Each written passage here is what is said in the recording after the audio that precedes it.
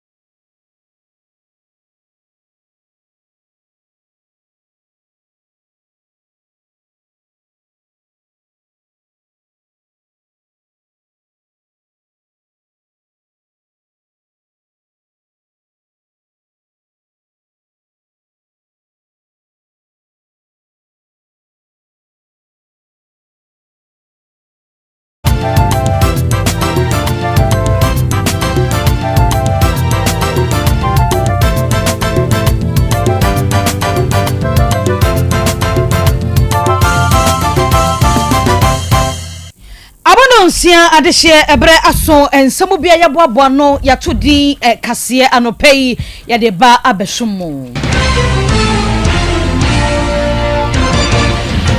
ensema wodua ya de bremo no edoso na emom ne edi emu akotene ebi ense ekuo bia wonwani edi abato eche womudin edi election watch womodi ababetu dwasane ekohwo ewa ablekumani nyina emusobo no womodi ba postful ensemkro no abie na kodayu so won mo aba monten so de atudwa won be mo ka champion for titu ye mampani John Dramani ma amane aposi sa dom no se mo adavroma mo hwehwe mu pefe ne ehuru dieta akiri na osuna manyokuo no edi betu dwasame mnende ye de yanimia womo delegate conference no ebekoso womo di team a edahwo aba akuafo enkabomkuo wo yipani baako ya waba monten so wo chese president no Ghana National Association of Farmers and Fisheries market titi eno de atudwa ya wo chese wo srese aban no beta wo akiri wo bra ya yunui na ntutu atumi akoya ma wono afofo bebreka ye no mo ho ane aboaboa no ya todi kase no pei ye de ehwomo ye famu aseda ni nyina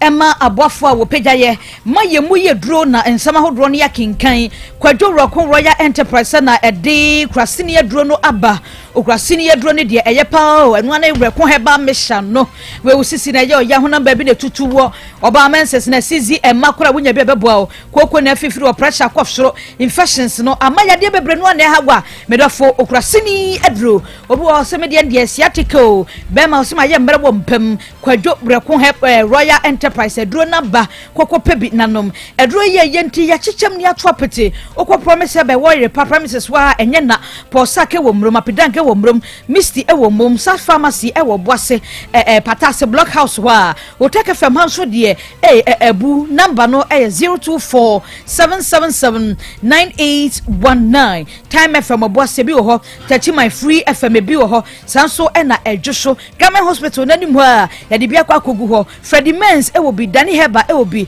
Top Amazing Heba tafo Method Story Building mu ebi ewo ho heba won makanyina reko eba mesha no ya de bia ko ahoma no 02444700067 Limbo Wave Enterprise awade Morton Tissues number medafo e wunya Morton Tissues abebu apa we da moto boko kama wo bia se eye mamu oni restaurant ahodo mamu oni public toilet ahodo ni nyina operators no momra medemo de sanse we no obia yusu efie bia nso hia bi enyankrofo de gase no we no boko wasan aye said ye be ya eni obia we de befa obi wo se me de meditiro ni tissues ahodo become skin no na ni nyina ye me basa mesrewo ye de we de ntese bo na ye ntimu amutu akoton wo pane nkrokra ni nyina ebi ewo hohose oni retail ahodo ni nyina ubetumi aba betwa afi ye pe won mani omo be ye adwuma entu person ni ye adwuma de amesrew bra be fre number ya me de mawei ya be mu adwuma ye wo pendudo nso afre sa number na krofrom ne wo ya ni shino la hwe animu a ye ben IBMJ ya homa ne 0550 115013 and 0595 850042 wunya fra Limbo we bedo so Morton Tissues ahodo na wode abani nyina no watumi ama ubi me so wi abedi dia no akọ it's my kitchen ehode aduane no da biara da promotion da wuyi se oye continental local ne Chinese dishes ahodo na mo pe natural juices ahodo no ya momra magibi banana de wo ho ope mango de ho mixed fruits ahodo tangerine anka obo ha pineapple no wasifa kakado kakra so mu mame it's my kitchen na abenya gwenum nyina bi ewo ho wo se adwada bia cast fish joint no aye ready dia maw wo gene no amo aduane kakra bi dia si ho eno eye side attraction free ukwada bia pizza Wednesday wo to ba ko ne asama ba ko dia ka ho edu ya wo de banku ne tilapia wo to ba ko ne asa chow foforo bi nso dia ka ho a ni nyina eye free wo pe bia benya cake cocktails ahodo ni smoothies dia eno a ene it's my kitchen restaurant was say wo bia ye kakra ewo ho a program bia wo pesa wo ye ya wo pay event center no ya ko no mo bo ne ye baba ya sports stadium wo ben traffic light no ahoma ne 0248865046 and 0265707070 so da yenko pensupa nom klepa na tribunal water ni so anope me kanfo dia ba wo so adidi awie senso minimu awo na wo pensu no bia bobo yo jaga wro no wo ho edema dispensers bottles of wro so di akotire sa so edna sachet no we kura no tontoni amfaso wo akire no amfaso bum sanse wo beto so pa ede amount wo ye wedding e ya ba fi birthday party conference retreat convention sa wro klepa pedifo so a enjo no de papa bruni beka se odo ebsonfo na schools wro no sonkra no no bi banks and fabi so companies are withdraw wo dunkwa ne nkwado a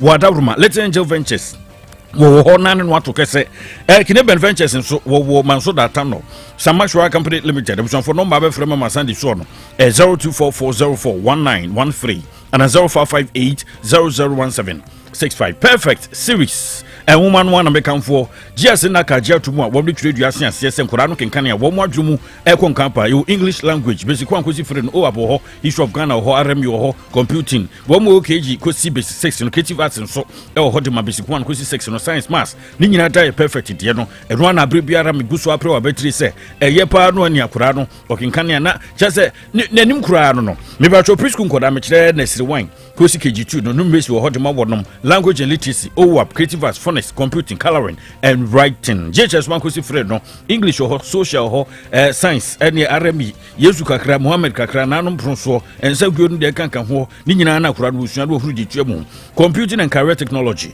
ni nyina perfect de no come yen yes set exam questions you entmen kwati yen ye de no ne boa man koda no mo ko tire BC we hu se de twa wo mo to perfect no be si atwa Kumasi wo putuja Eben station one kranso adanso man first stop hono a oban mu afa na ba bia tonto busu bobras perfect dia do na ye ne ma bi na piafo na uko anim number 0243 299 938 and 0540 755465.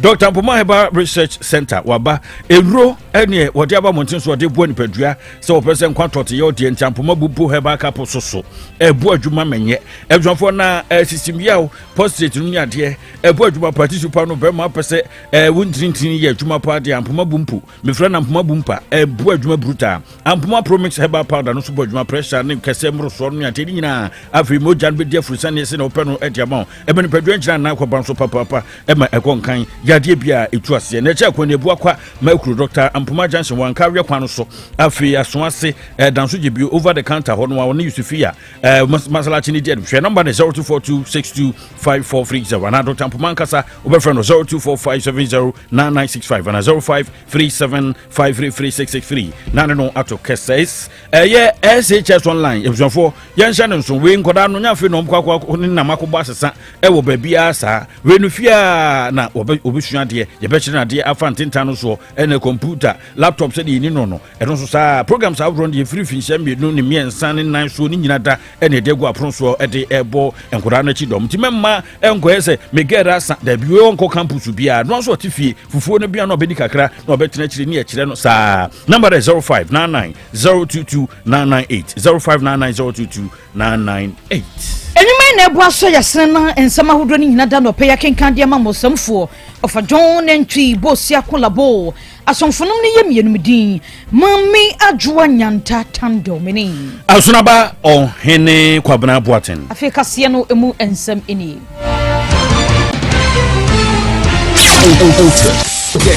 Otek FM 102.9. Don't touch that dial. Election Watch Ghana eye ekuo bia eba no abato eho ensam a won mani edi akire pa titiru ene omayimu na panyina wono ene dan no eye Mark Ewuzi wakasa ede atu edwase nanoada ne esiye ewo ablekuma no ye ne ye bronkrofo twa Chinese movie ni buhia nyina wo ho no ye kemu asam ne abobodin womu a womo etena ho eye enhwe ha masade ni si ya emu sobododo na womo de beba posifo sensa posifo de mo na mbo ban na sa posifo bebo ho na nkrofo atumi atode ahye police station bi so ababa basabasa se de hu ye die ne se entwa yie posifo ne lusu guard ena omo ma nkrofo ne kwan ena omo de ye niabre za be wurawura hwa be ye de wono ye no enti se bibi asi na ene ye bubobo names we ya womo de womo ne se aposifo ena womo etena ho ye de won be ya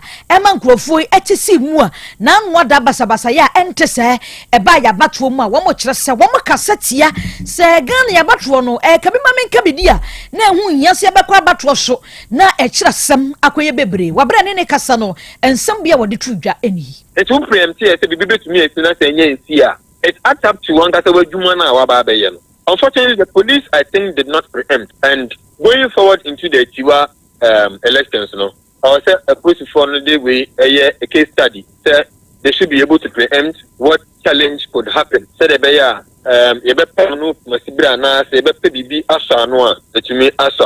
Let me also commend the Ghana Police Service for the swift interdiction of one more police officer or tenants a ball training. I mean, in a participatory democracy, what we do and it's we protect each other, regard each other.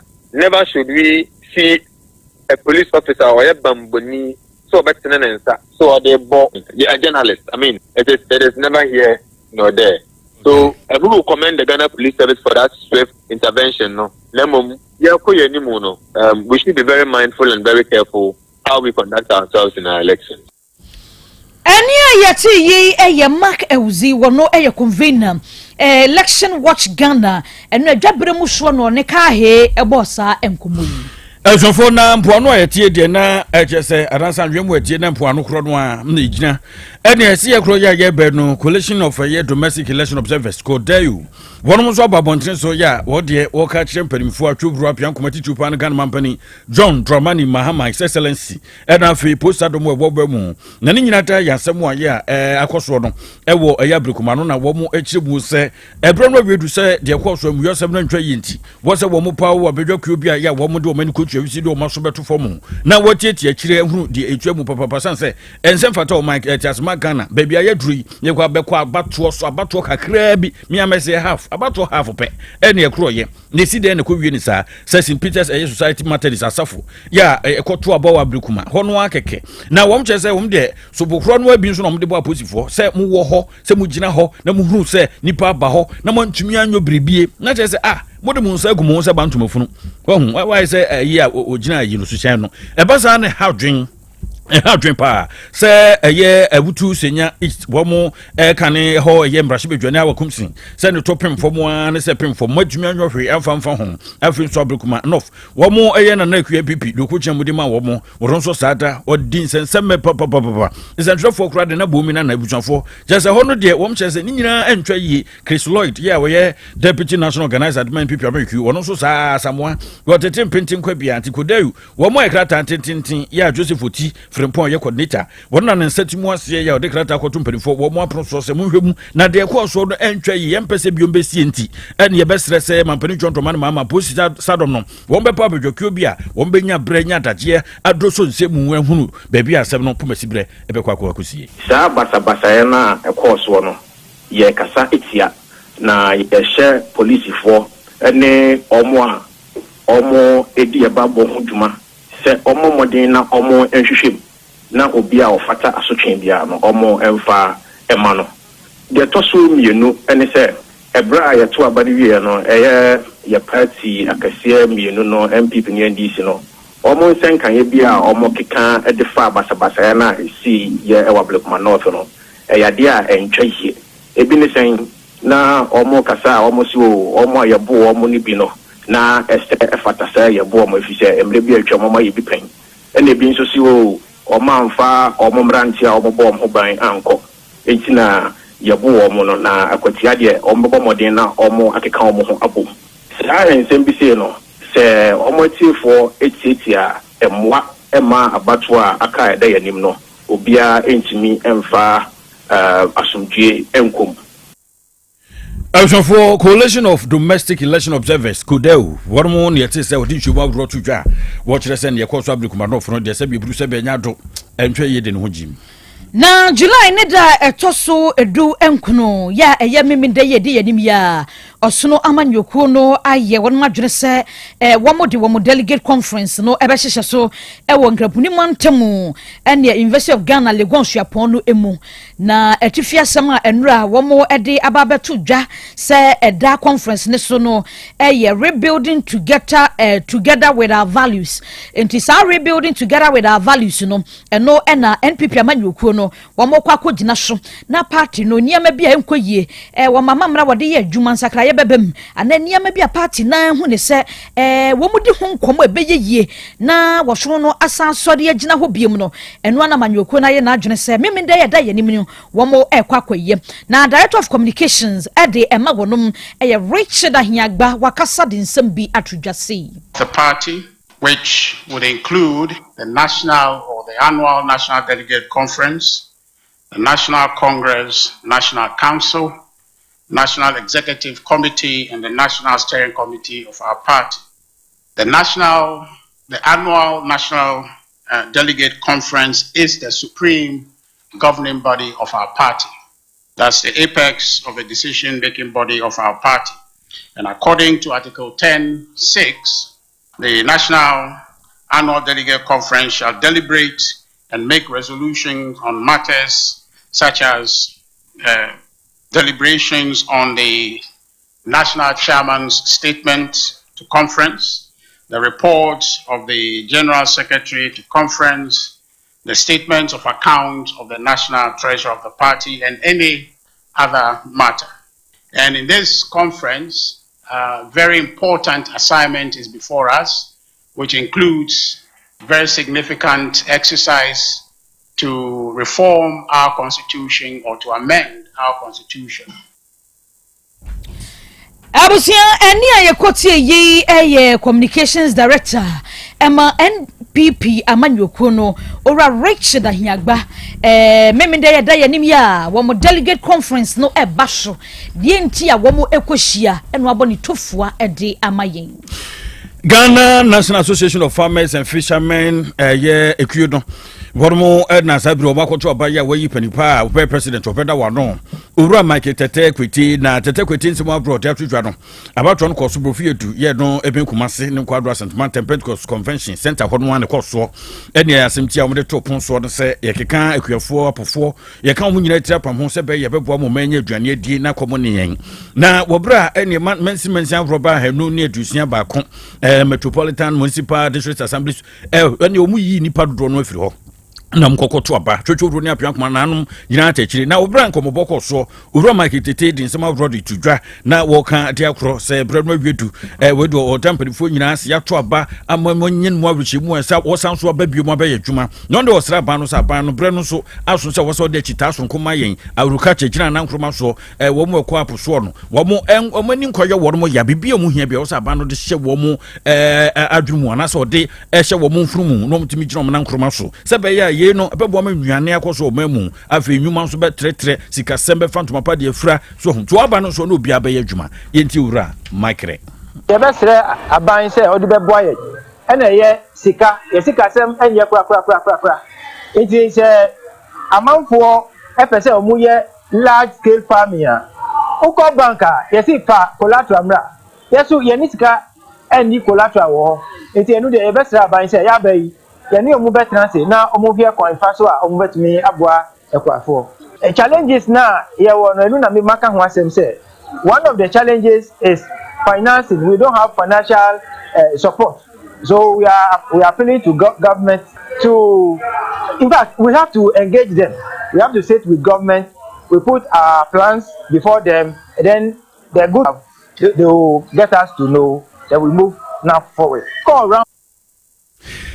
Ne from wo no wura makre kweti wasanso di wie kura no wo chese ye de akade anase no ma bro brekwafo de wo call mantama bro no ano wo yo campaign no de no wo chese wo mo how pa ye de no ma bre wo mo a se de abre yi farmers so se de abre fishermen no na chese bu nkwanta eri ade ha dwen pa ma enkoso e ma wo dwumadim abra me call rounds e wo the whole Ghana me year campaign no complaint ba kon e na ye common be ko bia no sa complaint no mo ma any say ye di niema ema amanfo eye farming inputs say ekuyafo no omufanye ekuya na niema no etumi free akra but endru baby I was ekwakodro no any me executives newly elected executives are ye bayi ye di ba ni say ye di niema free akra ba regional ye di niema no no ye wo now regional executives wo ho anointing ye bema omu information say ye di nema say eba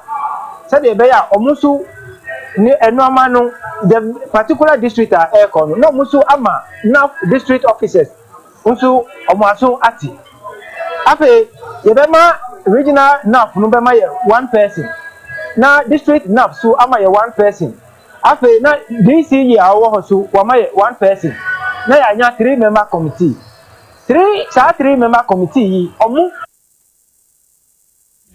Adeshie pania yetese odinchumo awro yatudwa wura Michael Tete Kwiti Ghana National Association of Farmers and Fishermen wona pania ye no foforo kra na do disembi ene kokotie awie busia hanna ebrema kwan na nsema hodo ni nyina yade asisem for panyin of John Ntwi bosia kolabo sinema ne mozi adama Facebook ne so babia obia wunya bi ehwe kwa netina mfidie na chi chinchim ne mfuma edema ya sonfonom no eyam yenum din mame adwoa nyanta tando mene asunaba ohene kwabena boatin yeso we de na agrupromaso kwabena Eugene bodin kai ne trust yes ana pay ya san ya ba bi breakfast pause yere be so mo na KOB ani ni team no omo erinya sapono ababeto aso no so enra Women's Africa Cup of Nations ekoso Morocco enra Group C last round of games no and also ebaya games no say and also esikoi South Africa enra omene Mali ere brani ema South Africa eshe 4 ema Mali omo so entimi ante ekanibi saso na Ghana ene Tanzania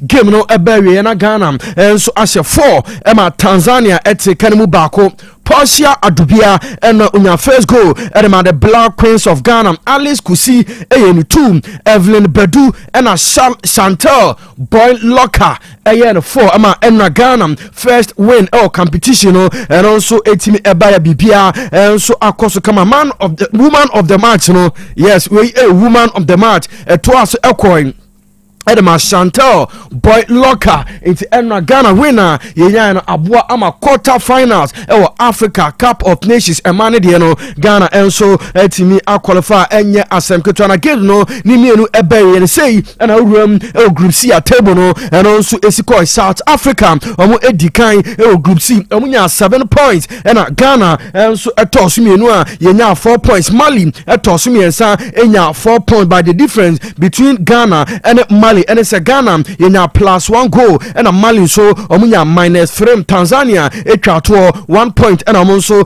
and sa ekaba 3 nations and so qualifying group C South Africa qualify Ghana and so qualify and a Mali and the third best place and so qualify quarter finals Africa Cup of Nations and also El Koso Morocco and game nina ebe na they say usual post match and also El Koso eman komodian bibia and so ultimate El Koso kama na woman of the match and Chantal Boy Locker and mamino or Kasa Bibi or say a very proud of the team we were never Black Queens the man in sama enra Chantel Boy Locker on also enya woman of the match on also a kind. My feeling, I don't even know. It's crazy, but no, I'm proud. I'm so proud of the girls. Like they have my back out there today. I try and lead. As everyone can see, I'm a character. I'm very vocal on the pitch. I try and push the team as much as they can. And today we went all out. We conceded the goal, which I take responsibility for. But then, as I look around, all the girls are picking me up, and that's what we needed today. That's what the coach wanted, and that's what I told the girls. We need a team. We're not going to win this game without being a team, and that's what we did every second of that game. It was just the team. So I'm so proud of the girls. I'm so proud of the fans. I'm proud of Ghana. I'm proud to be a part of it. Yes, I know Chantel Boy Locker or say I am very proud of the team and omodomu ewra game nima we no and also etimi abono say and we na buy no na emini everything because and I qualify Ghana. Most that we can achieve, like there's no limit for me until the final result. Like the end goal is the end goal. Everything like. Yes, I know Chantel Boy Locker or say and and alsoeboa ye pa na onye nensam no or say oy happy and coach no o man free roll pitch no so ogiri se ni nyina eka ho and enra ema onya gwa ono so esenya woman of the match game nim. Right. Grateful. I'm grateful.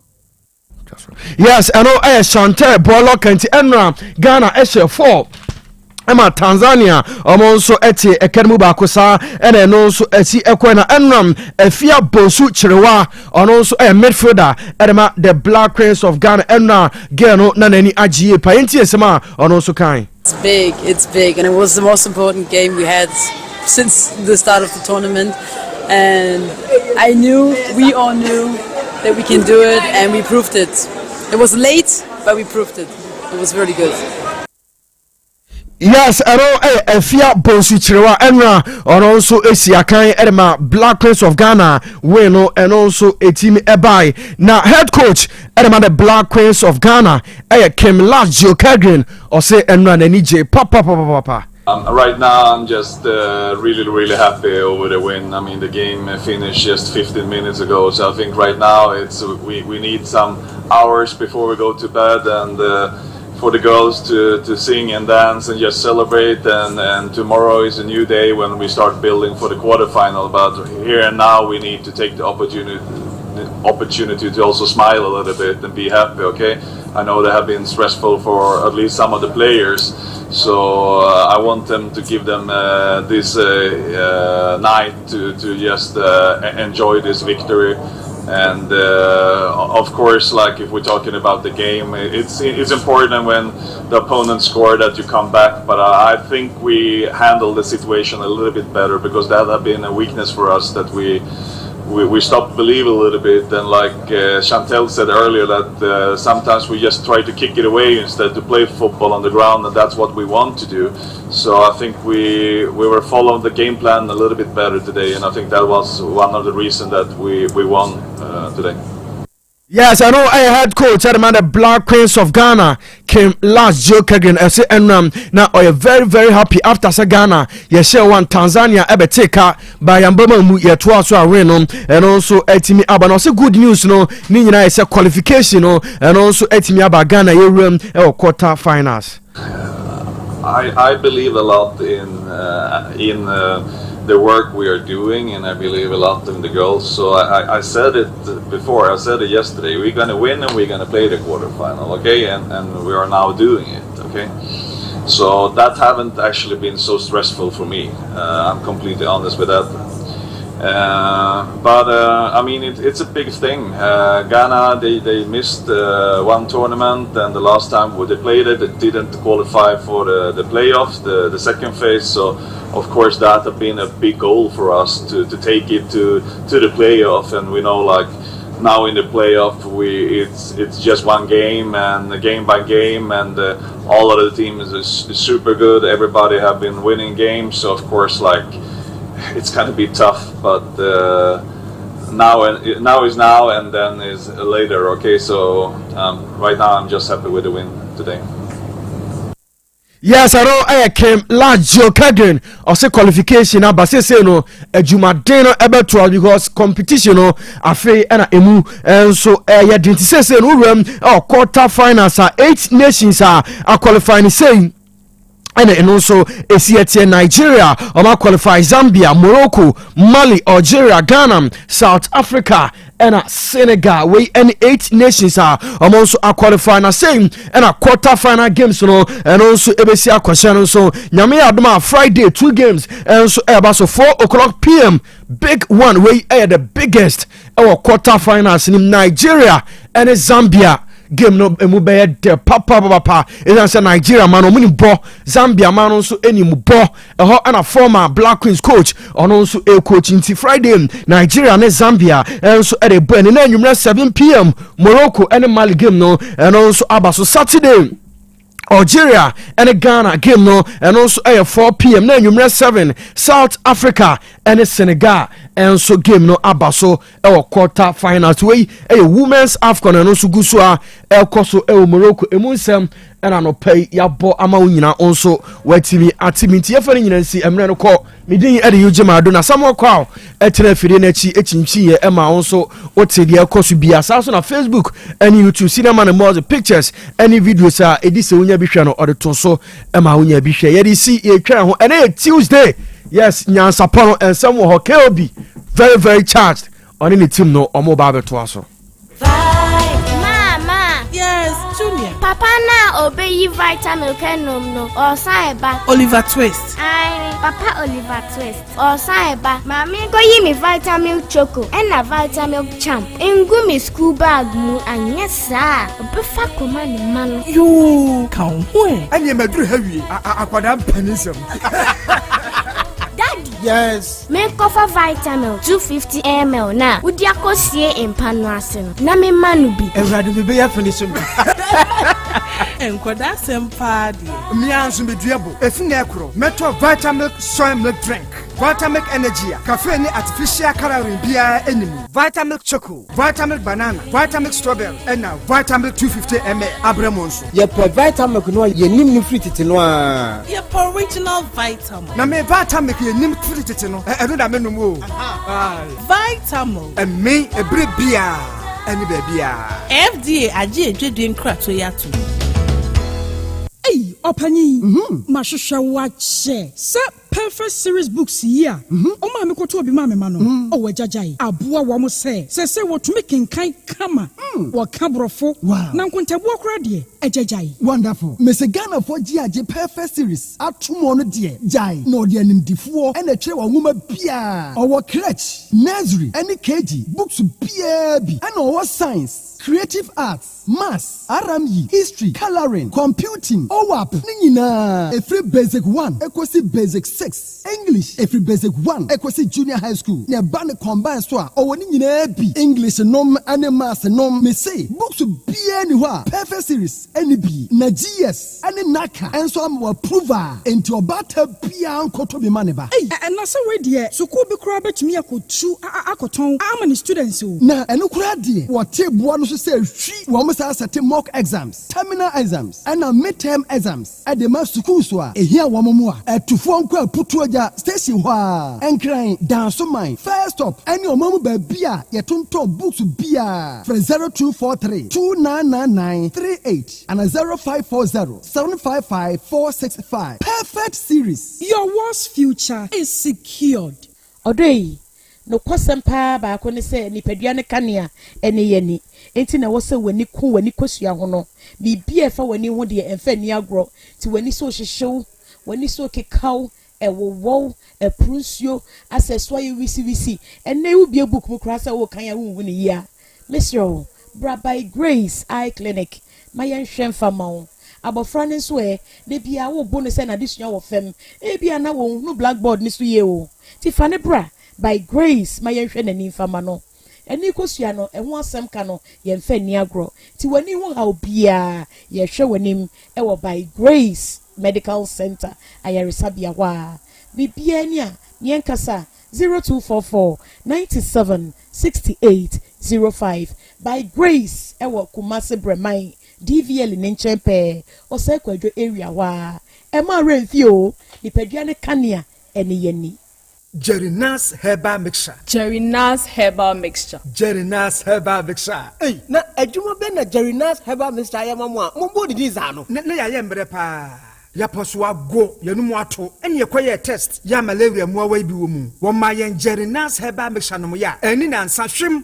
Malaria no da tutu ekoyi. Ahwodena ba amada na de gie. Ye ni di ajepa.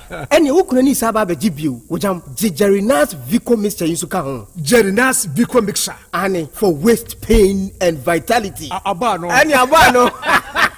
Sawo pedodua ene Jerinas Herbal Shop Breman UGC Kumasi fresh 0241 81 46 77 Afe Abuabu Station Kumasi fresh 0244 50 36 03 and Accra so Tudu Dr. Tina fresh 0548 26 25 23 Jerinas Herbal Mixture and Jerinas Vico Mixture Oba onyem anade o ma kwada no fo unya mfiedu mienu atwen nsa na wonu madrebi FD age ejedu nkrato yato Unia, unim sesei, students betimi atena fie suade enya high school certificate ya wode bebo wombra. Wote no yie pa. Online high school abasesei. SHS online ena ye online high school edikan wo Ghana ha. Yama yentumi se yetumi ye programs ema JHS graduates. SHS students ya wo hia de sua ho moa, mo wotumi atwa won wase. Me remedial students ya wo prese wo betwa won wase nyina. Ofo, me ma o sentimi ense atwa se wo ma obane de no ho hye SHS online mu. Ni edikan SHS online ewo 2 years SHS, 3 years SHS, ni 4 years SHS. Enti eboa mo obane nya abotre sua de sene ono ape. Etosumienu, esan say ye online school nti. Awofo nse sika bebre entoto provisions. Ene niama enkewo prospectus so. Te sesekan, detergent, prayer ene ne keka ho.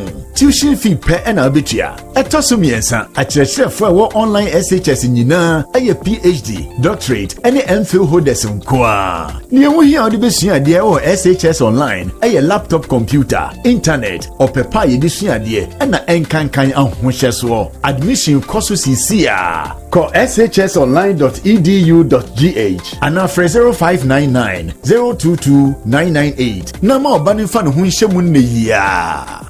mema etiefo nyina akwa ababa amuzu herbal clinic na yede dobia ba efe no amuzu garlic bitters eyedura emamoje die fusane ewo nipadua nu mu eyedura ebua ma obia ne pressure ewo soro eba fom pa obi so a otiemia wadros rade abroso obehia amuzu garlic bitters. Amuzu garlic bitter prevent numbness so be say mensa anasa minan 83 nedro eye amuzu garlic bitters. Amuzu garlic bitters controls urine flow. Dear odun so bebre anaso so basa no onye amuzu garlic no mu a emesote kura. Amuzu garlic bitters prevent sciatic pains. Obi say doctor me to ase twetweme unya amuzu garlic no mu atu edi. Amuzu garlic bitters is good for stroke patient. Obi anya stroke, obu a stroke na born in kaye. Unya amuzu garlic no mu atu edi. Say me drain na so bi anya stroke for years. What thought wa menu panom.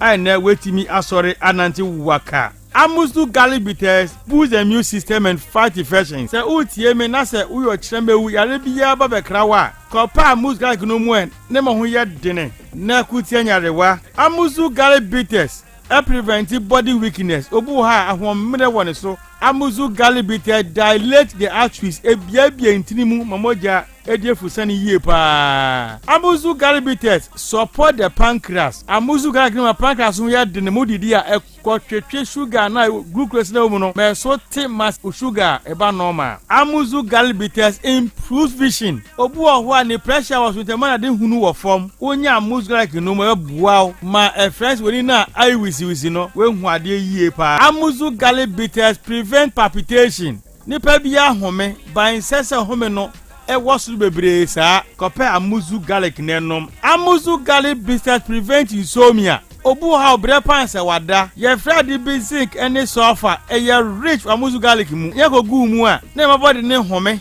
na home bo se nche na wada enti de na ho edi ma no kope amuzu garlic bitters nenom. Amuzu garlic bitters rich in allicin and selenium, which helps improve blood circulation on the male sex organ. Inti bema osi oda humachi antini bema nkano. Kopa amuzu garlic no mwe. Nemo moja ni die fusane enko bema no hunadachi ya watini nka. Amuzu garlic bitters is rich in agioni. Ena musa agioni ninti ebo ema awodi akwa no ho ban ema sebuo ema kosu atuo nyina no emoni nyina kosu kama enti oba obuni se a embe yie obehia amuzu garlic bitters oba on person na wo eti kosu hia amuzu garlic bitters uko drugstore pharmacy anase herbal shop biara obenya bi ato upedro semise bi nso a no afra mi nama eye 0247 776743 0247 77 67 43. Amuzu Herbal Clinic, Mauji Hiochalo.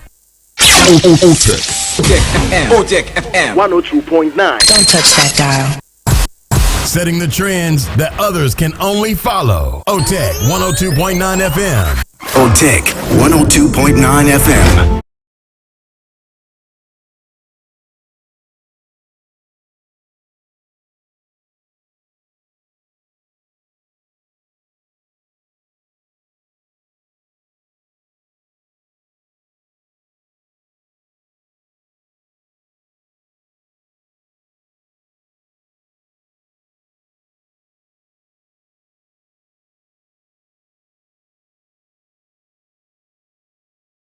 All right, I'm Amesamo Akwaba Embranya Sapo, the Tuesday edition, the 15th of July, 2025. Sabre Nyasapo crew no said ye kaya no. You ready? Say yebe sumo, yebe suma santima ene Ghana man na yemfa weather forecast no enshasi na yemfa said ne ewiemu ensachraye ebesi aye. Anopei yehwe ne mu say benya misty and foggy patches ewo womamwo empoano no baabi bipo no anaso baabi akwaye wo no wiembe kusu wo ho ebo ebisi wo sa mea no ntino mo drive fasa mea ya mo nhye nso na eda no ekọ nanim no yehwe say yebenya cloudy condition ewo the southern part of Ghana wiembe kusu kakra oba omemu ha anafo famu a na ukọ northern Ghana yehwe say ebe experience thunderstorms na insusu bitimi atoto ewo sa mea na owo atifi mantemu na omemu ha mea edudo na no ebenya cloudy conditions kwa nwumre no na nso so betimi atoto me benti yen hye so na ba kumase anopa ibenya misty condition we a 60% chance na temperature no ay 23 degrees Celsius na ekwa wi no so na ibenya sunny breaks ewia no ebepp kakra ewuma na ba na ewia no esai ekọ enti yen hye so na temperature condition no ay 29 degrees Celsius nwumre ibenya cloudy condition ewembe kusu na temperature condition ay 26 degrees Celsius and it's yen hye so sei na ewiemu ensachra ebeye anopa yi awo ebeba na ekwa nwumre so no so no awo ebeba enti no oda bomodin se obehye so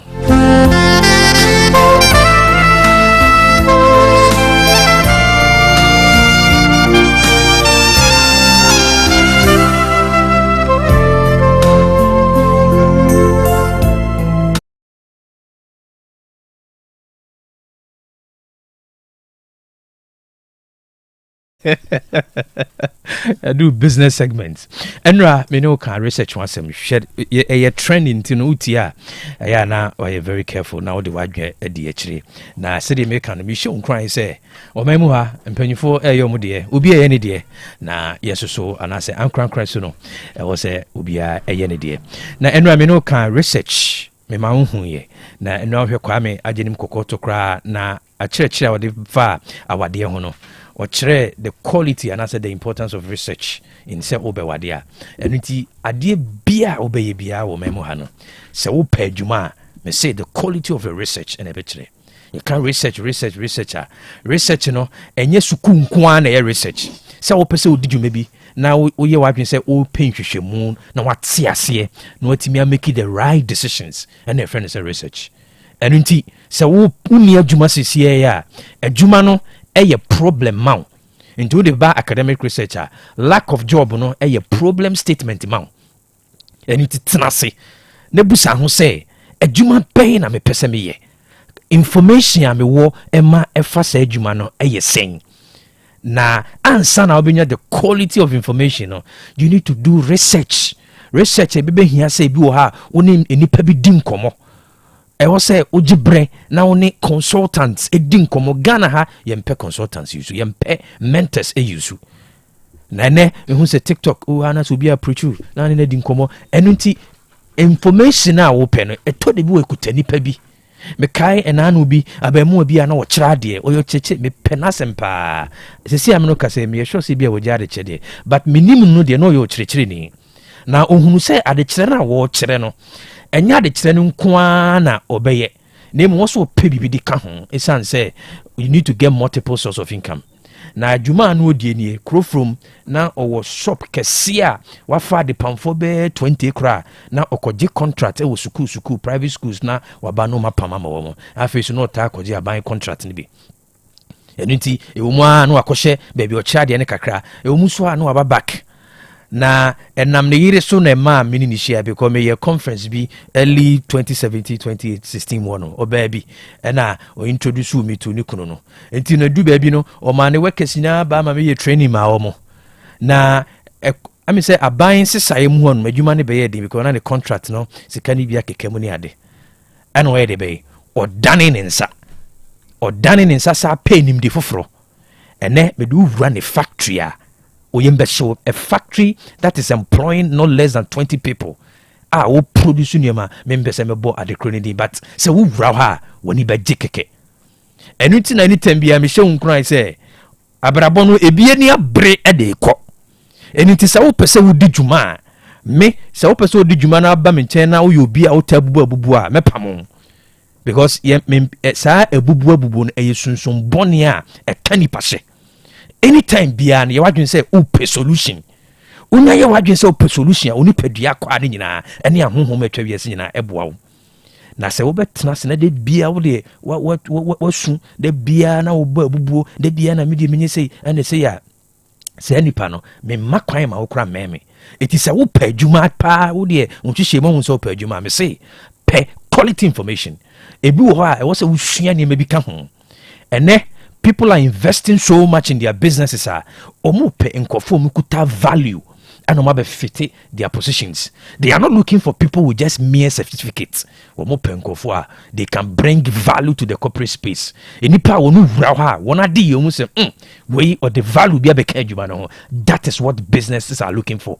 And until when you're ready, nobody is going to engage you. Sounds on a person who borrow entrepreneurship space now. The market is looking for people who deliver value, and value is not by accident. You create it intentionally and also by dint of hard work. And it is so information here. And information you book, but enjibre empe information e bu abem pedie e peja usunsum na ema hu say yes you can do it. Yen share so na mame fancy ya nyame yad much na ye beto business segment ne so mencha me mfa free kwa me so I hope can say adwa mame chia Feobi mencha kwa me na kwagu na kakra so nka kwa me ade ni mboatin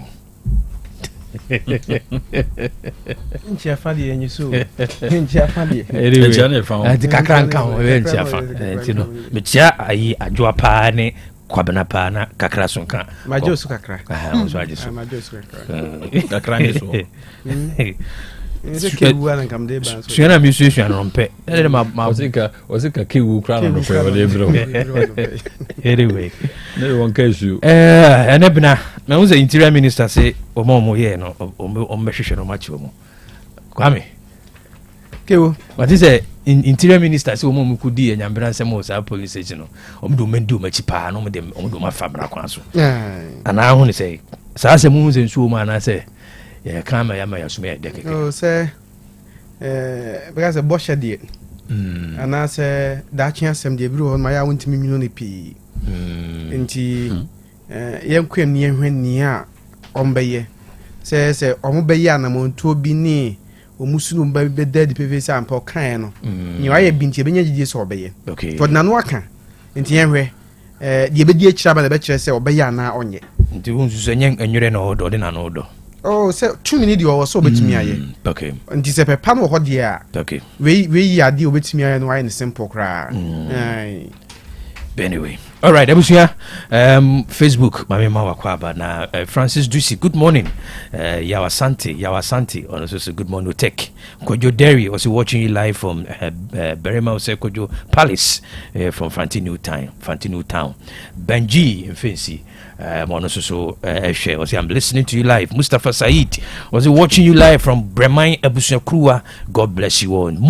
My journey Facebook na mama kwaba sonko oba bomodin sa obeshare na obiso enye bia hwe na Facebook nya support community no ya trim enra na office of the president the krata abibai office of the president former president Nana-Addo Dankwa Akufo-Addo say the attention of the office has been drawn to 2 separate publications on Utek FM Ghana and Ghana Web, alleging that former President Akufo-Addo sought to overturn the party's decision on early primaries and postpone the June 19th MPP National Delegation Conference.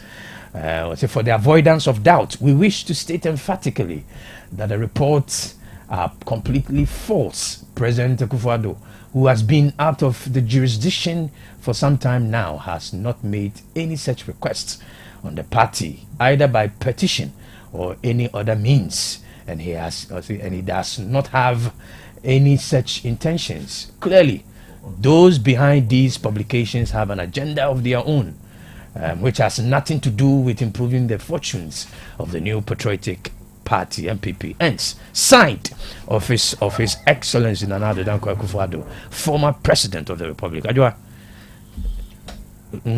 Enra nimena mi hu sa publication. Nimena mi hu ye.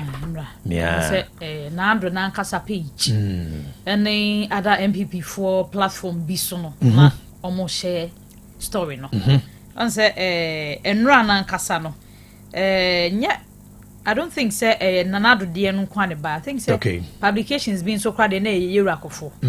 Yeah, and so before ye Nkofo, yes, I saw that. Publications are who do be no ne ba. ewia kra ne de adwabrem so no e kenkan se nanado so onka bibia sa ono ankasa mom de oni ha na mom conference na awon ma no na neck meeting previous one na wanko no ene MPP conference na memne da won ma no oni ha na mom de waso record on bebo bia no on bebo okay enye se bia oni omo twe da awra na bibi wo hontina special bit se de na execute na ntisa oni ho nemom ni audio na video bi e waso mo the contribution to the conference there it will come okay inti sana mampanyini dadas kwamra me so say no releasing no kwasem nanado waya de se BBC ba na se pani de wan ke kan ho ntemo ya na adwen bibre na machiri ti yemona baso stress yen so yenwumadi aye di sense ntwere so to me bia nsem bi wo ha ya yen hwe the credibility of Asem no modaroma na emwa yenyina for me I said in the last paragraph clearly those behind this there is no agenda emphatically there's no agenda behind so propaganda be agenda be any I will take FM yes had the agenda yes agenda conference agenda no dey benya wo but the me say I mean it's an indication that platform we will take platform there's some time for of course discussions nyan support discussions no nyina no mpanyifo tie fa bi maba they are monitoring online nyina they read sa enu ntina ya na any producers your topic selection no you share issues of national interest and in default na say able provide solutions because extremely political it's we though we might have political soft spots but then managing is so obvious there's an agenda so in respect to that on the basis of your support community and I say any agenda bia you can say the can what you say na support crew no mami adwa sunaba kwami the producers be any agenda so a bar we say it as it is yes and the program you share said be obi abenya ne de obi enya ne de and do discussion segment na said they must respond we no say di nkomo bi na tasu ma mo fa bi so nya adwuma na mo recognize say it asem bi will take na support discussion na tasu mo pa ye de bi di adwuma and one also because yes me respect say because say me tie radio bi na ye discuss e bi na panel no make strategic input bi I feel say aban are taking notice of it and also so ba ke be boa pa and you know support crew obi any and also Tech FM there is no agenda we say it as it is. All right, yenshasi na yenhwe ensema trendy social media. Government withdraws military protection for unauthorized civilians. The Ministry of Defense, as part of ongoing efforts to restore discipline and accountability within Ghana's security framework, has withdrawn military protection for all civilians not legally entitled to such services, including public officials, former ministers, and business persons. Abusia Defense Minister Dr. Edward Omane Boama wono na akasei ensema wode aba wo kanyina da ense enkrofo bia womo eni akwanya ana womo ni tumi se womo ede asrafo ebenante ana asrafo bebo wom ho ban ana so womo yusuo no enya de a aban no ebe soso sa ne ye ni nyina so na wachara se say former ministers, business women, funny businessmen for public office holders who drew beer. Munemo kwan se mo be yusu asrafo na so ni nyina mo yusu no abane barber draw wo nyina services abiem wagina so the one and the ama military personnel se for ne se we bia yan so ma wo enfura bem na wo be di akire se wo kwa kobo obi ho ban wo ye wadwuma sabamboni okwa guide obi wa bra ashoye na nkasa nsoma wo no eso so twe ya ese ne fata bia no wonom aye krado se womo edebe mam tifitie na ekwetinton tan asrafo a ye de womo ma obi a emre bia nta atro nipa no wondi zo ebi kra na ye de me ma no so nkobo ban no defense minister se womo withdraw ni nyina Kwame hu asemi say adu na ha adwen pa obi ya na say people no che say onam or the capacity na say obi the financial muscles na sra for that kan okrom ha o sa oh do say obu ho he na ne kan nye no akwa so je ni na odi abeda ne Anyway, over 500 axed from Ghana Security Service after recruitment audit. More than 500 people have been removed from Ghana Security Services after a government review uncovered irregularities in recruitment processes carried out before and after December 2024 general election. For Interior Minister Honorable Muntaka Mohammed Mubarak and watching was Oko Bambo Juma Hudu Maimu enipa abanda da ne fan wadwuma be se ahenum 500 die sisi aban we baaye no wapam mu nyina na o kire se bere aban no baaye no no so hwe nkrata mu hunu se bibia koyi no hwe nkrata no hunu se Ghana mai kwa abato so afin pini adu no na aban sesan ya pe ena aban sha se se wotwe nipa agum posi adwuma ne mu asrafo adwuma no afa Ghana Immigration Service na Courts Control Commission onu adwuma mu na ba mu hwe nkrata hunu se obu hokra Oba ya obepe posi adwane nkrata ode ba nyina suku okọ ye nya no kre wo keka nyema bu no ode aba posi adwumene mo enam se tia mlent no yi safo ni na afri mu so we posi fam ho o se one o yi mfri mu ye ahasan aduonu 320 Ghana Immigration Service so ye ahanson aduasa 730 na Quarters Control Board ni pa aduonum na se omudi di susa ena na babu ntaka dia to dwa se we are nyina no o ye ni ye mu ntrefri se obeba posi adwumene na beba bambo adwumene ma emrada ho ana ho so ye bia e baba ni nsemi ne de o mabem tikoba so okofo obi a on sem fata ni ko rem bedru ba bi no adwumene kwa onye ni ye ensemra no hye o ba nya krata bibira se wotumi aba adwumene na oba na sakrata na kana nso mpenimfo fa na so manfa kwampa so ena mogina so a o mapam sa o manfo ahenumi enam so am free bambo adwuma hodumu e o meimo. All right, Justice Owusu, you are watching live from Chisu Pratford. Thank you for watching. Kwame Acidity Ahafo Achirensuya, you are also watching. No vigilante group can defy a determined police, according to CDD, Dr. Yaw Asante.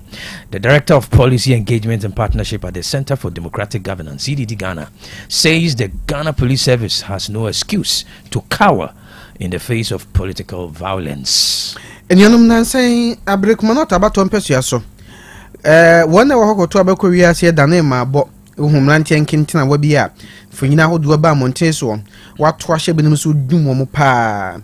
Na Enona Center for Democratic Development, CDD Ghana. Omudia to just say, the course or no. Said na posi for hopa dinsia cantan so be adwuma no ye. Or dinsia no be adwuma. Na wabo banya nkasa de wen kensi kura wo se posi for agentity ye omu aka de ya ene so bi yesa omani na tawonchi so behwa mamra no wadi entina posi for wadwen se nia emrantia no ye no o mehwa mamra no wadi a kasa de we nyina ensi nti o che se ekọ enim no Ghana man hwe se posi adwuma ne wona eboban no obemu tumi no yiye na afa onya nkrofo a wonsura amanyofo na onum atumi aye adwuma no yiye ti no ye de CDD Ghana mpenifo yes, any quite BCB or Ghana member. Okay. Abuja yenko Facebook na yenko share Bastop Boys Juma Omudia. Me feel say sa Emirante na no bia umbeshasi na me no mudin komo TikTok tam umbeshasi na me share from the time you have the first conversation basis sabre Juma Omudi wo memo ano. That sense of volunteerism omajuma no so ni papa na yenhwe no mo kire ekwan mu flooded, and we show video now. According to them, I want to say flood a fake. Na erase questions be here. And they say na me nam kwans na me busa says am futu na na wo kwanche no. Wa me free na na ba be go sa. Nse gata na musia. They say in futu no sa anwea no efiri kwan ho ne go gata nim. I say unim de tia ni say ensuo no eto na twinye man go gata nim a gata no overflow. Susoan no sa anwea na susoan ase anwea. Sa anwea na gu kwan ho no. Ye me twa no once over Facebook a we ke drain tunnel was kensu esane fam. Ana afi no akobie so no. So susoan ase anwea. Susoan ase anwea nti no. Say if ensuo no na say ensuo no nya kwan fa gata nim. Nti e fa kwan no so. Nti e fa kwan so na just anwea no wachiri. Anti dear na man ntimi mfa kwan ni mu. Say drain wasi. I say run si drain no kwan. Ti ba say nso no bufa kwan no so. So feel like ya prempe ni mo kwenche honum so be steady a. Kan e sa na tie. Di wo hwe video na na anetia asi wa yi ni mu. It seems anafi nso nam ga kwan no so. And one thing about these bus stop boys, no, hwe baby aka. Amana no hotel mu na. Anti ba san so ntimi nko. Enti we no brano ho amu nko se ka hwe sa ni ma sei. That's already that assembly for them. Environmental for no na. And sometimes cry no mutimi ni fire service for engage. Na fire service do mo ka no abom. Omuyi ma no me omu di ahuru ma me mu ada ho no. Na omu ye. But then it comes with a cost to do baby no mayu many. Well they feel omu nyes campaign nyes adwuma no brano. To you many sanafi. No, that's a big question. We Emrantia, they are not as organized as Fire AU4. But Mudi see woman who said this is what they will do, no. People are giving them the support to do it. And sometimes na woman Mudi does and you maybe you see we so running a government institution. And they said they will run a business and what problem you should be able to solve it. Also finding means because way more make by because which is some Emrantia name Mabawi. They don't have a well organized structure. But di a free bear na omosha say yeah. And now it's some about for run about so come. These are guys are almost also new resource well established government organization. Yet they have been able to mobilize resources. Omatimia present is so much attractive. Say people are willing to invest in them. Hanti I didn't think authorities are responsible for this. Santiago can say they should have a marketing department. Package institutions need no matter attracting investors to do some of these projects. If the economy has a resources these young chaps into almost starting to do be almost say no because and every day I'm building records upon records. All right. Jailed evangelist Agrada files appeal and speaks bail over 15-year sentence. Patricia Sidua, also known as Agrada, serving convict and founder of Heavenway Champion International Ministry, has filed a bail pending the outcome of an appeal before the High Court. Ebusia Accra High Court asem na ye ken yetiefo nyina beka yia evangelist Mama Pat Agrada no nensem bia ba ye ya court ejina so se won konkodem emfie nu edu enumo no aka ho bi ema edwade ibade na lawyer for de omo na yo won free court enu omo ko bi nu omo ko si ne womo ka nyina ne se de ensem no ekowie ya womo etwa emfie dunum adema ayi Agrada no womo te ase a enyeyi ne senti na womo afile appeal se court no ensanhwe ma me nsem biem na emposobo de bo no eni emu asotwe sansem yenu we no court no ehunu ne se asaso twenom de ma Agrada no emu ohyekura dodo se de na lawyer for ekire no entini we no appeal en wonum afile a womo hwe ani mu se high court ebeka wonum asem ne bi de ama wonum. Okay, Collins Quenu was a good morning support crew led by Kobe Papa. I'm watching you live from beautiful city in the world. Samuel Jumo also sent a message about Masaud Kumasi Bantuma, Richard Obin Poku. Good morning, we take FM. Lead others follow. Mr. Kobe, I like your dress. Nana Prempe was here. I'm with you. Atobra Justice was a good morning. Our leaders need to be proactive on pertinent issues to prevent future disaster. Akusia Mopa was watching you live from Ashtown, Buabasa. All right, thank you for joining us on Facebook. Yadamase. Also, I'm joining YouTube. Also, Yadamase. University of Ghana lifts ban on social gatherings amid improved COVID-19 situation days before MPP conference. We are an interesting one. The University of Ghana has lifted the restriction on social gatherings on its Legon campus with immediate effect, marking a significant shift in its COVID response measures. Is an interesting top issue. I think they may perceive a domusco. Nancy told you I call University of Ghana COVID-19 no ebi abahonam so amempanfo de so eto so se adesuafo afeku ahodo ho muntimi enhyiehye mu nyina ya niema oya aboa ma COVID-19 abaho betimi aso anan tretre enko emia ahodo na maneba ene eba ene se saa ohyena mpanfo de to ho so manfo ntimi enhyiehye mu na COVID-19 no ntino ene wayi saa ehyena firi ho no mu a ese di osia school fo mo mpeso mo ye whole weeks ni ade on betimi ehia na okere se we nyina akobai ma bra mpanfo susu se COVID-19 no ehon sam na ekọ ho krafe hyehyɛ oso di gu akwambu aso ano na o SNPP amanyoku no bekọ akoye won hyehyɛ won delegate conference no ewo University of Ghana won stadium ho no mo into okere se enam se we aba mpanfo amakwanti ne MPP fo won betimi akoye wadwuma na wo na emu kyerɛ mu a COVID-19 ho hyehyɛ no nyina emfa se mpanfo kyeswa gumu no wonia ankra ne ekuo bia bia bibia mo hwɛ san be yadwuma beboa ma ene wonum eko awoko sa COVID-19 sema aba ho no ebetimi akọ nanim kwa me se na wasu hu asem yi say one say your health professionals one me ba mu mani adi sa ansem yachi give you say penfo betu adamo be say ya you consult health professionals now me hunu COVID-19 no ne bobere ne gina bere e school ni mu and sample betu adamo be say ya on matu te give you say omno mu nyina di ho nkomo mo hu say bi o mu gumu a enkofo ha kese bi a man nam so amomatu sa na mo no you know ye be kan say so magumu na say oma kire say enei o metumi ahyehyɛ mu a omo hwɛ na protocol say o makana anya adwuma hye mu na se ne ade say be ya say omo ye wia ensan konkofo ye ne bia ma o mai mu.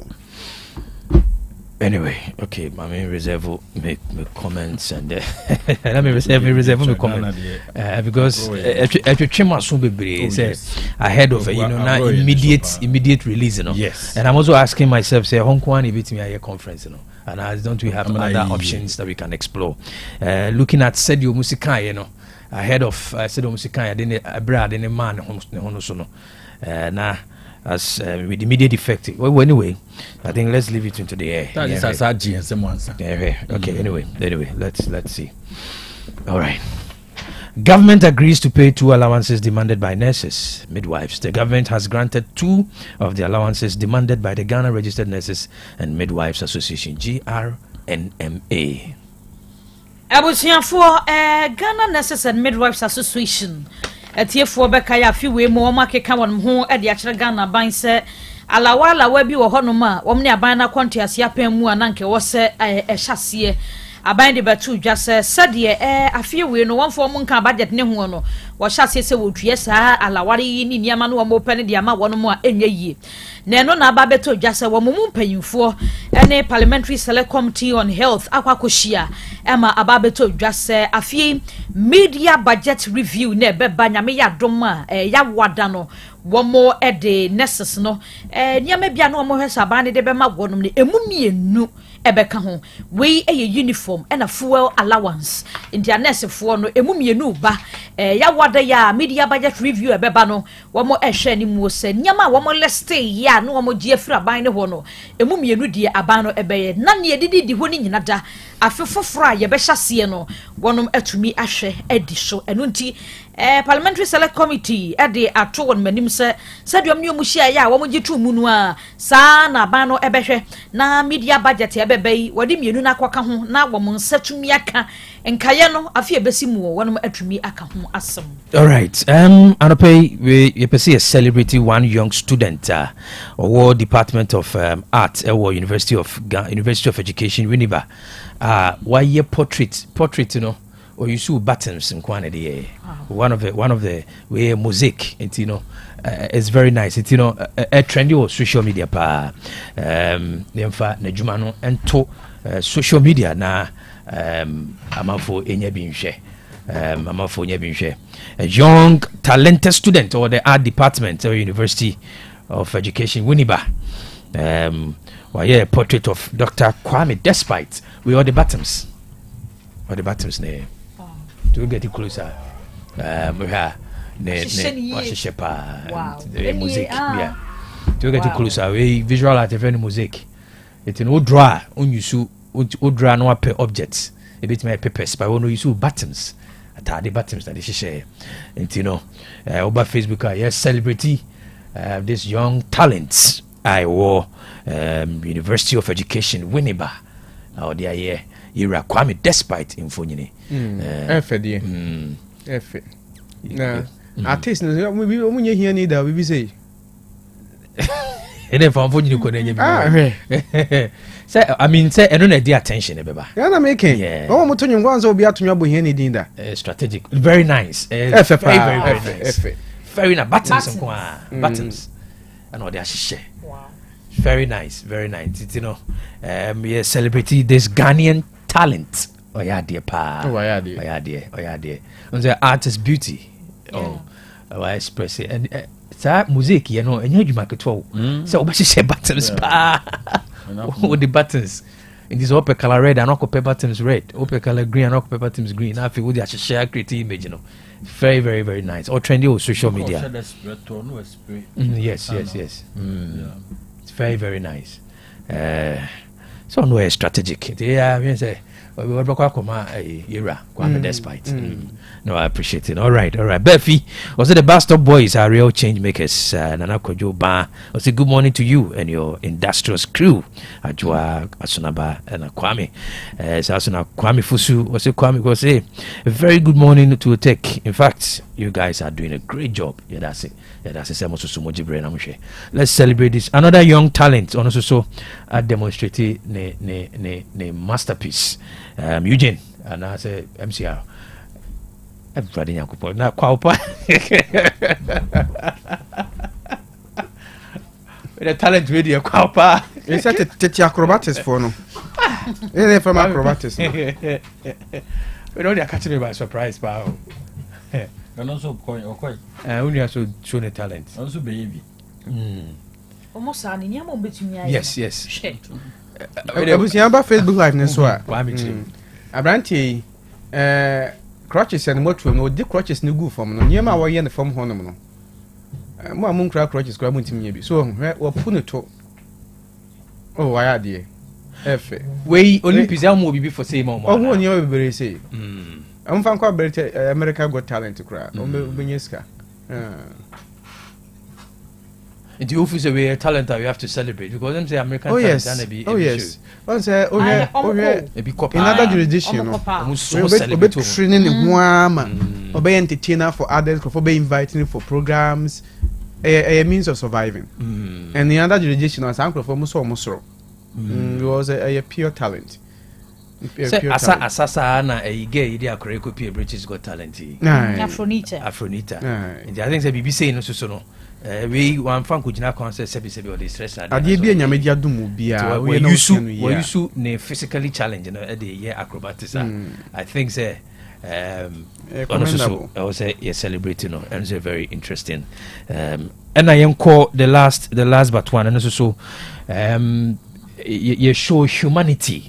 Enuanuma omoko hu abusua bi ahwe bi omonda yi mu a aha na no moda o show omonda yi mu a yenhwe de enuanum bi akoya ma sa abusua we mu e wo Facebook abusua ye twawe akire say wiase we can all contribute na ya make a change e wo ebi abrabum. Look at the room hwe din hwe dem ho se di city e roba ne enkuku ne nkaka ese dem se de wasi tutuo na hwe they say ya ma hwe de ya de na mo ne o ma ya ma na efe adanu ni adwa we de tire me ro yo ba ona be tire efu adanu ni anom je plot foforo no edana yo ene mfonyi na di kan ba ne dia sa atakwa me dan ne bia emu atututu we no de carpet sem kura enye yi emu atututu ana aboafo bia dan ma wo ma siesiem esi dan na ya renovation foforo behemu carpet ne tiles ahodo wo mu a mo wa hwe before ne obi anka nchero before ne mu ya emu nyina tutututu enwa kwa bisi enwa kwa Brazil enwa wow edano ne mu atia kakra em se omo Oma pide mo bia so mo ha omo pide no kakra lentil side omo pide ara kwa mo skeptical kwa mo skeptical ara mo se unyize no ase sound do on se pop on se dan se hwini ma we few minutes later no dia na chese kwa na me se bia o ma ja asase foforo na ja e bi o ma si e dia ma wo no Say the show no lentil no cry no Nyasem ketro. O mato so. Me yes so moto so. E shro no. But we Hana my bedroom na kasa ma o. We na ye ho. Old one of bedroom no buy. Sa. Old one na se be e na e ba ku.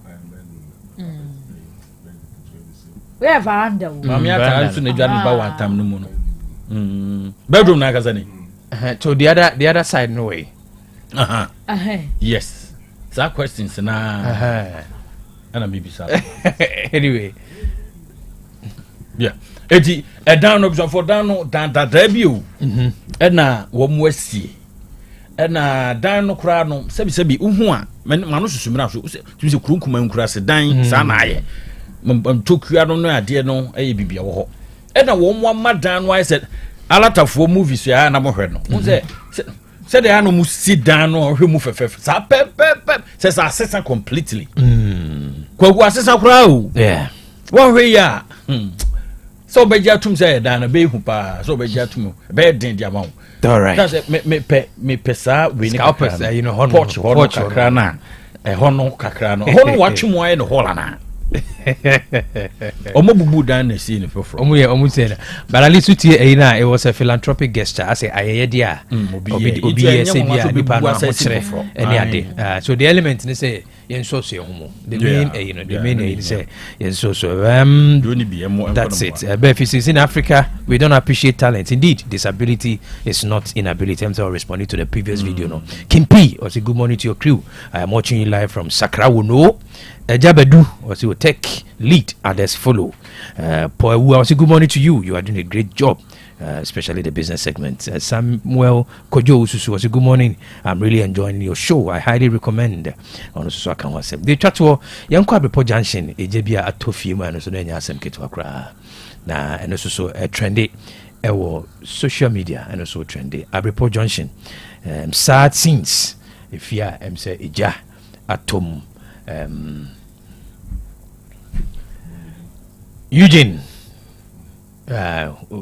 say Odeba. Okay, Dorothy Befi or say God bless them or da and animal wakoso sa ebusuano so say Charles Ado or say good morning or take FM. Thank you for joining us. Moana Mama Facebook here very very active oba. You join, you comment and you share issues now you're discussing now also so do comment about na yeah kind. Okay. Abusia Kwamina for fitia bi aja to mu abrofo se me de omo fa pin kura kwaku omo amfa fish na to kuro ni nyina eja no tuse na edam montin so apie soro sa ha nti danu de mu nyina na eja to mu a che se hye no hye de abrosan bi kura sinani mu maybe ye hunu ba bia asa Abepo Junction sabron abrosan no so wo de harmony yeah ti kwa no ho pe na chiri sa na chi pa pe no na this is a chiche kura nka betimi a traveler call ababi abrosan no ti eba na sa no de na sabre de na fa service fo nyama fi se na jana no ayedin na ano ayedin pa chia pi a otim se edan bi e ban no bia no onche no ho betumi aka ma na yiye wura ni soro no wo hwe chensen no wo boso no a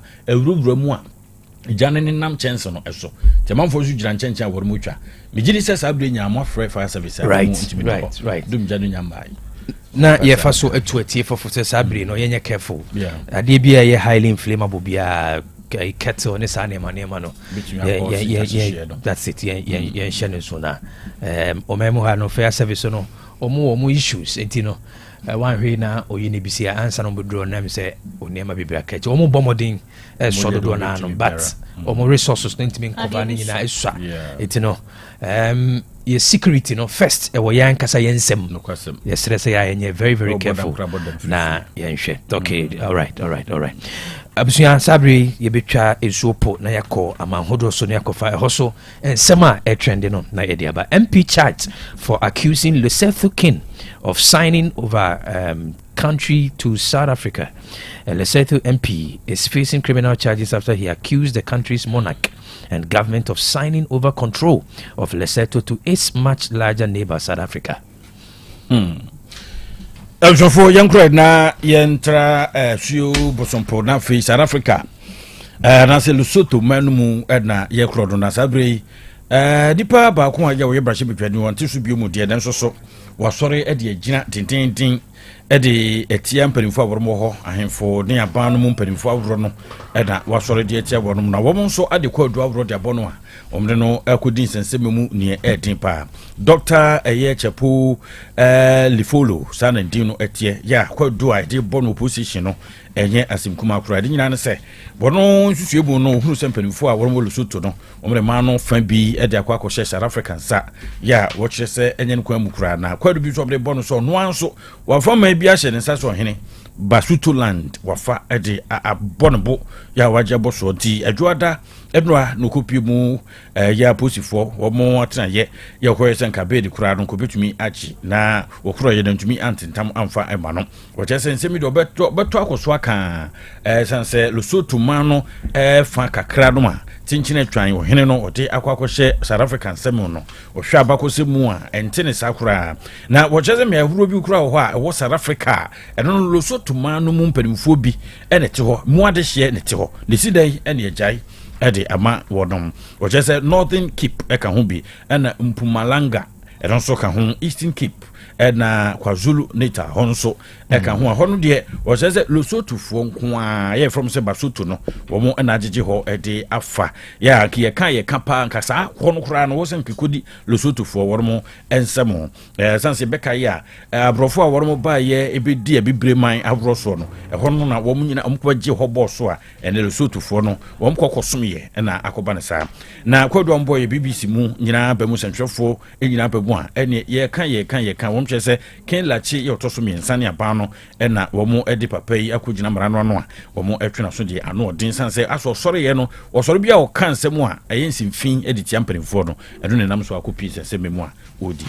Okay, North Korea reaffirms support for Russia's war in Ukraine. North Korean leader Kim Jong-un offered Moscow his unconditional support on the war in Ukraine, according to state media reports. For young crowd na North Korea, one more mampani Kim Jong-un na sabri wakasei was just say what the chita from Kong edima Russia, one more Kropo Moscow no na what just say what the chita ma one more papa kwa man home so many Ukraine edia kan yanche moon and central for next yes one more edia chiripa senate ne se ne fata now enkomoboi Russia one more foreign minister Sergei Lavrov edna wodi etudwa ya ne enkomoboi ko so North Korea Kim ne mpanifo abrobi na wom ohyiaye esasa dwunu mu se nyame ya dom aseti bia no wono de sa nopo se wi se nwimiru se da su mu se wi mu se nsu mu wone eye Russia man no ene beto kese na bibia nso tumi akoyinti nam so a ene troops abro no de ne asra dom wode koye be mpem dubako edna wode tan wa chiri se bibia bituma akọ enkan na yesa afi etwa mu sa pepepe no yo no edna wo che se emperimfo bi nso akọ tata Ukraine chi ntina North Korea for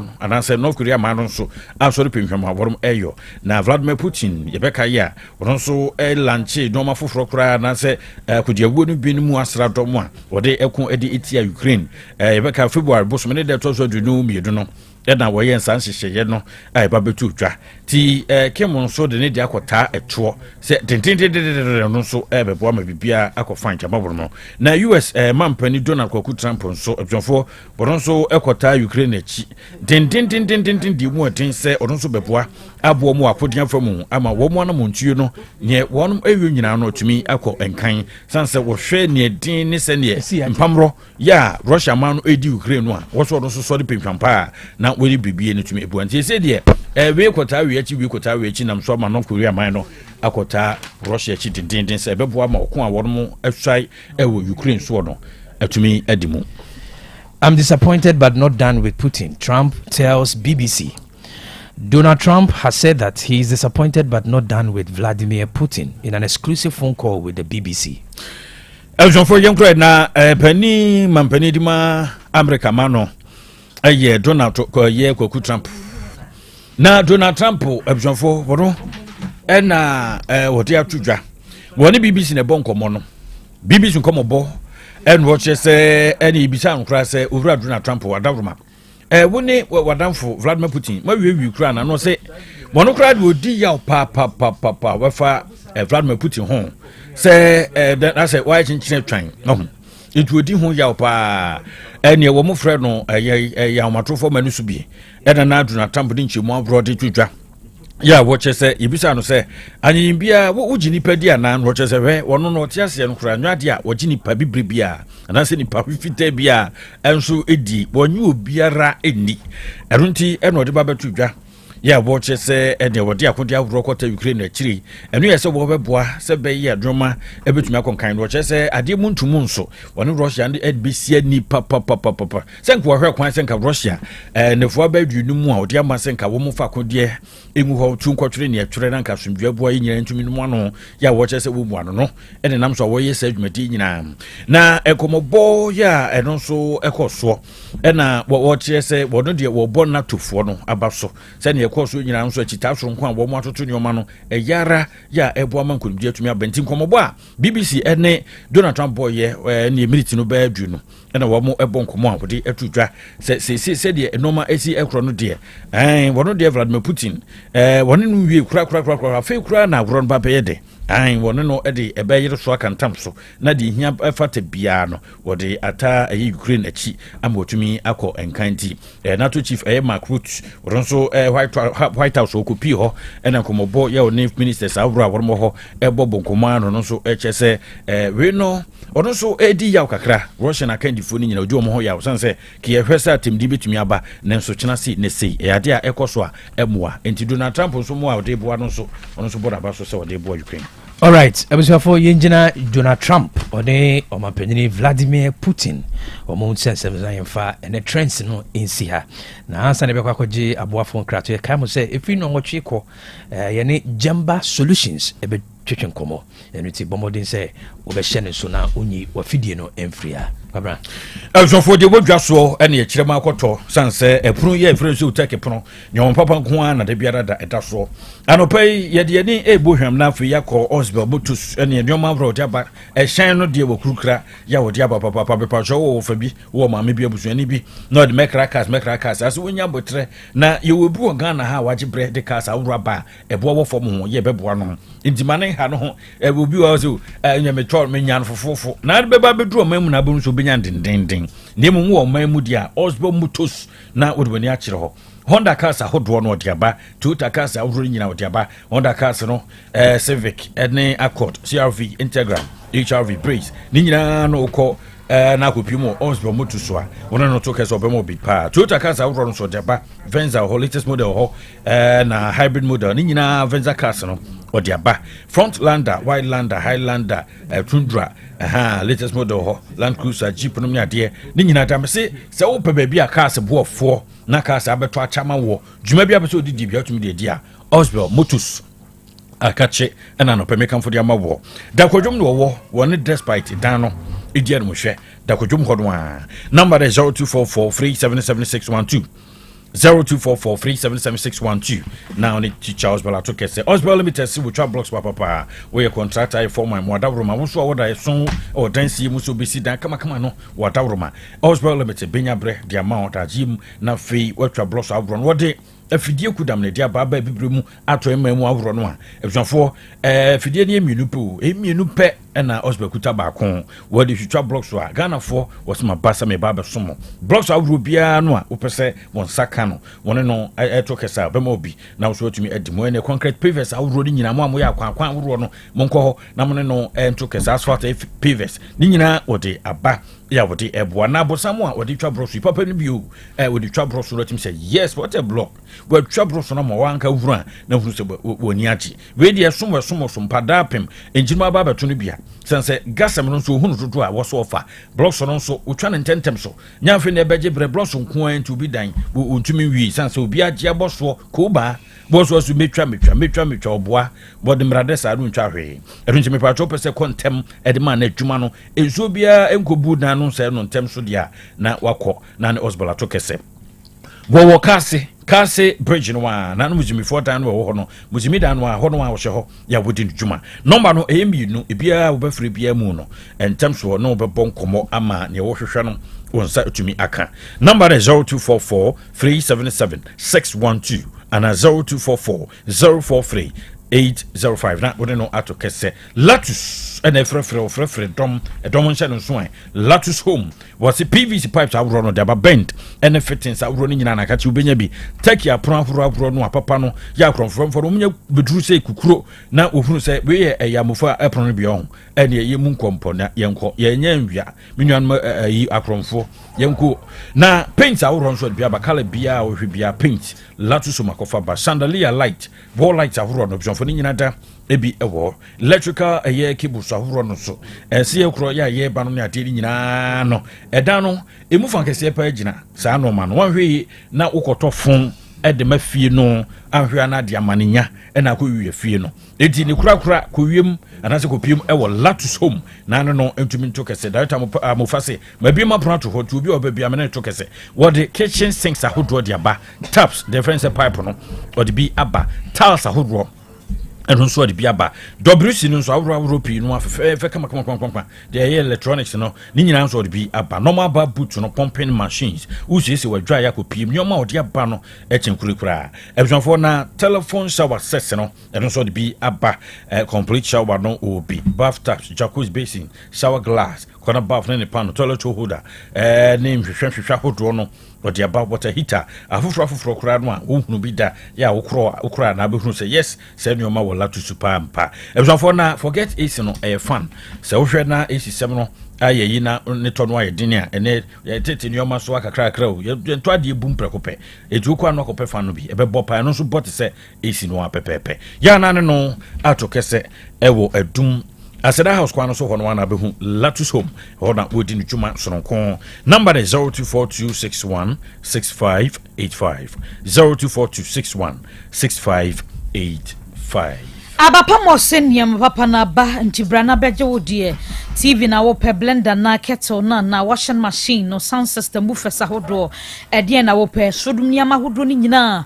ebi ewo ho wiye no ankwada ntade mpanyimfo de wo mpaboa ni nyina eye Abapa shopping mall tafoma 3 sakasaka park ho no wo niama wo ton ni dem dofo bebre maka chose ade bi oton odwaso no wo pe bebia benya de afo na wasama wade pa ya amane nya Abapa mall oduru kwan ho wa wo ma 3 ya bonse wo mo wo kwan ho a ya akokoko he woni so ade huntumi emmempo na pepebi a wo frɛ won ma obe delivery no dia brawo ye free ya ba wed na ba wo wo mo beba bedi agro no live band no no munim ye dia mesrew Hepa Plus live band na ye kamfo won ma homa no ye 0593 386 133 and 0593 391 848 eno ni miensa Hepa Plus pa V plus mus medofo unya bia beboa wo pa o enroi ye djuma papa obi o se malaria typhoid mona baby ya me ya libido na ba form mempa sogro na enye ye infections ahodo ha me mesrew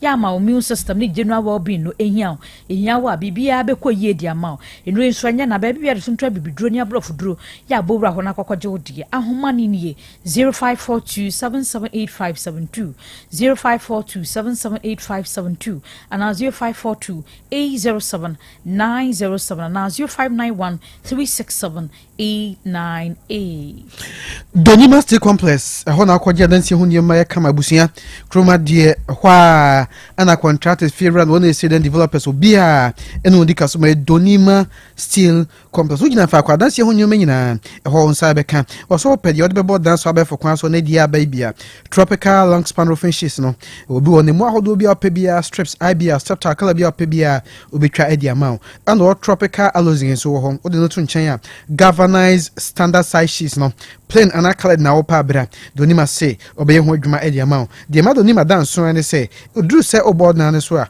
ono hia pe no ma nim difa badan ho ombesusu no ho chance do obeboa no akotwa tudru ho no mu a edida no pepepe ekebia ne echibu ho no a krofom be omu nsusu onum te ya no matwa ba fe we twa chance ye gu be wias na boka susuro chese de aka don kokobu nso nyi waje so ben koko iti doni ma se bra no nsi nkonwa na omo ase be ya dan na wusi ho kanyina e be kofom dia mawo de o de be to warehouse wa no fia no sanso officer hodo ano shops hodo ano e roller shutter gate system automatic garage doors na pona hodo akanyina doni ma na eye ho adwuma krum ha no e na do na de din pa bu mankwa na ebu no wato ni tropical nails.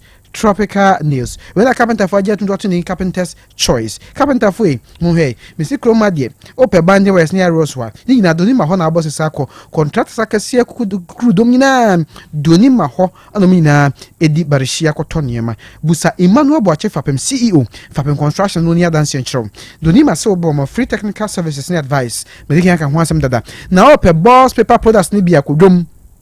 Busa na tobi ni sentia ne se moto kama shembebere kufu enti se pocket tissue car tissue na o petit roll no ankasa boss paper products doni matia kese kumasi asafaya janshi hono ma Obengana Revenue Authority tamale kanvile kin David janshi hono ma enkran so kantama to Obengana Commercial Bank tachima wanchi kwanso kentena ne yadumbo chifi ahmene 0540 10 15 55 and 0244 12 66 25 ejaba jewelry ni kuruma de nka ankepo sikampempena de ahodo nyina ejaba na ye kama ejaba na timi polish ne kama ejaba na CC ne kama ba repairs na ejaba be CC ni nyina de amount gold and diamond rings na ope ejaba jewelry say ope promise engagement na wedding ring frejaba beko odo size ne mana obeyama kama obedru size bi oyebi go nto do sahye mu a watu yaka na wosne no ejaba sikani premeni nyankrompo ehira no wabie mama mabunu nya biye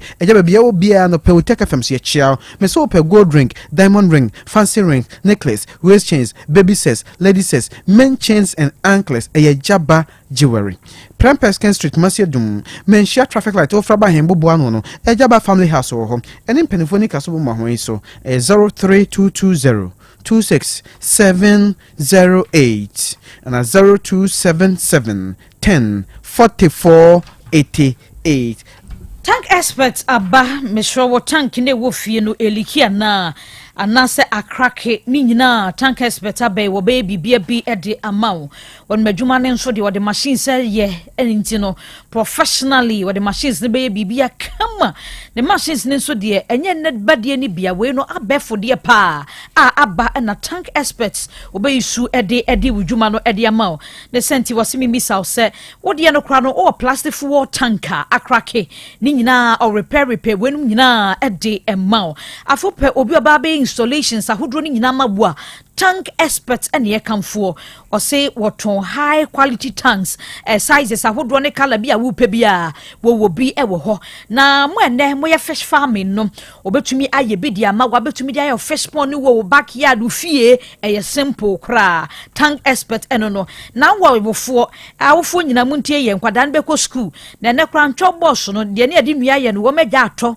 wo mo wo de ho de pa plastic a ye de abye wo de ko boarding house e bua wo pa wo mo tena so wo mo ye nde emu enye hwe tank express brabeje wo de fama kwada ne fan ko school na wonim sa tank na esi wadwuma mesi fie ho no kan yiyemu a busumi nsia bia no wo so wo hyimu ana wo po bi obe wo hyim cleaning mana ye kama tank express wo madwuma so de wo munim ye ehun so twa ahomani ni 0546 220 009 0546 220 009. Yankwajen tetiye ne Central Force ya pon ba ko pen de betri mu Otek School of Journalism and Communication Studies naptes ajatum Ghana Education Service Association na okra de obo no nyankrompo adum kasa sumai to odman kuma kasa frontier na no pesa kasa man twament fitwament ne se de asansa krokutia ko twa no je mfre wan kama mu a Otek School na oba ma chechire fo no difo wa ben aboawo wonim trabra wo de wonim trekra na pesa osua tra ni na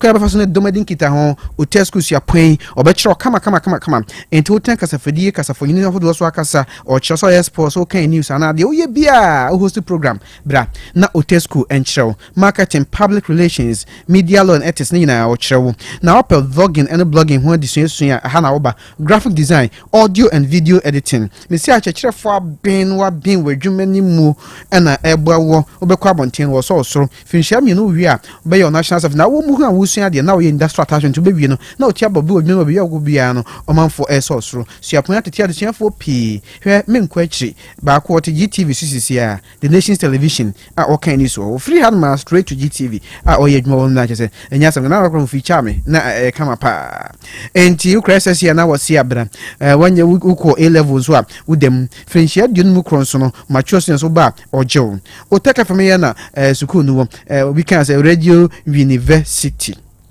Felimpin for any common forms on the Akakuminas, you made no August 18, Busmi Bessim, that was new tree, and 1 echo first year, or more shall have a continuous and sensible to no shanty become, none tempasso mumum in your persons and form 0547 823 005 and 0243 842 007.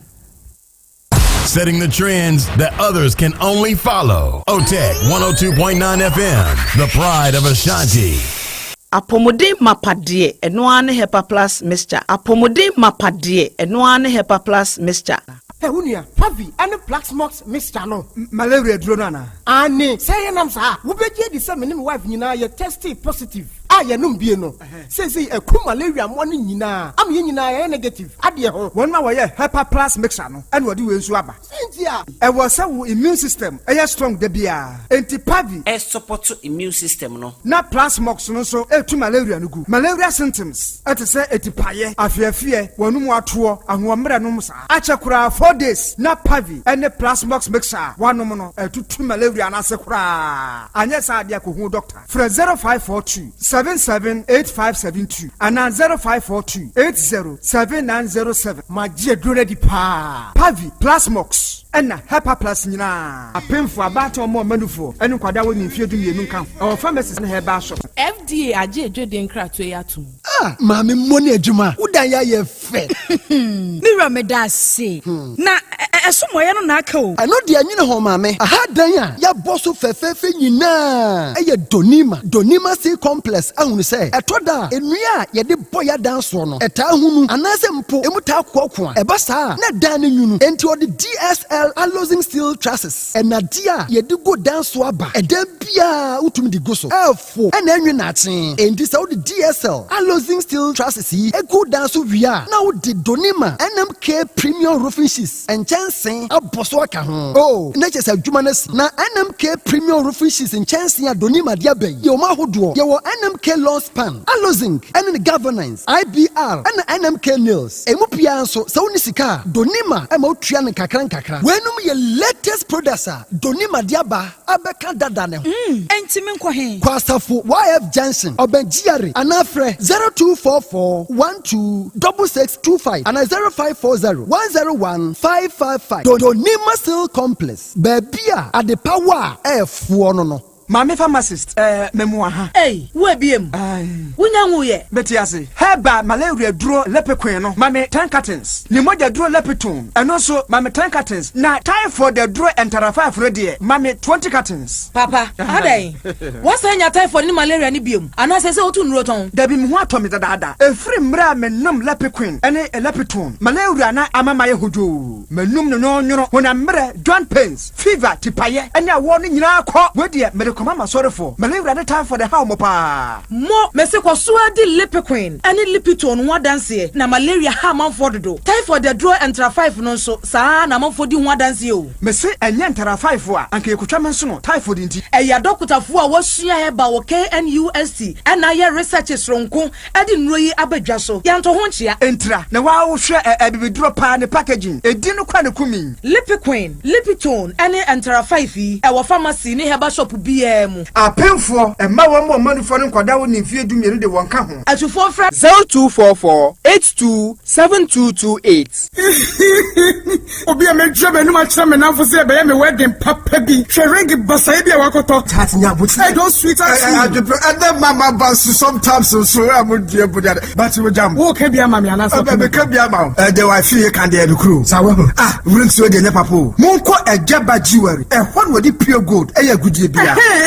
Ejaba jewelry. E ho dey na me pe. All right, ye be ko ejaba jewelry. Ejaba jewelry. E hon na wo pe pure gold. Ya dey aye wedding, any engagement rings, bracelets, anklets, waist chains. Asumade komade papa. Ne boda for mo a wo benya. Wo ye bi e wo Ghana no aye bi nsu amono ne. Enye kire hoy. Wo ejaba house. Adum Kumasi, Prempre 2nd Street. Monfre 0277 10 44 88. And Menshia wo ejaba family house. Menshia traffic light. Monfre 0277 40 44 88. Website www.ejabajewelry.com and email info@ejabajewelry.com. Ejaba Jewelry. A good day papa fee no. Se unya fafim papa wo ngumesua ma wabra wo na ekoyie ma saa. Eno ti da bia me kase sukuu na obekọ ne de hu hia hu. Se obekọ sukuu papa wo bewi obenya adwuma ahwo no. Ena kyesa mpa wo sukuu papa. Eno nti na make for DHI College of Health and Education ediamao. Ane a DHI College of Health and Education. Bra sukuu papa ni amount tie e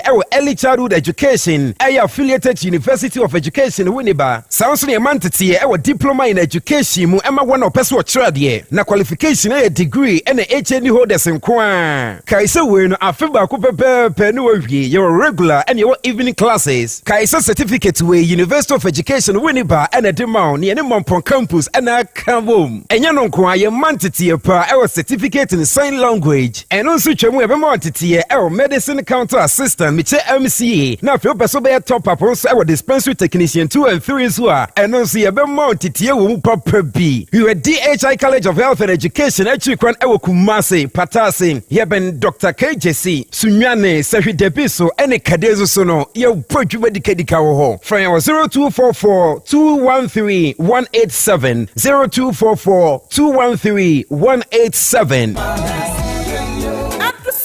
Miss Chania the Sahaba capsules. Madam Sieni. Hey, and to what in Japan and what's the Sahaba?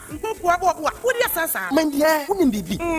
And net dear, for once, my Jewish at Sahaba Messana, who come from Mamiano. Oh, my number Tiwadansi. Miampa Caneno, Namis, Namitrina to Cheme, Nami Coco Yadia so teach me. May no matter Sahaba Messai, to go and the Maya free. And the sun radio, you tried you when you know watching. Yes, it's a young awkward rock as Miss say, a person crying to my baby. Say, you do say have a mischief and come a woo now. What don't I cry, Miss Mabua Pasu? Nine say, Ujina Brand. A fire do say have a capsule. No, say, some Mijina, who's a me a Belmamua. A Jenny, a young crap. At the sunray, or beer to me. I just a painful. A battery I won't go down for anyone I want to fit to me. Kumasi, at a phone out of phone call to say about Santa in the clinic. I was swimming macro, go filling station down Wemo, and a swam Pentecost I saw down. I feel and then I have a shopping from a CPM. 0500 110 115. I do say heba, A mysterious bag, huge sum of money, a gun, a charm, all in one compound house. Tenants who are involved in fraudulent activities and a caring mother.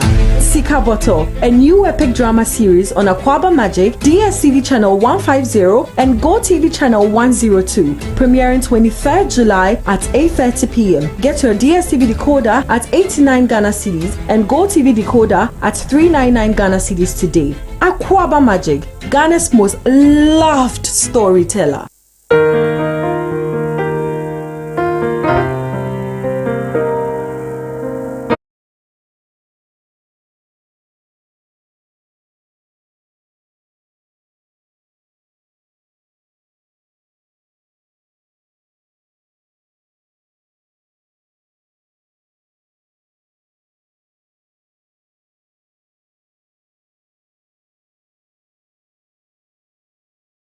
Oduane die ho nsensem na ye gibre na yesua de anopai yensa ka dietitian efua owusu ansa wa homa ne so a eneso so sede da oyene no nkyerɛkyerɛ a wa hyase efa to so de ho no bɔmmɔden sɛ wobɛtɛ waso na wafrɛ wadɔfoɔ na watena ase na yɛsua adeɛ wapɔmden ɛho ɛhiaɛ ɛno nti yɛnkyia dietitian afua ɔsu ansa. Good morning dietitian. Good morning KOB. Nyame ayɛ adeɛ bi ama yɛn nnɛ sɛ wote me ni a na ɛkyerɛ sɛ wama miracle bi aba yɛabrabɔ mu sɛ yɛda so te ase wakyɛn ade kɛseɛ paa nnɛ sɛ obi ankyɛn ahwii mpo ankwa a yɛwɔ no Nyame adom ndra yɛdi nkɔmmɔ ɛfa nyaadoa ho na ɛm sɛ ndɛ yɛde kɔ ntropo anaa nea aborɔfo yɛfrɛ no eggplant anaa aubergine ntropo yɛ aduane a ɛnka no memenyi no na ɛsɛ wonni sika wotwitwa gu wo nkwan mu a wodi a sɛnea ɛbɛyɛ w'anum no wobɛgye ato mu sɛ ɛno so yɛ nam na ntropo sɛnea meka nyame nnuane a ɔde akyɛ yɛ nyinaa mfasoɔ wɔ mu bi ani hɔ a ɛyɛ brɔnsam nti ntropo a sɛsia ne bo ayɛ den bawa so betimi adua kakra bi wɔ 5 kilo bag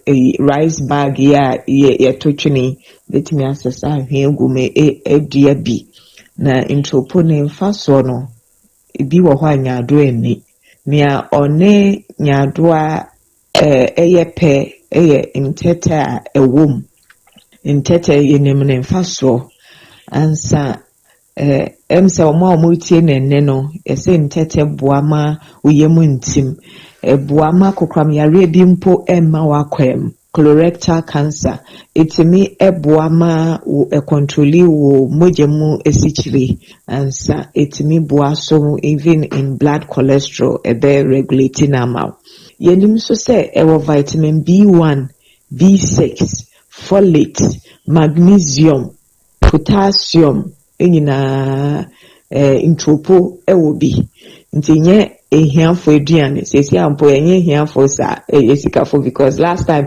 it better back up yɛ de ma me 10 cedis nti ɛyɛ aduane a ana atosode a yɛde ka yɛ aduane ho a ɛboa na yɛnim so sɛ ɛwɔ eduro bi wom a ɛyɛ antioxidant ne sunin ne chlorogenic acid saa ndre yenim sɛ ɛboa ma akoma ɛbɔ yɛ ho ban fi akoma yare ho etimi so ɛboa especially ne sunin no etimi boa with ye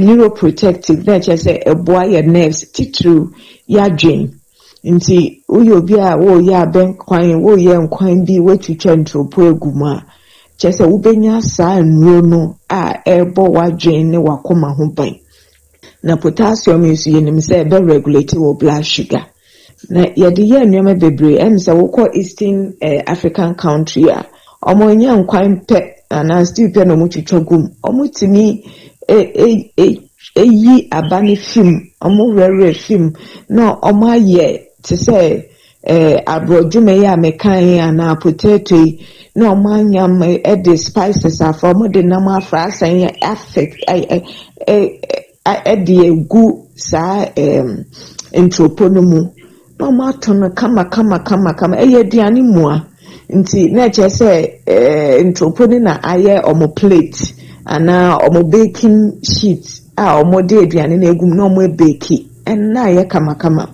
yɛnim so sɛ esan sɛ yɛ atosodeɛ nti yɛntwɛn sɛ yɛbɛyɛ nkwan ansa ebetumi atwitwa steam hu kakra ya yɛpɛ stir fry na ɛkyɛ sɛ wode angwa kakra egu frying pan mu akyɛ ho kakra esan sɛ ɛkyɛ kakra ansa abi nti wobɛma no nsuo kakra bi nti wo dane no wɔ frying pan mu ɛbɛben na ɛno wode ayɛ stir fry na ɛkyɛ sɛ wotwitwa sɛ wowɔ cabbage wowɔ carrot wowɔ gyenne wode ne nyinaa ɛka fra wowie a wowɔ nam bi a wode awɔ no ɛno nko ayɛ aduane mu nti saa akwan nyinaa na yɛbɛtumi use ntropo ne nan nso ɛwɔ ho ɛte sɛ nyaado yi a yɛka yi a basa metoto me de to me nkwan mu me noa me yes stir fryer saa oxalate phytic acid ne tannins na ade no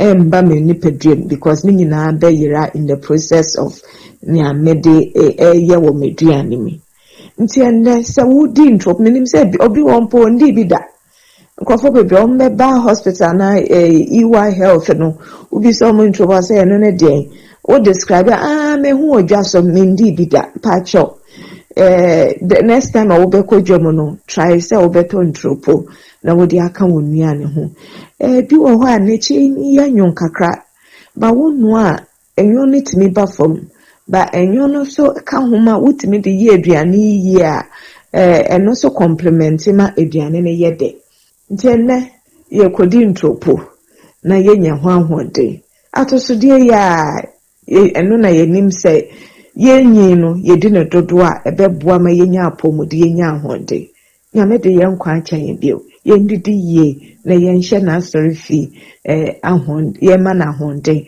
na yenhye ne kena na yetimi aye adwuma ye ne dase. All right, dietitian yeso yedase se ene ode encheche afa intropo begidi se atifo atie na omahye ne nso na yeda intropo no eno ne kala ne ana yese pink na aye na violet ebisun bye oko European ma se hajia mama mo bibiri o okay all right ene emfa hajia mama nchase na atifo hu ni hajia mama de wo ntusi intropo ne de enkate bini no intropo no se no ni and okay the tropola so e kama ba o sa gusu kan tropo ase mo body katibiri be keka ho enu so e de ba de ke obi ni nya hu ba bi ofri ba katis ayi na ya se we tropo ne ka na no be brofo wa so the boss wa de asan ba che se o the bomb tropo no so e de pa na me che se o noa na the bomb pesi a bancha pesi a de katibiri twim de momani twim de ngugu so a ni de Yanko. Okay, mukasa agro better we not try bia you go see. Edi e ko hadia ma ontem pass one akwa jim tropo. Hadia ba say atusudie bia say Ghana dia na ma no die you get some. Bra carrot, when you do that is carrot, carrot area no, avocado, cauliflower, cherries, asparagus, ginger, grapes, lemon, squash, orange ni anka, banana ni kodu, pineapple ni abrobe, mumuboso. Ediabe bia hajia mama. So, or the fruit doctor bet was eat right and live long. Me say hajia mama. And then one be better you diabako kobia diabako kobia but frey koko anka koko bakubu her friend Radred in American bibi ediaba upemane de what I mean no hajia mama ni ebusia yenko 100 and about why na yemfre hajia untimi nkwa odbegu kema bro 0244 774 115 and 0243 787 504 yefri hono mu a Basa Harrison, ye kwaya Bolivia Enterprise honum he the be trust ne say di adanse no a eya adanse pa abam fidi gadochi for rare pa mu pa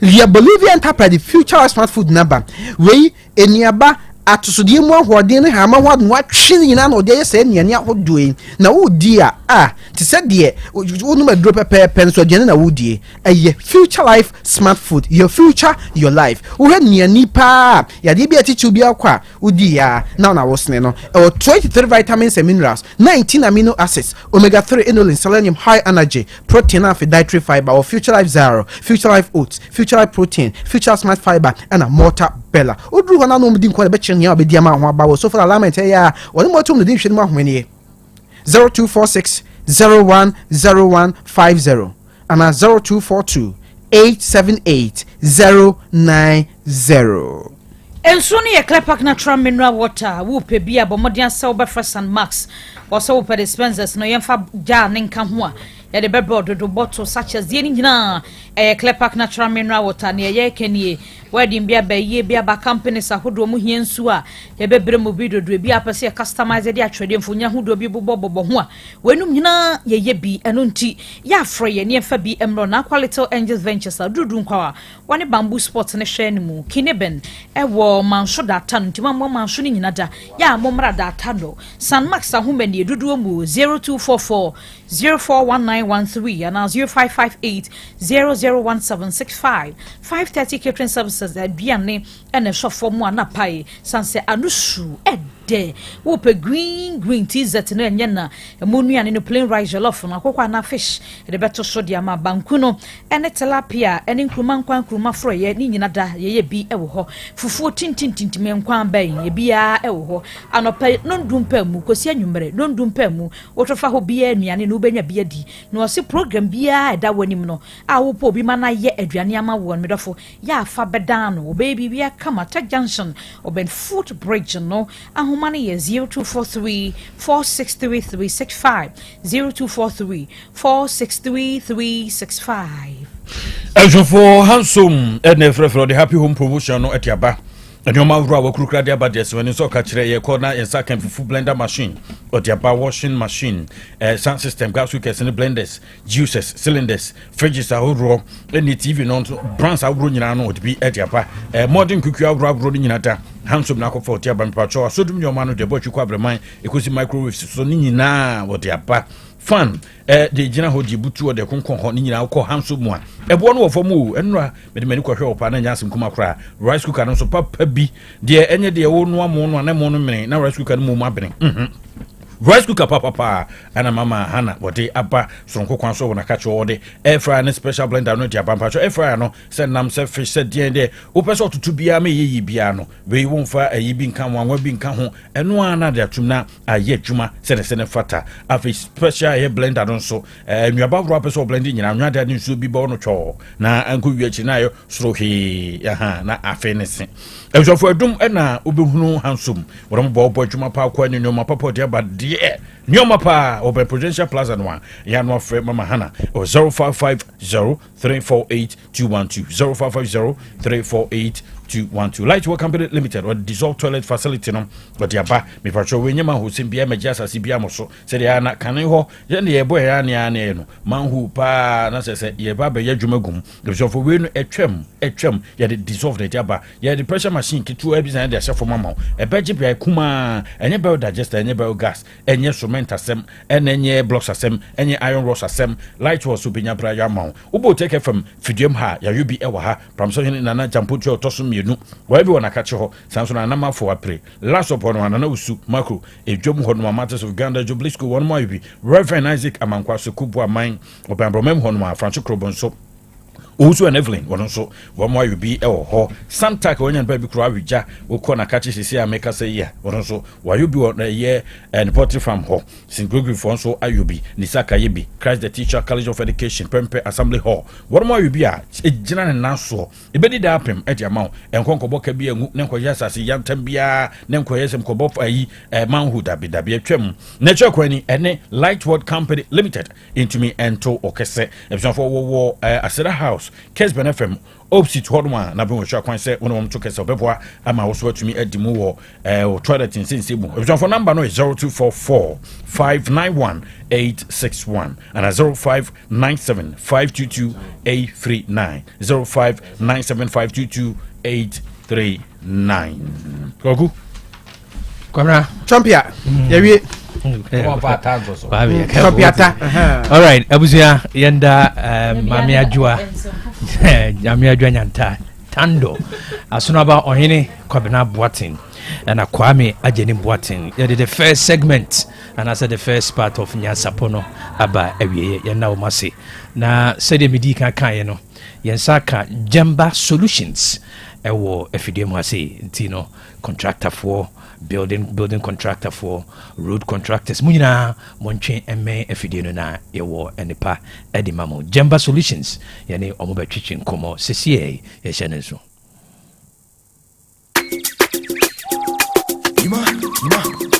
sorry aliachi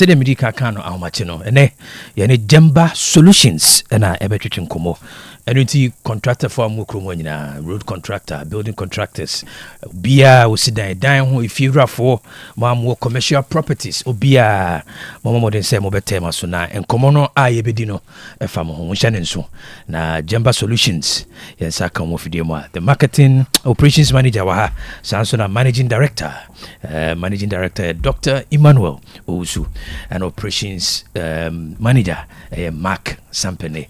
Doc, Makwaba. Mark, as I share you. Yes, you. Aye, the name of say. Yamiadum. You go soon, Kakra. Good. Timmy fan shed many doctor and shares and as a mini operations manager and shares. Yeah, also. Okay, mommy, doc and shares, no my the background, you know. Now your co-operations now. All right.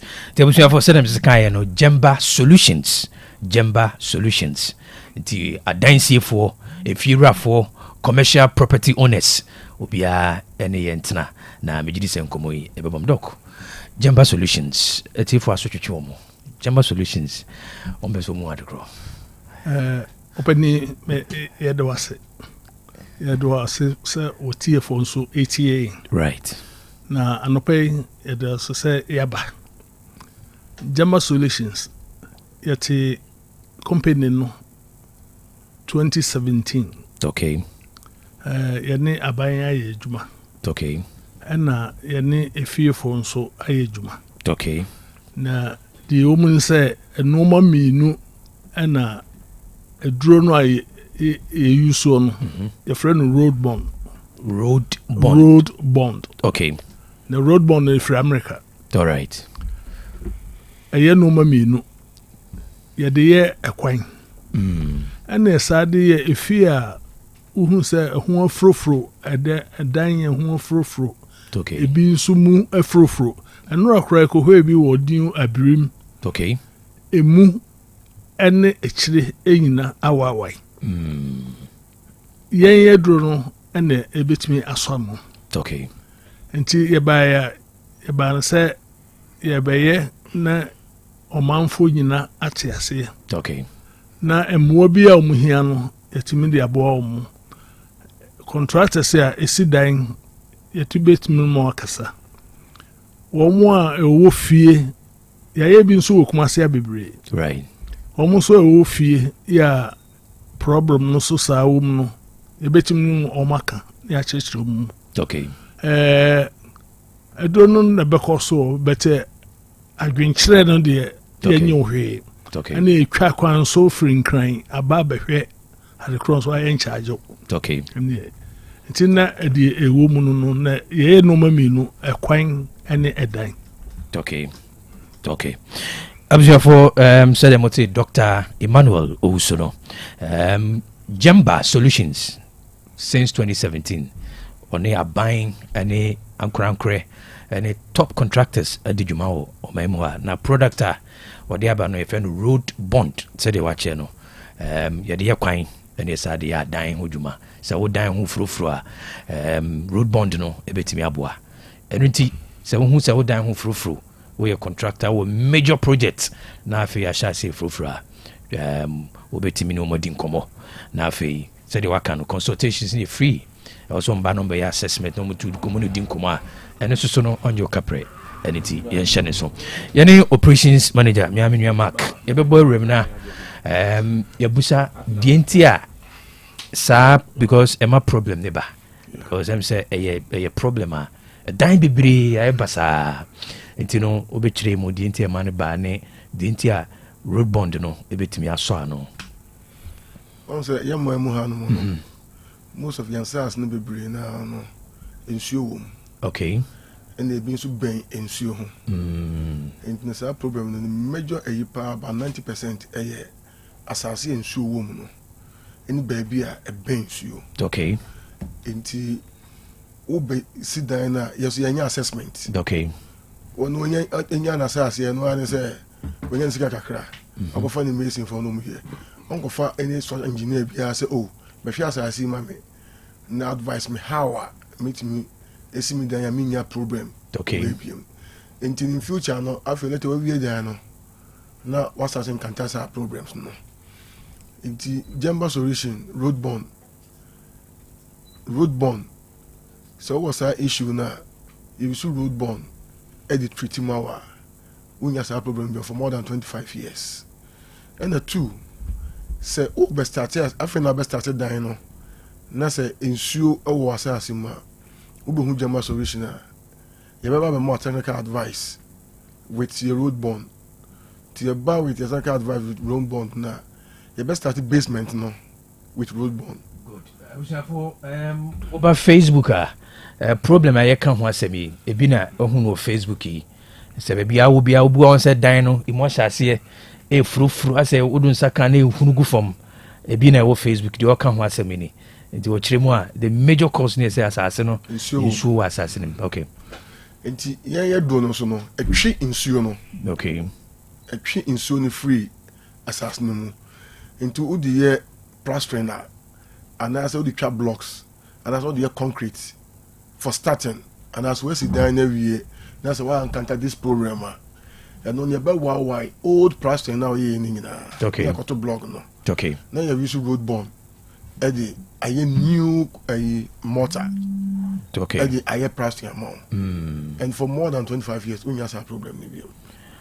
All right, so Uchimwa say enipa no afi na wo be shed a dynastia project na sia obetimi abi hu which may be hu no the road bond bi afra starting adwuma no this is basement okay all starting we say no foundation no okay at least you betimi use the trap blocks na ma okay na you we na work castia you did the same road bond there aye and no so as said dem unya problem no ti ano no ye the start no yes na wasi dan na wie na wo enkanta problem so a eno so mo ya be wa old plastering no say ya ye wo Facebook okay ti wa ya na wisu road bond e dey new mortar e dey plastering for from okay and after 3 months now paint you that na fe all right mamimra doko we can see rubi say any say ne bo no nya boketwa doc say obi ye we ya bi minim the immediate cost and a long term benefit no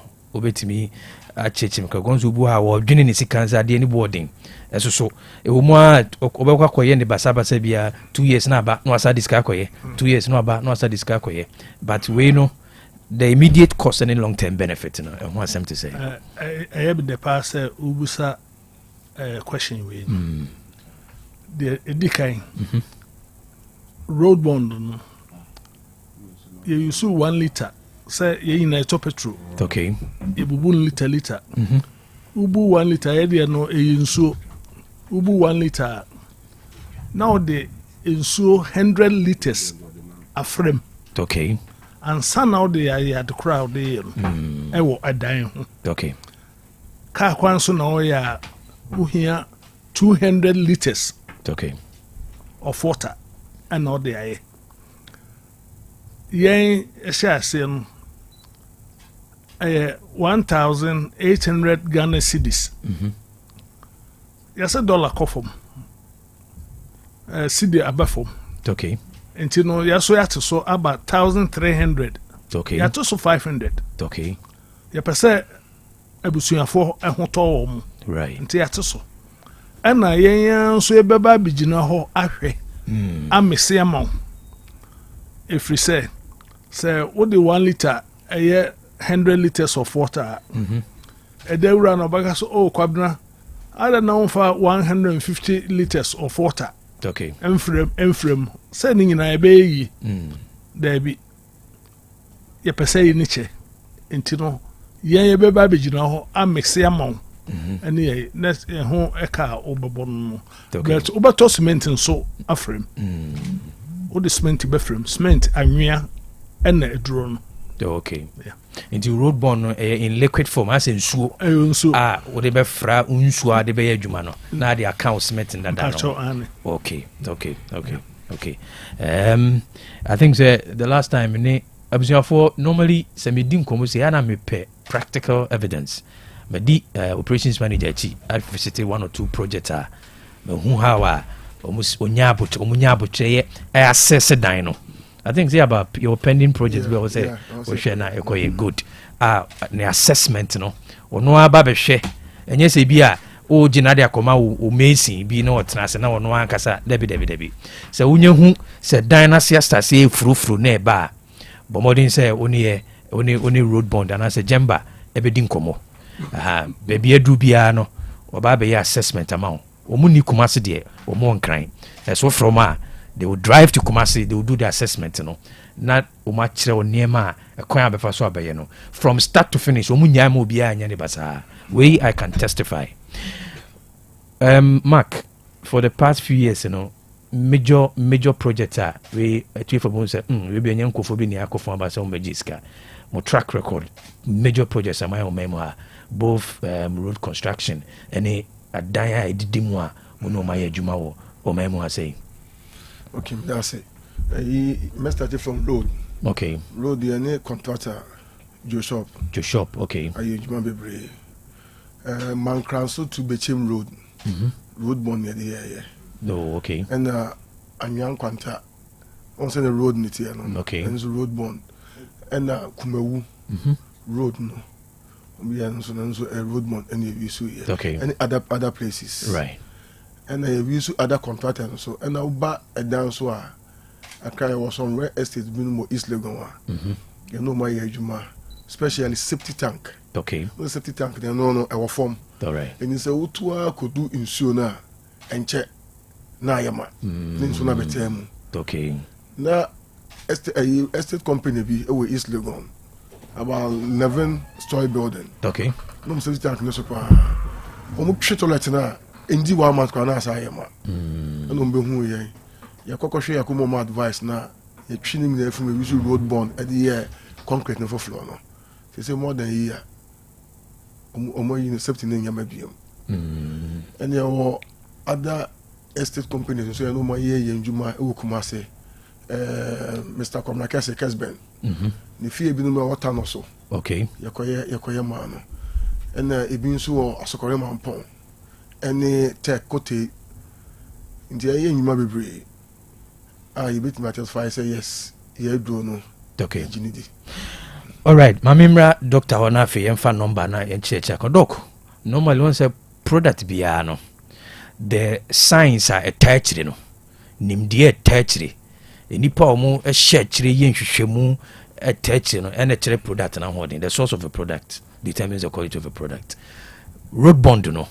Ayi kakra wo ho say this what is the science and na say hwehwemu abodi mu nyansa ayi techira e mani dimu globally e mani gina ne na so ene den me do wase road bond no nipa odeba America. Okay.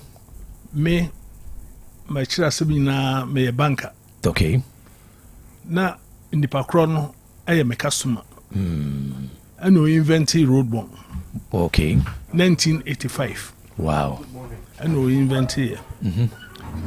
And the ode aye juma wo America ho. The aye juma Canada, Mexico, Uba Europe nso a omo use no ho no ene yina. 2018. Okay. America contractor sigina share no. Omo jitum say road bond. Ena omo de stabilize soil no a best. Okay. 2018. Okay. Me won hon krata yin na wo. Okay. Yeah, e di dance here. The woman say nya adwuma bi a eso wa ha. Ana buru ya adwene so a. Right.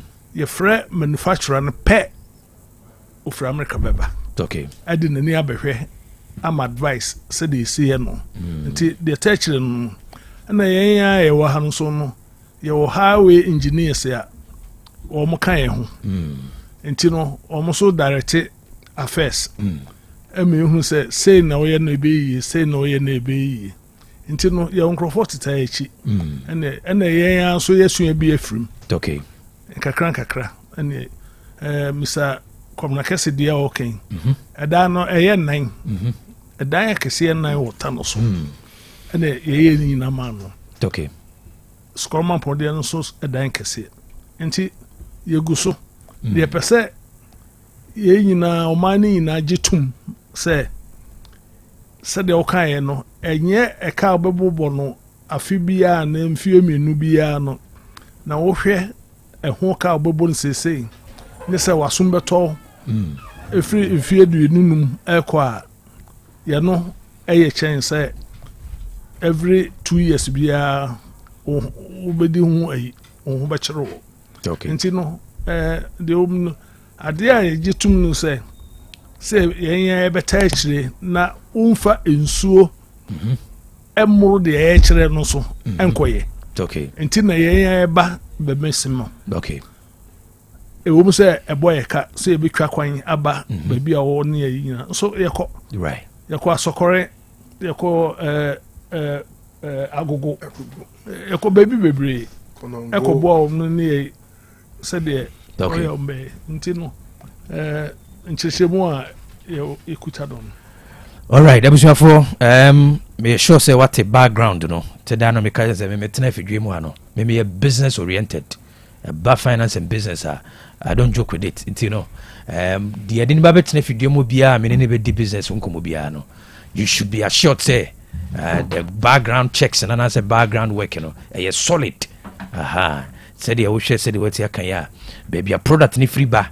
The certifications behind it and the science and technology behind the project you know and as a product you know I know the Mark mama yemfa your contact into Jana 84 entimi enyana na 84 BTR omunchro contractors 80 building technologies omuti nyina no na yembo omumfa you know omumfa number no your phone number 054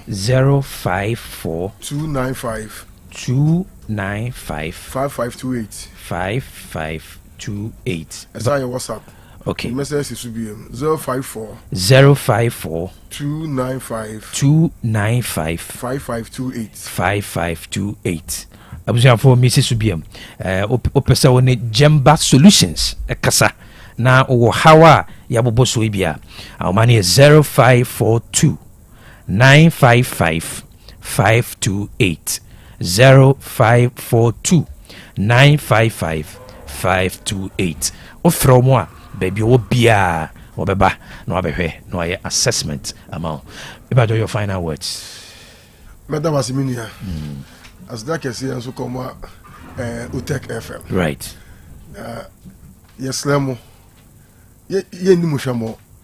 Inti se mu hia wo problem na se wo hia jamba solution a mo frɛ baby a will be so as what Ghana Hanko de Ebeba Abamota advice. Never be sure where you man now how no eswecha.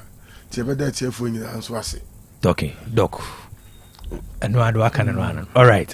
I'm for even Dr. Emmanuel Usu and Mark Sampini and Dr. the managing director Emma Jemba Solutions and a Mark Sampini so the operations manager Emma Jemba Solutions. And Homano is 0542 955 528 0542 955 528 0542 955 528. Ebedam penifo say anope omuni atwenkomo. Trends that others can only follow. OTEC 102.9 FM, the pride of Ashanti.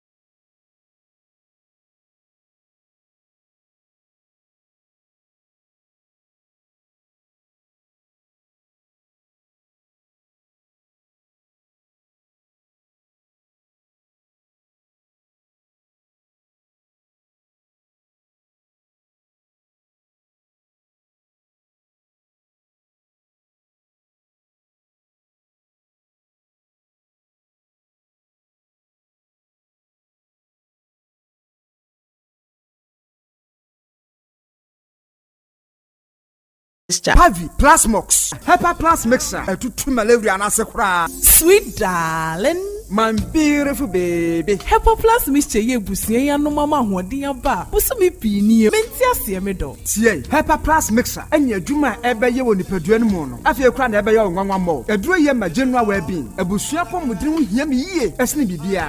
Entimi manom pefia ha. Share, we Hepa plus husband. Ye de wa Hepa plus husband and ye won so we Hepa plus wife na abua no Hepa plus mixer ma je duro di pa Pavi plus mox and na Hepa plus nyina apemfo abato mo manufo enu kwada woni mfie du mienu nka ho our pharmacist na heba shop etufo mfre 0542 778 572 and 0549 297-463. Hepa plus mixer. Mapo budra mapa. FDRG ejweden krato ya. Chalice smart food. Obi benya wa na free yade. Ena apomuden so yensi ankokwan. Energy, protein, dietary fiber, iron, vitamin B12 and C, omega 3, folic acid, molecule, ena selenium, ena wasumdi agu future life smart food aduane mu. Me potinyi fo Thomas bi se o magime aduane bi nkosonhwe se timi sanya ro ba se wo hane achire. Esichire yade mojabroso kokram ahotutuo ode epua be ma ne hunsu agene no aye mre wo mpam de ne nase atata stroke ena de na pos wa ye mre. Future life smart food bebo afei de aye abusuan fa Maltabella sogum wom enti irregulatory sugar level no san ye adwuma kwa nkasa enimu sana diabetic theory no so boa woni a enya esichire yade sickle cell typhoid asthma brantia ne maba wa ekwa gym mompe high protein nubinto oba bia opese ne yafunu ye flat no wonya smart fiber any zero smart food a future life smart food diabani ya Bolivia enterprise na akofa nuani ye ba o mayimu enkran woni Ghana Telecom University no ye opposite Kumase wo ben sofola alignment and tema ubenya biato evergreen supermarket fre 0246 010150 0242 878090 future life smart food about that ho ban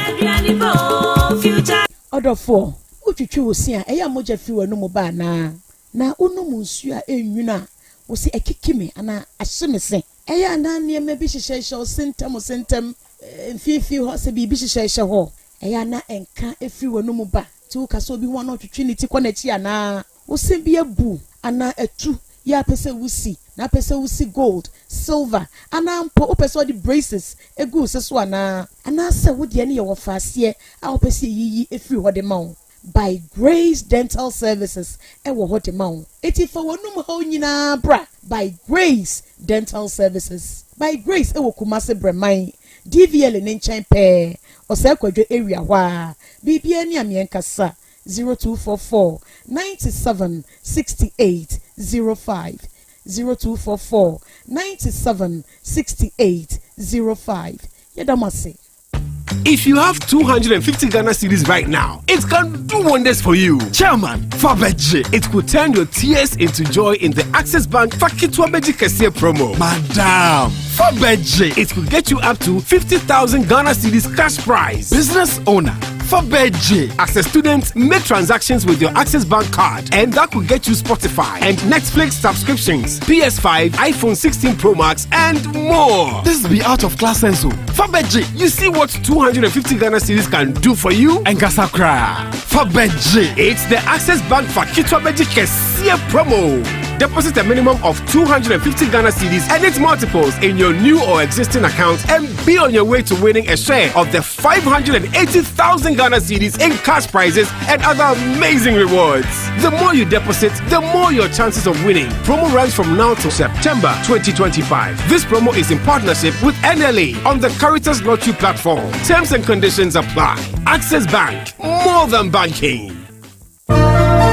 Eja pharmacist mechia wo megiso awra edutunwa bitters eni edutunwa capsules no ananse wo de maame no ebi wo ho edutunwa bitters eni ne capsules dodo bia opebia no ebi ho eni e method do pa stress edroi se de asiesie me fix you cro ananse me kwa fitra mental health bia no aboa me pa na dodo na me di ho adanse kire wo no obia nso epebi enti method do pa edutunwa bitters die obia me di ho adanse ache no bia e di adanse ba ne ba sa ne mani agye adutuwa bitters adutuwa capsules ne nyina ya adwuma baako na etumi koko sɛ eye yam timfiri hɔ esiesie nipadua no ne ma ogyina pintin na tonic ne nso so taye kyerɛ esiesie nipadua no ɛma wo yɛ fɛfɛɛfɛ kama adutuwa malamis obia wɔ ne master na malaria nso master no ɛnyɛ na ɛwɔ herbal shops dodoɔ no am yɛmfrɛ adutuwa herbal industries ɛwɔ 0501 257889 and 0544 174461 adutuwa bitters adutuwa capsules any adutuwa malamis oh magiatum anya ma obi a onya mfinhye dumienu apemfo any abatan a oma wo manofo FDA agye de nka to yet.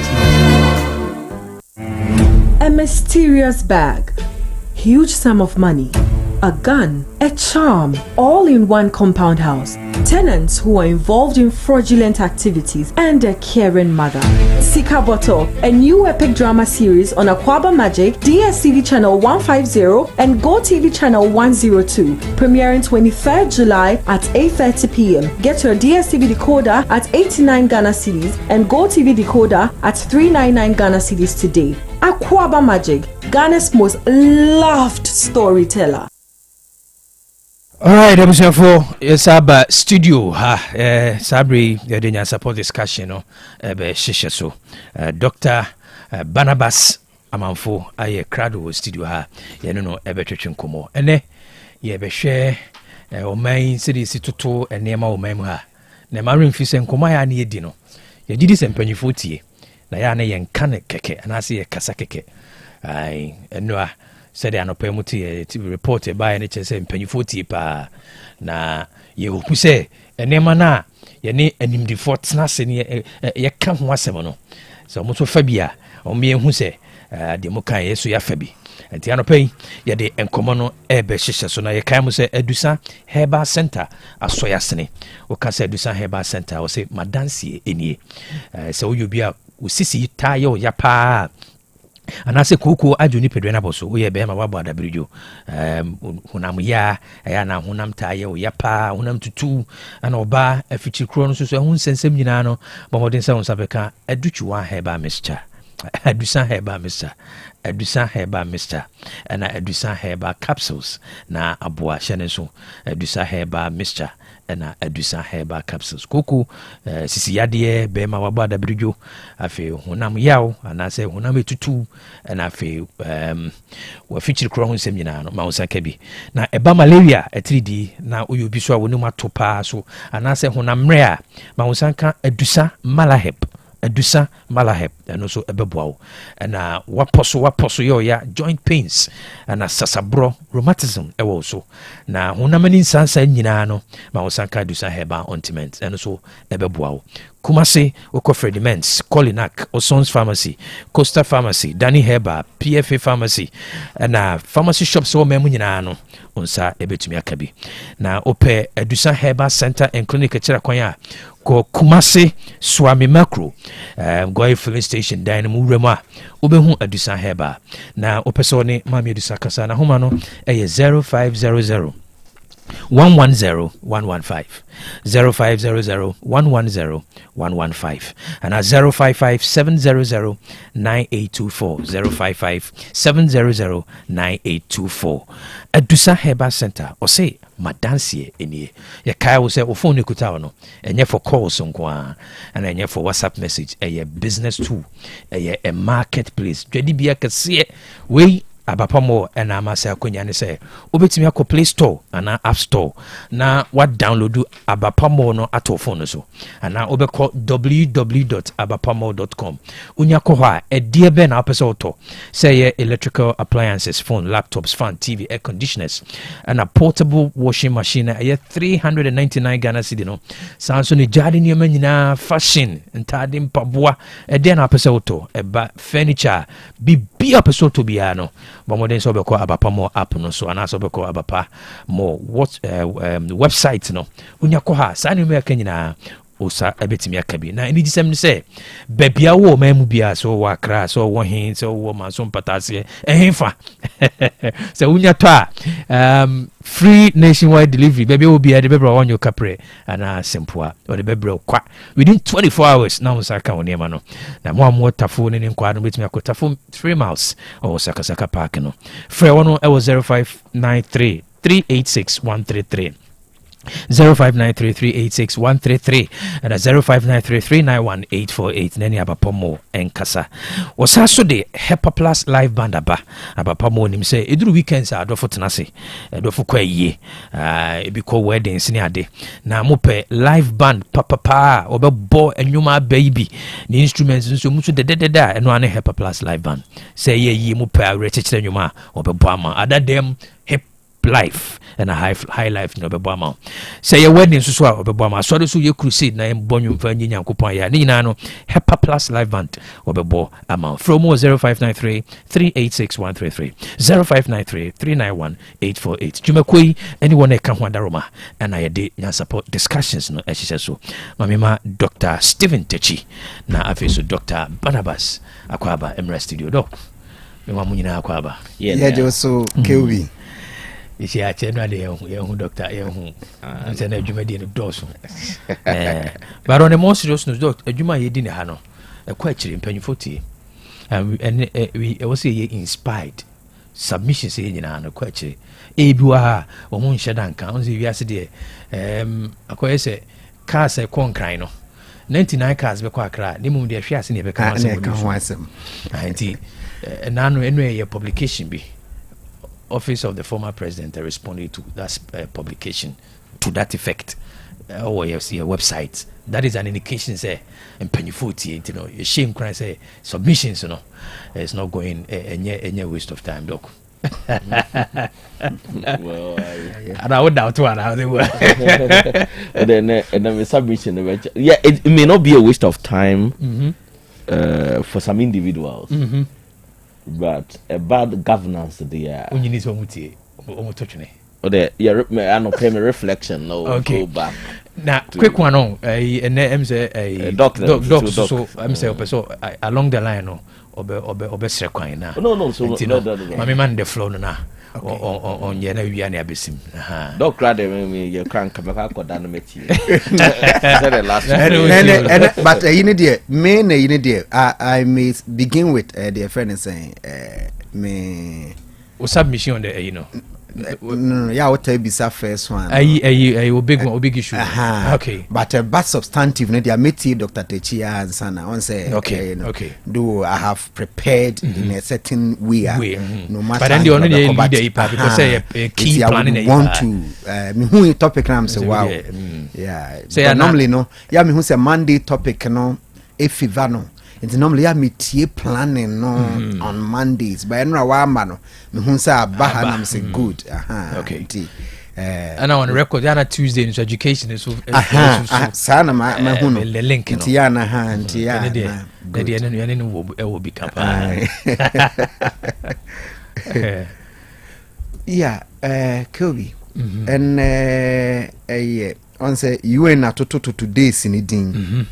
Nti say International Youth Skills Day. Oh wow, we dey ko be dey pa o. Me head we dey. Yeah. Nti na who say CUD mu a one doc nyina we head doc say de bia or can the youth and development skills development. That's right. Who are 15 for the year.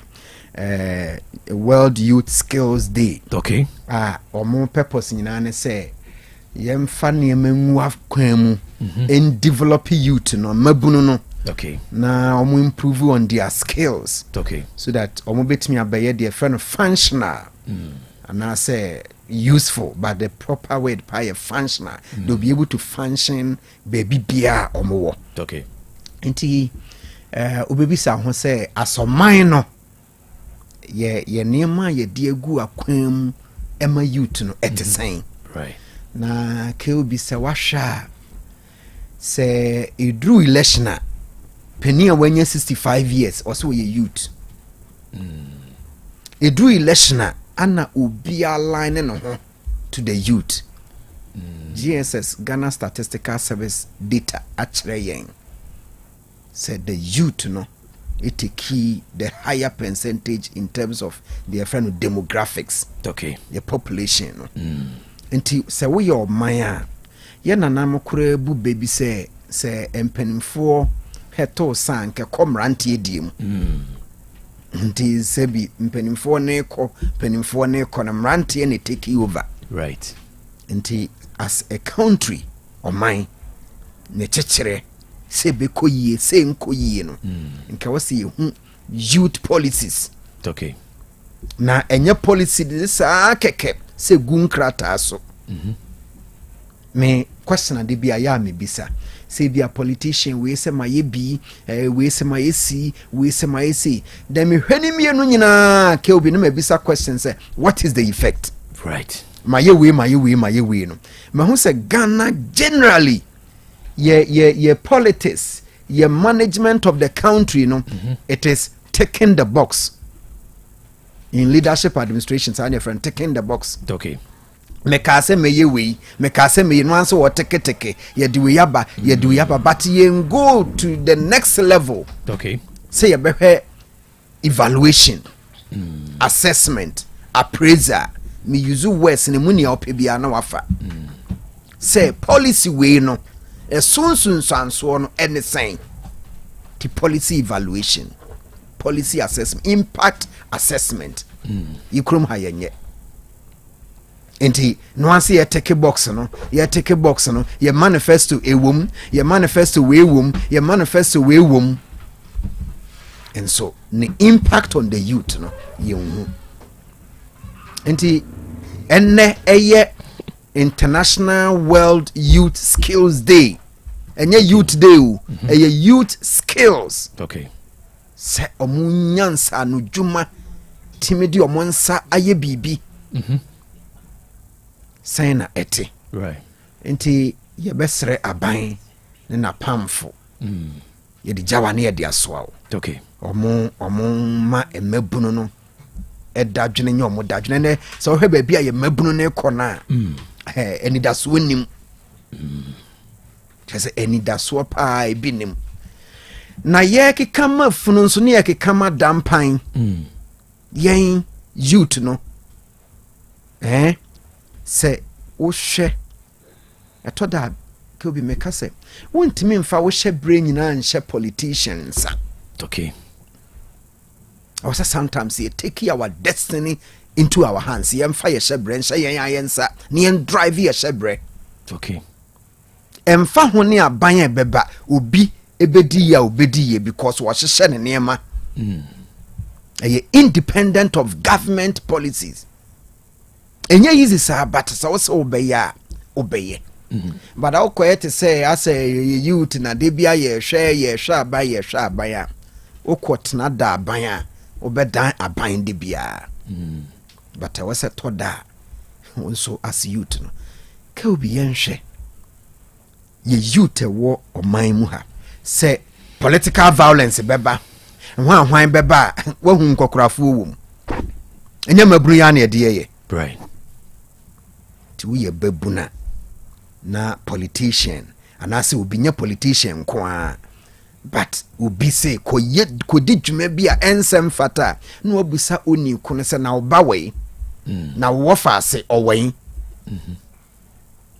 Mr. President Kufuor de bia he's a political philosopher we whole institute okika ni nsem bia wan hwa wonte ase ofrisu ya na otumabunofo ana o say mo emebuna mo sorry a violence political violence ni eyi no ye to aba ni wia omo a omo be che position na ma omo bie no omada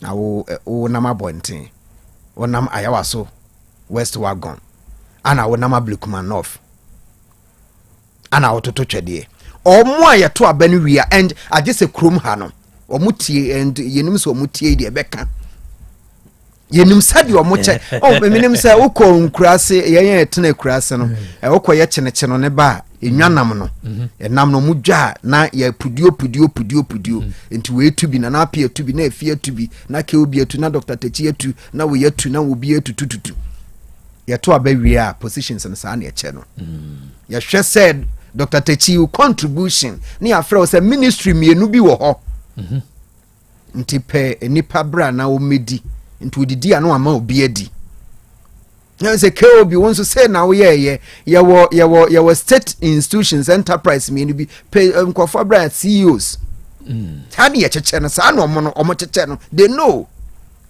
nti opinion kan say emebun no omo a ye che ye to abanu wi a omo ye be che positions na mo no mada krom ha mo aka na ya ye ho nso se ye de kwasea ne petumi ye de nyansani adi akonya ai enti you to know mes na wo hwe bo TV so ya na nyefa na no memfa e na ye current kotokone house of folk won president Mahama won ne baba ya kama se Farida won ne baba anti omote ne nchen fefefe Ablukumanov hu omo ho enti so wo ye obabunu na wo te ho a me say ya to aba wo krom ha ma president Rawlings tomano 2015 ne bad Dr. Zaneto pre MP na say on registered enti hama na neto aba ma ne papa no on registered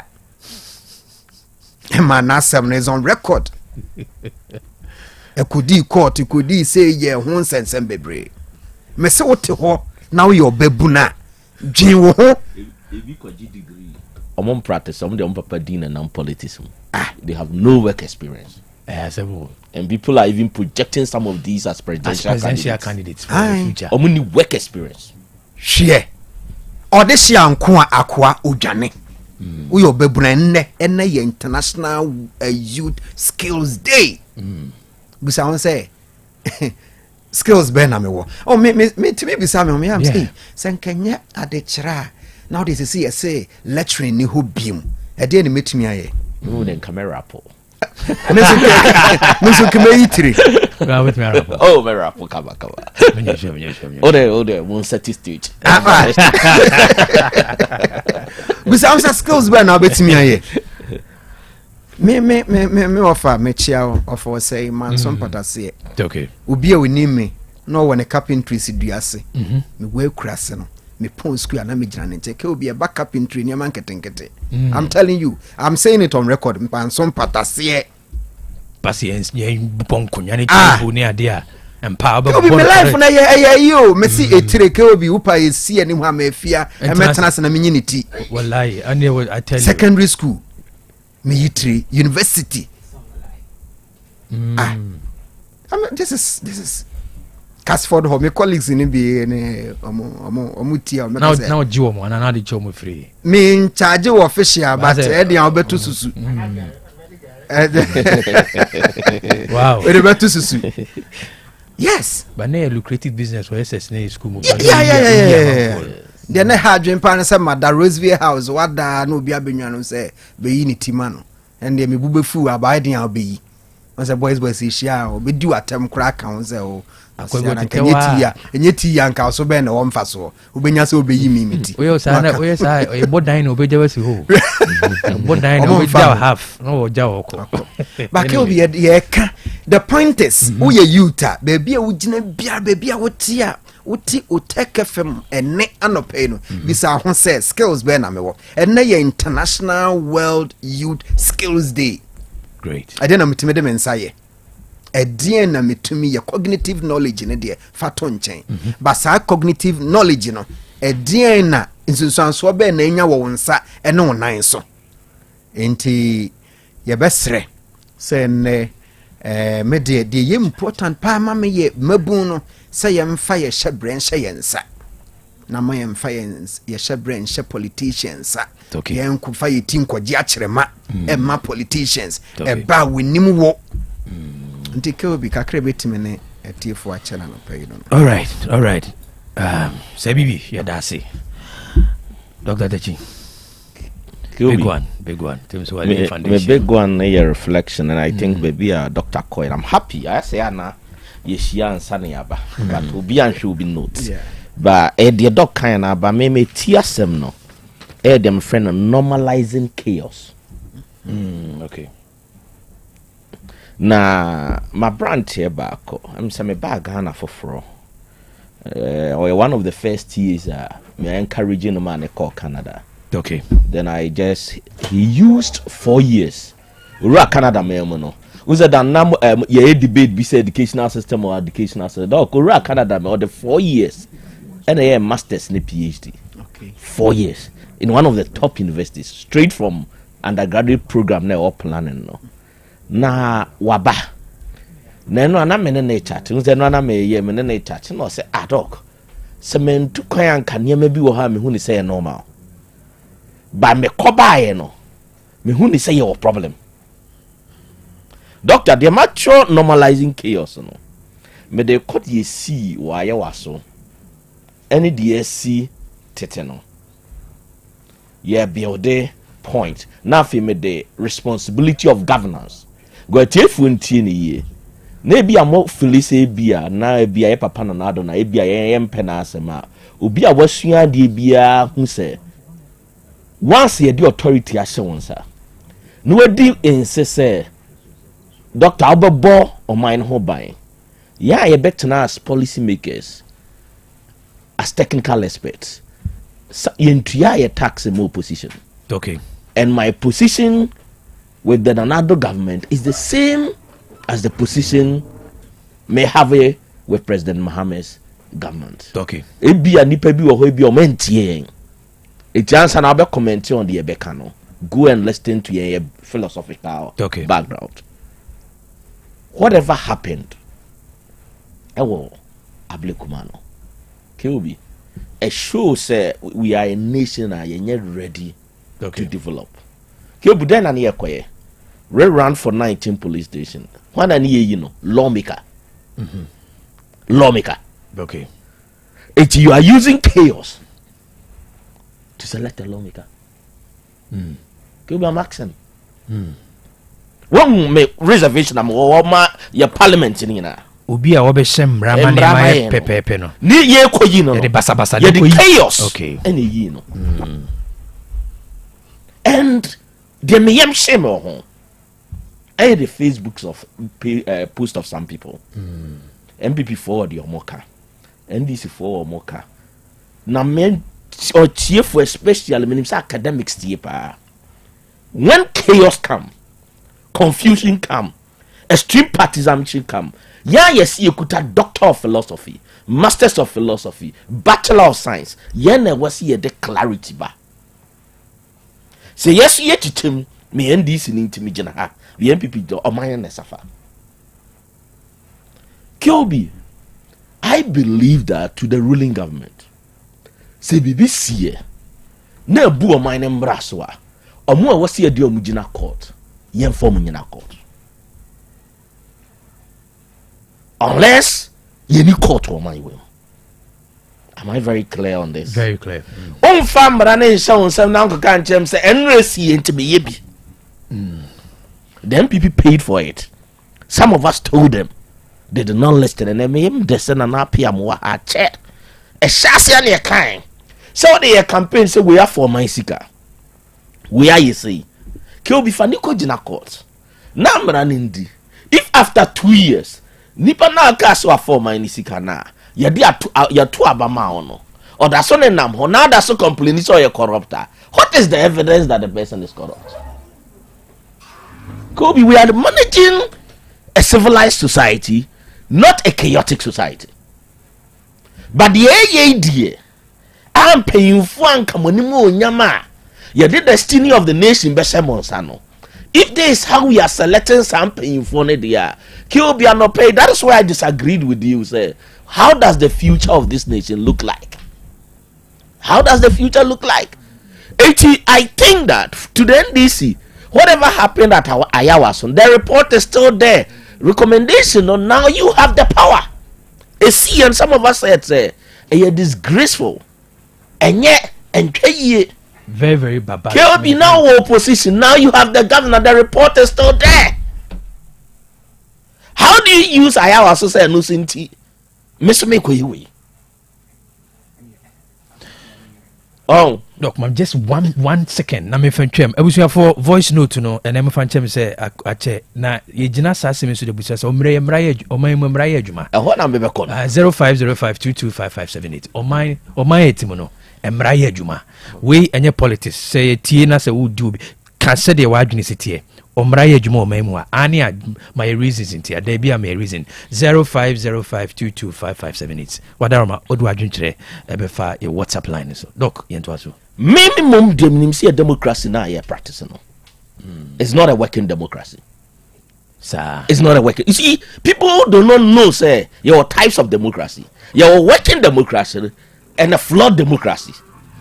You cannot generalize democracy. You're operating a flawed democracy.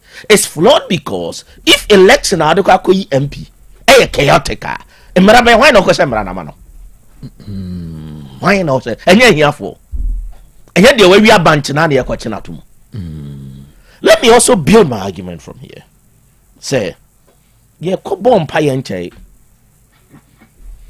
Kiki National Day of Prayer. Kyobi. And then they said Dr. Barnabas and yes senior never. When yang yeah, Kobon Payenche. But Kyobi, I told you, say, me jinamiti. I'm not perfect. But Doctor Inyamia don't need my bedroom. Sir. Dana man phone te mase. But maybe I'm a Roman in Yame the Obon Dian Wahame. Because meaning baby I'm free. And I'm Nindy Yamia Yamame. But me pay Mukase, a be before Tom, we see a Christopher. Near Siamesumi. Now let me go to time and air veteran. The banter between Marken, Honorable Afaya Marken, and Honorable Sam Jata George. Okay. I love Honorable Sam Jata George. Time and I'm work campus now, we are basically compatriot. It's for you see, Marken is a Catholic, and Jata George was pretending to say, oh, yeah, Catholic, yeah. I said, that was the comment. Because once again, as of we're being studied theology, I'll admit the power of the Holy Spirit. 2 tongues. Kobe, yes, you made this to me. Now, some Jata or still dynamite, Dino. I on the own concrete chain. So let me pick the religious aspect. On concrete chain, Marken, because Marken is a Catholic. Yeah, when the Facebook post after the thing happened, I say, dear IGP of the Ghana Police, DG of the CID. I'm still waiting for the police to act on my complaint from Yaw Asante West Wagon. Correct. Or change the police for. But now you are a minister. You are an MP. So what's a me and Kaya? Me abuna pokia na se me se one or take Kumasi Jumuno. Nasem Dabene Beka. Kyobi ote your democracy nasem na ye kano. So wow ye MP. Doctor, wow ye minister. So what's still I and Kaya? Me mami a wasori ano party Kumasi dum da bene be kana asem me pacho ya me emfa asamo to Ghana obetina wa ye politics a take adwene se bibia ye okay. Some of us yet na ye huni pass amatom the assem the bia ye nkra ye do no, you basically have to beg police ID when the law must work. Asamo to so when some of us talk about working democracy, and yet the man normalizing the politics ne ka ho asem, the nation must work. Now you got the next one. It must be treated as first come first serve basis. I have patiently waited since 2019 for justice to be served. You're born on not Honorable Sam George, opposition. Let's assume, sir, you see your democracy now I'm saying you're working. Let's assume, sir, Honorable Sam George, minister, police being mabono. So we are operating a democracy where the opposition is basically treated as second-class citizen. Okay. But no more referee said this is the problem. There will be ultimate argument. Yeah. It is all steady. Obi will opposition or the Ghana police will problem. On the east your problem. Go and look at the line of community and then me prepare my social media analysis. There's a software. Oh, here will be opposition and the position on Ghana Police, the position on EC, the position on judiciary, or social government and assessor. So out of Ghana, begin to ask yourself questions. Now let me go to where I'm going to ask Honorable Sam John the Holy Spirit question. Whether you're Christopher Nekasenyan DC, near MPP Asem. Dan Magika can't normally a debate to her. Now I care for why, doctor, I belong to certain positions. Say, I say, let no one who justified the 2019 incident dare to try to speak today. I agree with him. So I saw Ayawa West Wagom, yeah, and then a Kawanutum. But you the problem with the democracy, no. Politicians because among one in the answer. It's no kasa assembly and Quentian na no adane no babeka. Ye ni principle. We are hypocrites. And me ade ba kwa mempe leader ho. Leader who shows signs of hypocrisy. Na you see, God is not looking for sins. You see why God loved David. David was not a hypocrite. I don't know, yeah. Doctor, no idea to say my fache me, nyame enya den, NCBU. But all the oya who say nyachuma, and that is the church today. Keobi na me dey debate no. The church today is a training to be hypocrite. But let's not be hypocrite. And you see your politics, we are operating politics without principle. Politics of hypocrisy. Asem na Dr. Techika ndano no, kuti anabai na yitabo me no, ene sa nipa na ekra. Ene Keobi fache me akom na ba. Fache me. Klepa kia no no. Me twa kakra. Ai. O say ha na hia me am pese Honorable Sam George o ya sori panyi. Unreflected. I said the dog then we try. Or say you sow the wind and you have reaped the wind. Ha, and hear me. Menene ya drinks heart or say it drew her. And I'm going to speak to Honorable Minister. I admired him for LGBT agenda, no, yeah, but he should reflect on this statement. Non call reflected that Holy Spirit argument, you know. You sow the wind and you have reaped the wind, the whirlwind. What was source for the goods is a source for the gander. Okay. Kill be way a Christo. The last thing, you know, I want to disagree. Eye for an eye. But it goes beyond speaking of tongues.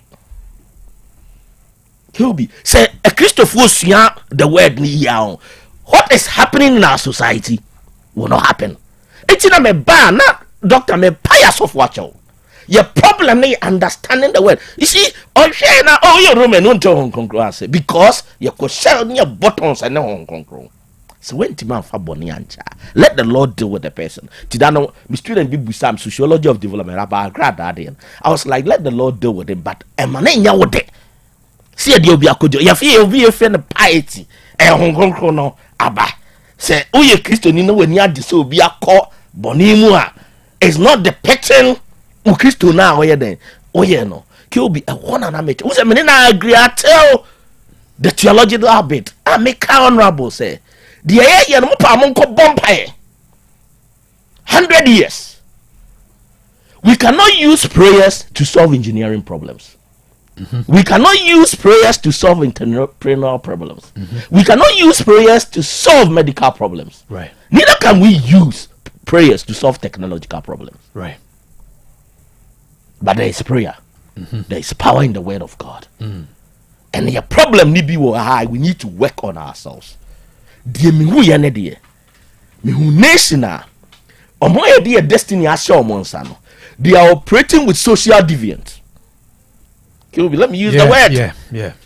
Omo ye humu na police wo suro se. Ye di en sabe so mo no. The act should be ade was some kojel. That's right. Obi busa me say ade na police wa anya hwe matra aka se. So man payin na yi IGP. Na ne nkorofo abas ye bu obi ade na obeye. Ye nja brofo neka. Let's confront the fact. Now, I say, if the Holy Spirit is operating in you, you are not afraid to speak the truth. I happen to MPP, I happen to NDC. We are pretending as if we don't know the problem. But Mr. Say by saying, I'll be glad if NDC for be a DSC down or no. omo was omo jina court my year ya prosecute omo the sin no my year ya solve problem no if at omo koyi judge e wo dem na yen tiobi ase you know by this time say this is serious prosecution should have started say judge etiagum now me why sorry so come matters of rule last why didn't you add that story to it and then come and tie them no say judge was she pregnant or something producer was she pregnant but oyoba and a macho man so me record and then when would you when you are reflecting on matters of rule of law is not in a civilian government in a democratic government yanchi obia but you arrest obia okwi abanche when police officers are standing there let's assume say maami ni kuta pepper spray ye mra necessary ye mra necessary be met me too video a chapter na yanchi obia let's assume say maami ni committed crime enra una ukuta judiciary shouldn't we take her to court if we are committing crime here? So we committed crime in a democracy. I dem rasha so me title here normalizing chaos. Yeah, you're supposed to NYC. Do we want democracy or chaotic government? Politicians in the KOB, Doctor laid it very well. You KOB destiny be basa. So when we are posting about issues, first of all, understand where you are coming from. Hey? We a Christian there is a way you talk on issues. Now we are quick to post on issues. It takes preparation. Somebody you need to about but it takes hours and some even my responding. It will be a buyer no pa. If you was your confession, trust me, that is the extent. We are not perfect. Yeah, hasting slowly on debate. What I'm trying to say is that Adia Kwambo MPP was equalization. Obedi abine. Oh, and this is what you say. But not Ghana phone. You see, when you do research and you be database planning, you a lot of data. You see, most of the politicians in TU for now, they don't even understand their side. Doctor will tell you, yeah, but no failed. You can't win an election with this. So first of all, the MPP made a mistake, KOB, with equalization. And then this year saying, and this year called Banana Chiobia. And this is yes, a mistake, of equalization. What will happen is already the trust in the democracy will be all-time low. Meaning, the politicians study data, they should be worried with the turnout of the last election. So I want to us to say, meaning what will happen to your future. So the NDC government has a lot to do to bring back trust into your democracy. Men fa yastek ne si enra na ye ka ho asem no. Enfem do mine no. Prove to Ghanaians say you can do better than what happened yesterday. Obia we boom raso even 20 years hopefully say was emranidi no. Faniko jinama, that is why we opted for democracy. And that's why some of us will always speak in favor of a working democracy, not a flawed democracy.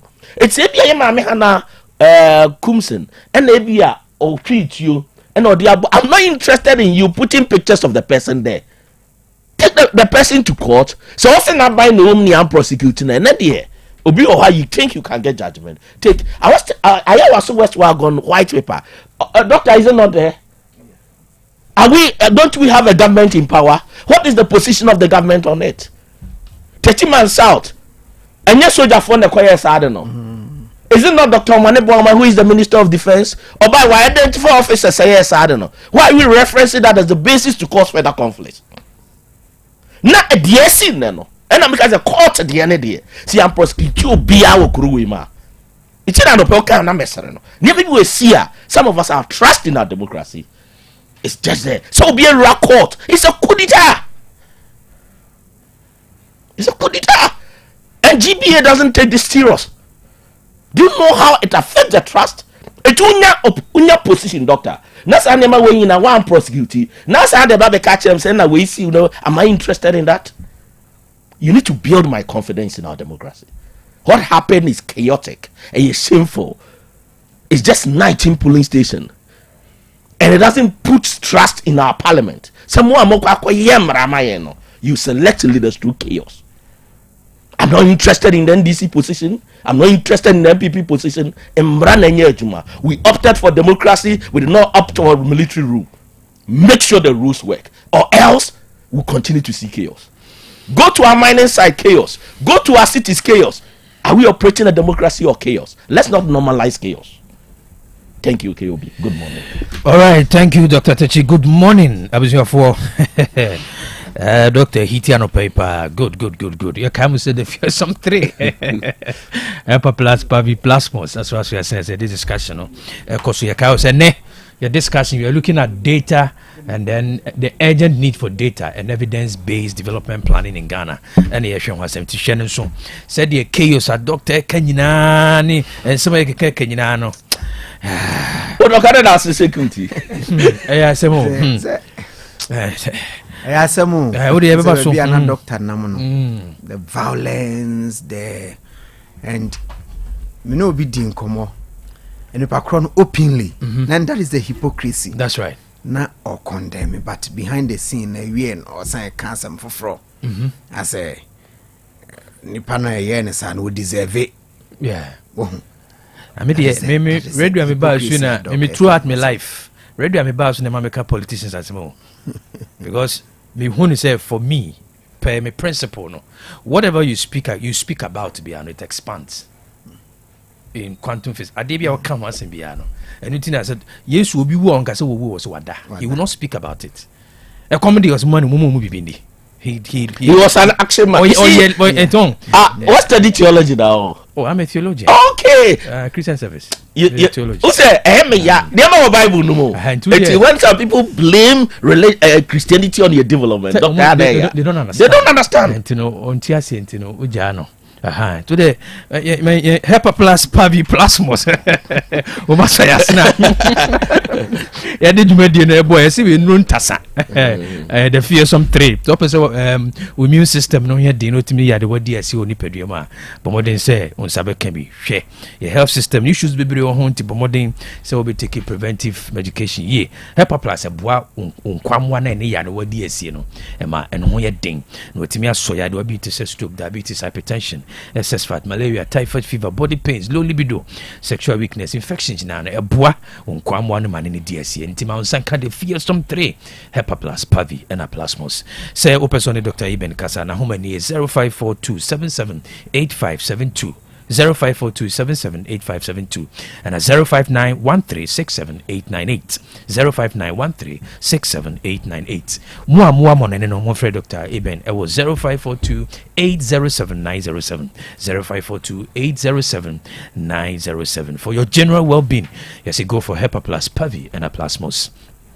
Ye kai mo se wopa abudun so abeboa wona ama oni pedua nya the right amount of water na de duduma nsu a ye de fa fidie mo de afa abefo fidie na asone so se krogin FDA aja to menu ani clear pack natural mineral water enuti ma sanka bi ye oni jack e ma dispensers bottles wo sa so na sachet de so ho baby adoma shape de duduma say wedding funeral birthday parties conferences retreats and conventions ni na no mo sanka Clear Pack Natural Mineral Water. Some use school, financial institutions, and companies in Ano. Clear Pack Natural Mineral Water. Ebebuamo. Dunkwao.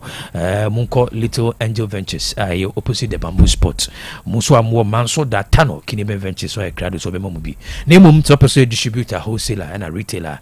And it's San Max Royal Company Limited and Casa. It was 0244 041913 0244 041913 and a 0558 001765 0558 001765 Mansanka Clear Pack Natural Mineral Water Sabre in Soto a 3D ebetuatesi so ko shomu jam na se wo malaria parasite ni bidia a dry ye kan fama ne lepequin and a lepetone Sheneso, Lepequin, and a Lepeton way, Dr. Fuajiatum, and it Mausankabi.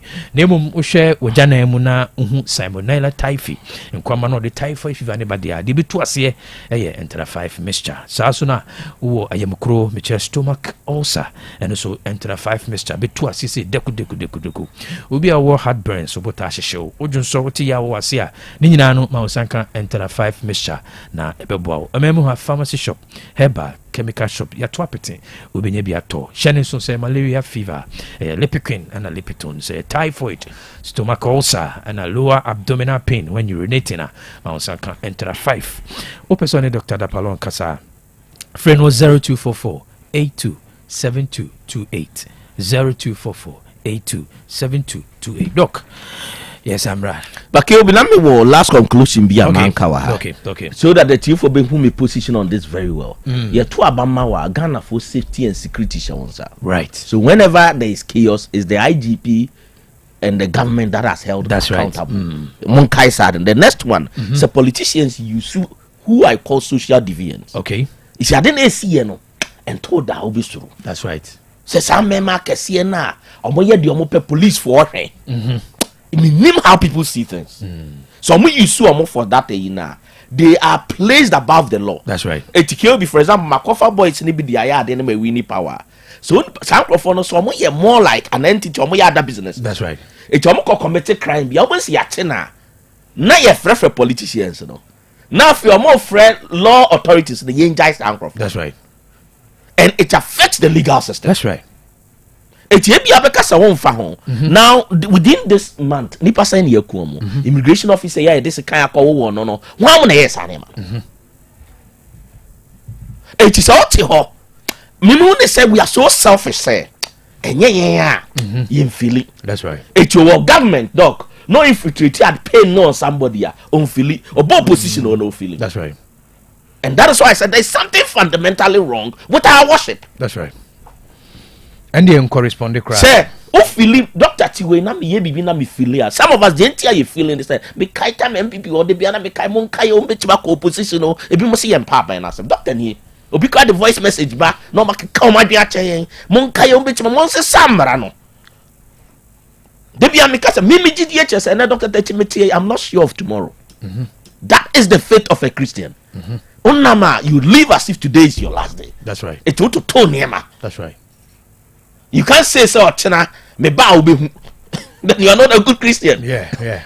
It must have said boy phobia to say are you sure of tomorrow?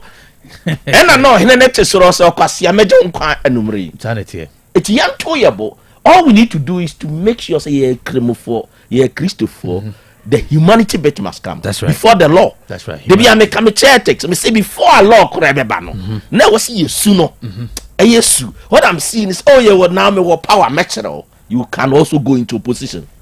So some opposition members say because then some of us in cars be down on your car no Dr. Kyobi now must more power. Okay. But the ceremony say ye ma emranya juma. Okay. Right. And the people in power must ensure the laws work. Obi adan no ye bibia e boom rabia so no. Ye fan go jina mre. Right. Dr. Barnabas. And then next Obi a waye ne bia more videos ni na police for nkwachi omo. Dr. Barnabas. Asem. Kobi. Doc. Say ye hwe den. You the agent for.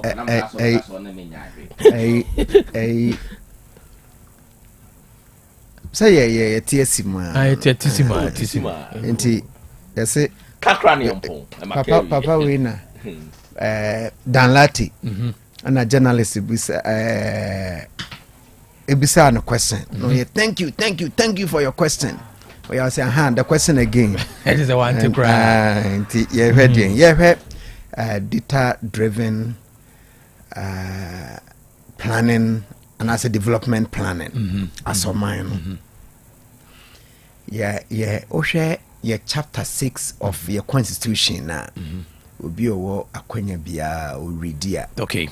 If it be directive principles of state policy. Okay. Amo mutual constitution e ma no. Omo dia question so many hopes ne aspirations. Hen ye pese ye ko. Nti wo hwe amana hodo bi a yenyuzu UX for example. Okay. Omo ewo state policies no ewo ho. But US population 30 years ago no. Yeah. Enye ene. Okay. Nti o political party A, Democrat and Republicans, who based on the data and then okay. State policies in the or honey person yeko. Okay. Now based on the data they no now what planning to achieve that policy no. Okay. Nti Osha Ghana nkaye die ne say ye konkran. Nti nkran no nka political party A beka say me ye fa bekwai akosi fomena asinfo su ya mransa ni ya betwam aba winiba kaso wani yesi nkran anya nkran kro na right obi so beka se da bi yemfa kono ngoni ensi nkoko ni ensi nsawam ni ensi nkran ana do ye high tech so beka se yemfa wiem medase enti at the end of the day no it's about the destination e baby aye kono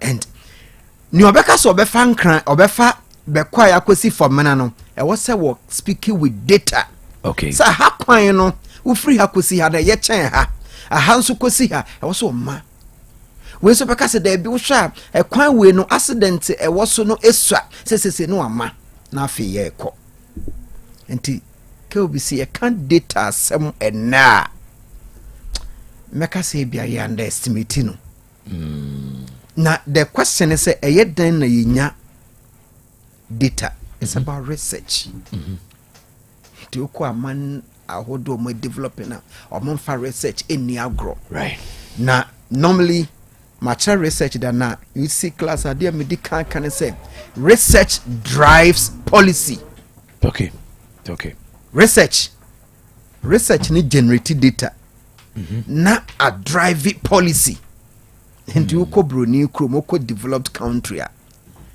enye sa dem frano whimsical promises so odan wo so da ya na ye ne sese on say so sha covid time na do ye bibi o say sa broadcast na wo ye no fellow Ghanaians what the term bi boy was science and data and I'm say that the politicians here who science and data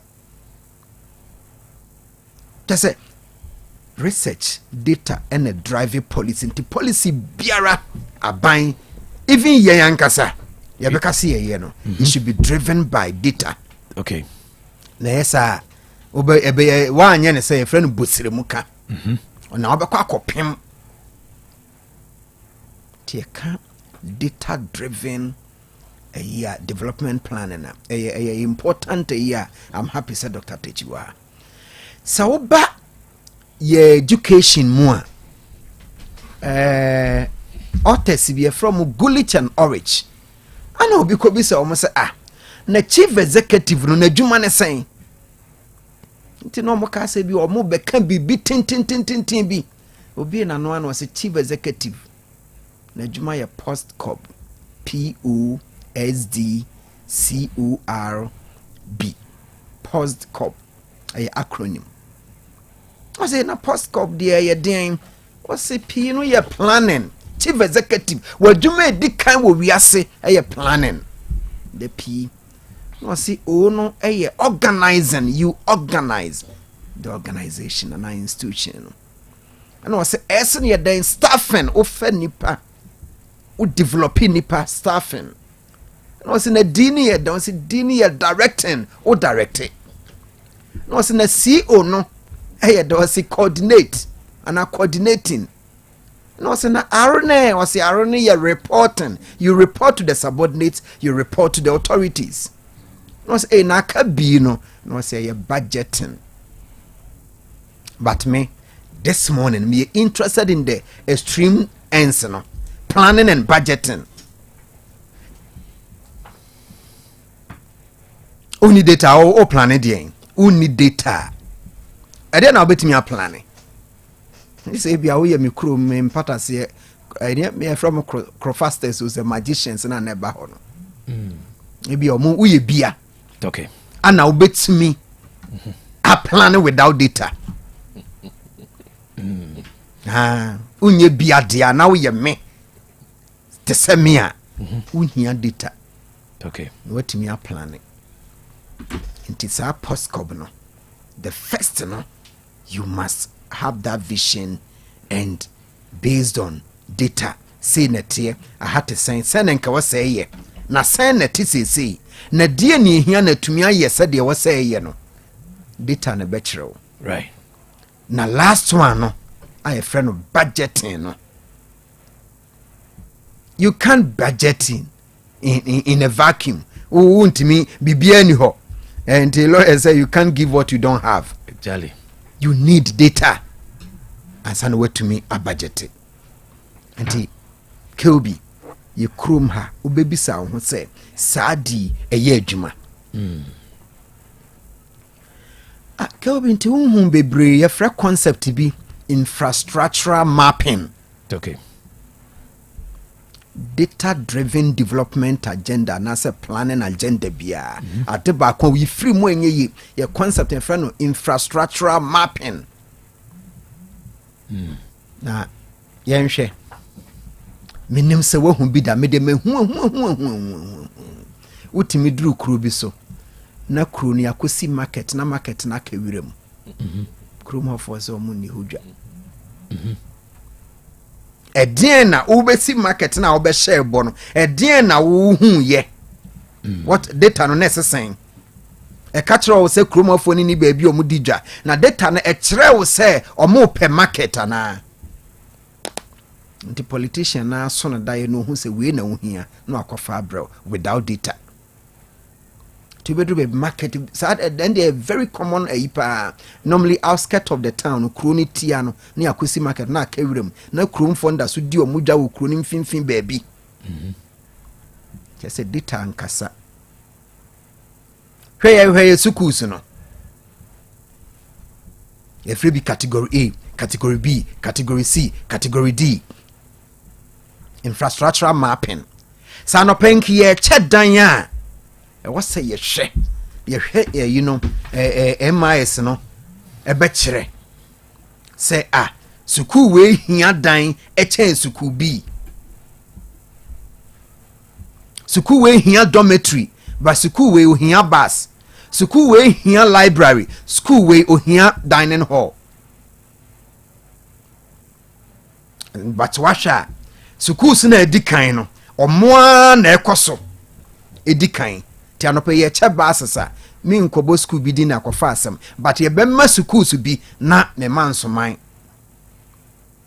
enibi nti ye friend of data driven planning infrastructural mapping ye ntimi map infrastructure to schools ehun se we na school we like we na school we like and to call every district education officer deputy directors your director district director of education you were 4 deputies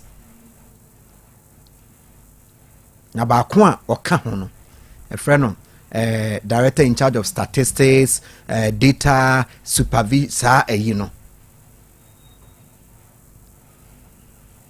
enti ka wase school bia basic school biara obekọ basic schools bi na teachers abusu ho and no back kumasi schools ni bi teachers mienu na work class bi but ko schools ni nso bi nso obekọ ne frɛ no one classroom na class 4 and 5 omo were the same class because teachers eni ho enti ewe se o kan omo bom enti wo kyerɛ dia board no kyemu mienu wo kyerɛ dia na class 4 ne hweso enti na class 5 for no wase mo demonsa toma no na mo yedin enti me kyerɛ we mu ade awia na ma mo work na wa turn it to we mu enye sa nso a wase wuja be teachers ne nso enti wase wuja class 4 for no different class na mo guo omo ye dede na wo kyerɛ we mu ade o wi a na wa kɔhwe we mu enso be kɔ baabi no data entumi nkyerɛ ye se ahafo ni akyerɛkyerɛfo ye posina once ye san ye gum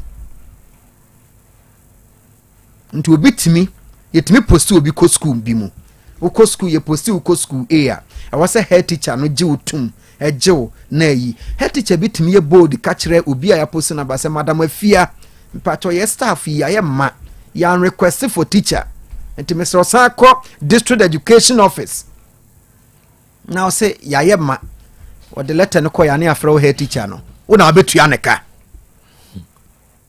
why ye ma say saying and two pump was our general. It is overstaffing. Data necessary. And data driven, very important. Na asomino say yan shesa niema we your whole institution a friend on Ghana Statistical Service. A dear data ni ye panka yenya. Your population, demographics.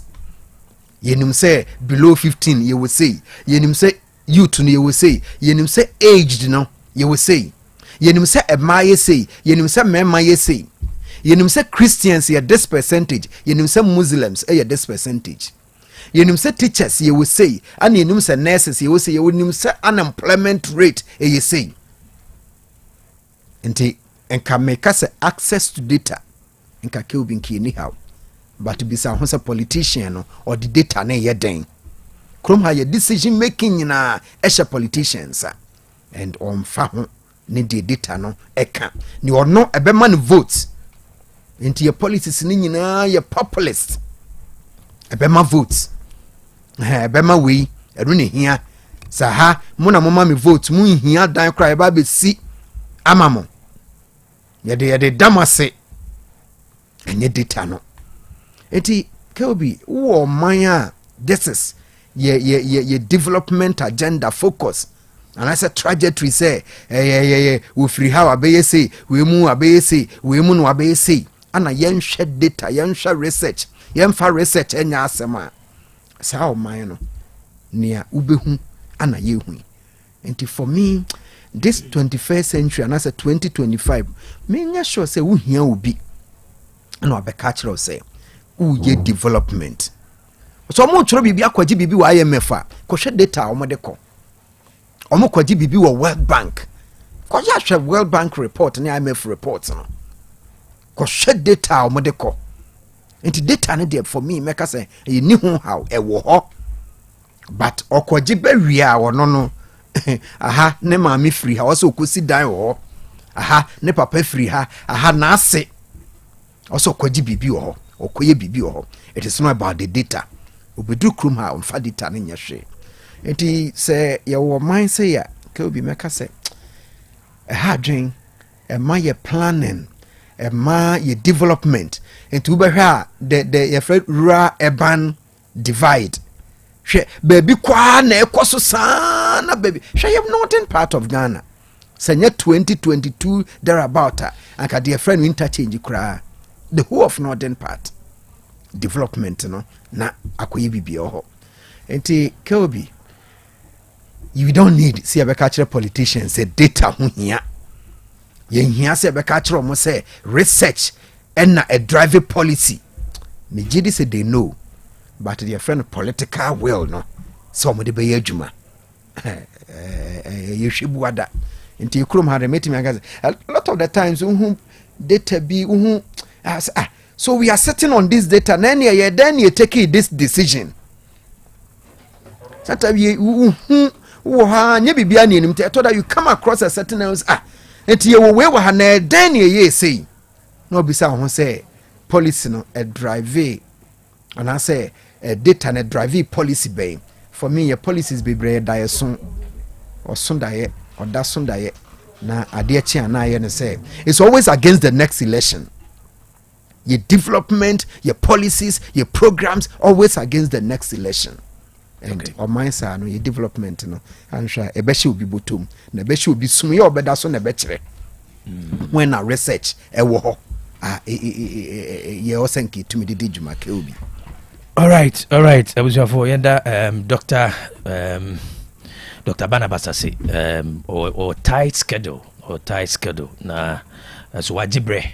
And name they say on no fire or they could see educational sector no or highlight ya me ho niema bibria in terms of educational structure na chere say decisions and our policies within the educational sector no and yet driven by data on the ground them so bit if you say data na ade hu bi o opeso ware afia na wo cha say din komo fa ne ho afia te say ehin fa no free eduhan be no pe de eno ne fa data enya de bi hu bia ti doc ye be da se na ma release you na atifo Dr. Esre Kwana me ne doctor me monitor I am the answer me ka say I don't feel it ya na de I don't know what can you me need to class Mikwe some kotinamu na me aso na no anse pasa kewu akanina nti me pesa me di chikora na yako o de hu ba bi o de fa ono no fa free additional perspective nti wo die ti o de so be hu ba bi o de fa yeah it's a good boy doc yeah that's it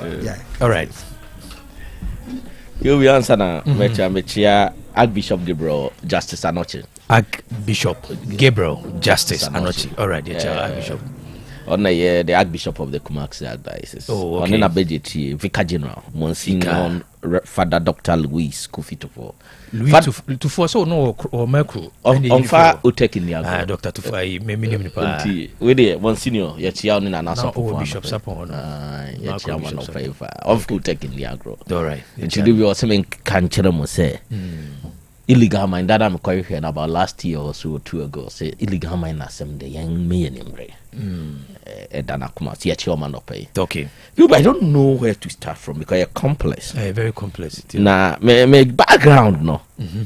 Normally, ideally, will be our school at this year reflecting no. And it's a partisanship and a reflective ideology. And your background never so reflect. It was an interesting background. In fact, me a business. Our high school. Okay. Into me economics, cost accounting, financial accounting, business management. Okay. And later in the second year, me elective mass so now me operate 5 electives. Okay. And now was you are required say over year 4. So me drop mass. That's right. Said the others, so you could easily get an A. Then me everybody thought that me go business school. And I'm a swear be I will not say I swear. That's why I said say kind of story. Who the power of God in the air will be a while. Sir. That will be reserved for another day. Yeah. And I'm a core planning school. I went to the planning school and know you're mysterious. But I didn't plan to go to the planning school. Now I'm real planning school no. I saw something different. And I made the choirman on a square here said you almost no. It was the same as the air we had. It made the air faster you with data and they were planning. Okay. Me told me bona yahwe what the planning ne Ura planning school first send ye chiro. It yet if we say there are certain characteristics I may depict here. Who a typical planner. If other social things like value and influence in or better depicted said man mostly because of the value school. That's right. Throughout my education, I spent how many 4 years, 2 years, 10 years in planning schools. Okay. Now over planning Ghana planning was informed by the Germans. It me share planning as well Ghana no. Near you book be by Dinah Conyers and Peter Hills. Okay. Now what we call the planning process. Okay. Dr. Headstay. Now, me call Canada no me master supervisor no also book be and also by Hodge and Gordon and also a planning process. Okay. The best me can say the planning process now me see our Ghana no. Nenye different from the because see our Canada. But to be our results are different. The results are different. So I feel some maybe your day argument never. Okay. And when you're careful, if you got educational system no, they are other variables. That's right. To the extent I even had a professor who argued with me, say I some school abruchina. Because whatever we're learning in Ghana, basically not me war. A lot of knowledge. That's right. Dada. They make a see what is the planning process. And yes, you there. Business for you so. Sanity. Planning for you so. And the would here say decision or first when you say decision in your joke. Zika are difficult to come by. That's right. For example, the debate on the audit. So your planner audit beba but the question is prioritization. All right. So resources here limited. For example, could have $1 million. Then now the way. Right. Obe sorry pija $1 million to take the decision without say obe build a solid scientific argument. That's right. Another disclaimer me making is say me there may build them no. The average Ghanaian him say social sciences is easy. And the fiscal sciences is difficult. The average Ghanaian. And one of the reasons why I reflect in the governance system. Okay. It's what here. It's general ask what here. Business what here. Now science one is. And you cry the visual for the other if I ain't count cry. Exactly. But and then Baba build a premise on why I reflecting in the government. So who do deeper into philosophy? Who says society near complex. Okay. To study the society near more difficult than the fiscal side. Why? Because KLBTA meaning the cost one. That's right. Now to me to say anytime. That's right. Now the social sciences or laboratory is in the society. Fiscal science in the confined laboratory. So we fed through a new drug about and also we pick aboa on any genetic characteristics ye the same as unipa no obetima apply a drone to test whether it will work. That's right. But who no social scientists no what the policy be out to combine and appear whether it will work or not. Macbeth, there's no art to find a mind. Obi or teacher philosophy will tell you that social sciences are very difficult. That's right. One of your problem is the underestimation of social sciences. Okay. It in fact courses like sociology, psychology, planning, you the serious. Okay. Because, for example, illegal mind, there are sociological perspectives. Okay. There are psychological perspectives. There are a lot of perspectives. I will hear data to define it. One day in soldier for us, cause no problem. It's planning process near simple. Or say, answer na be to na mumbia. Share or how no. Now planning for be a friend is a problem tree. You define a problem. You did it's for dia. Yeah. Because all planning school say the opeka say a problem no.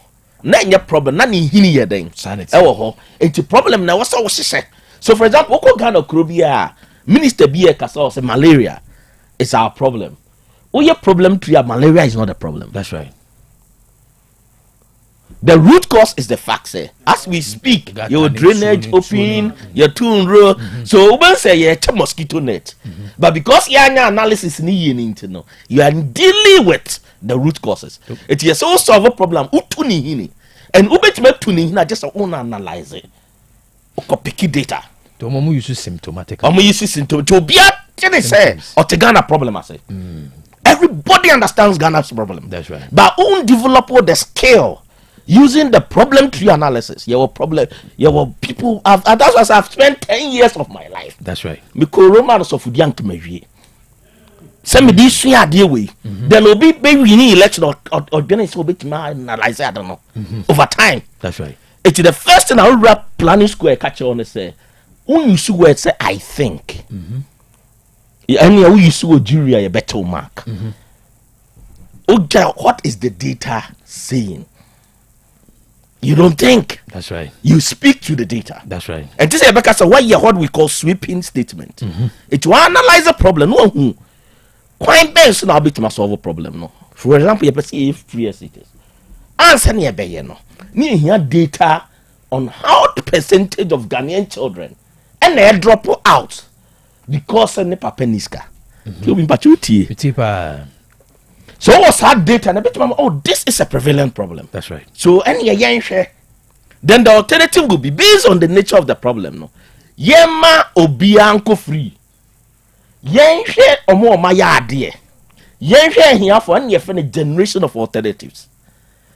And also here data to ask yourself questions. Now if they what take a decision said the hen and pesamifa. Any friend decision making. And now the who decided we are now for why you plan the document. If you know why you implement Ghana biggest problem is implementation. You have beautiful plan documents.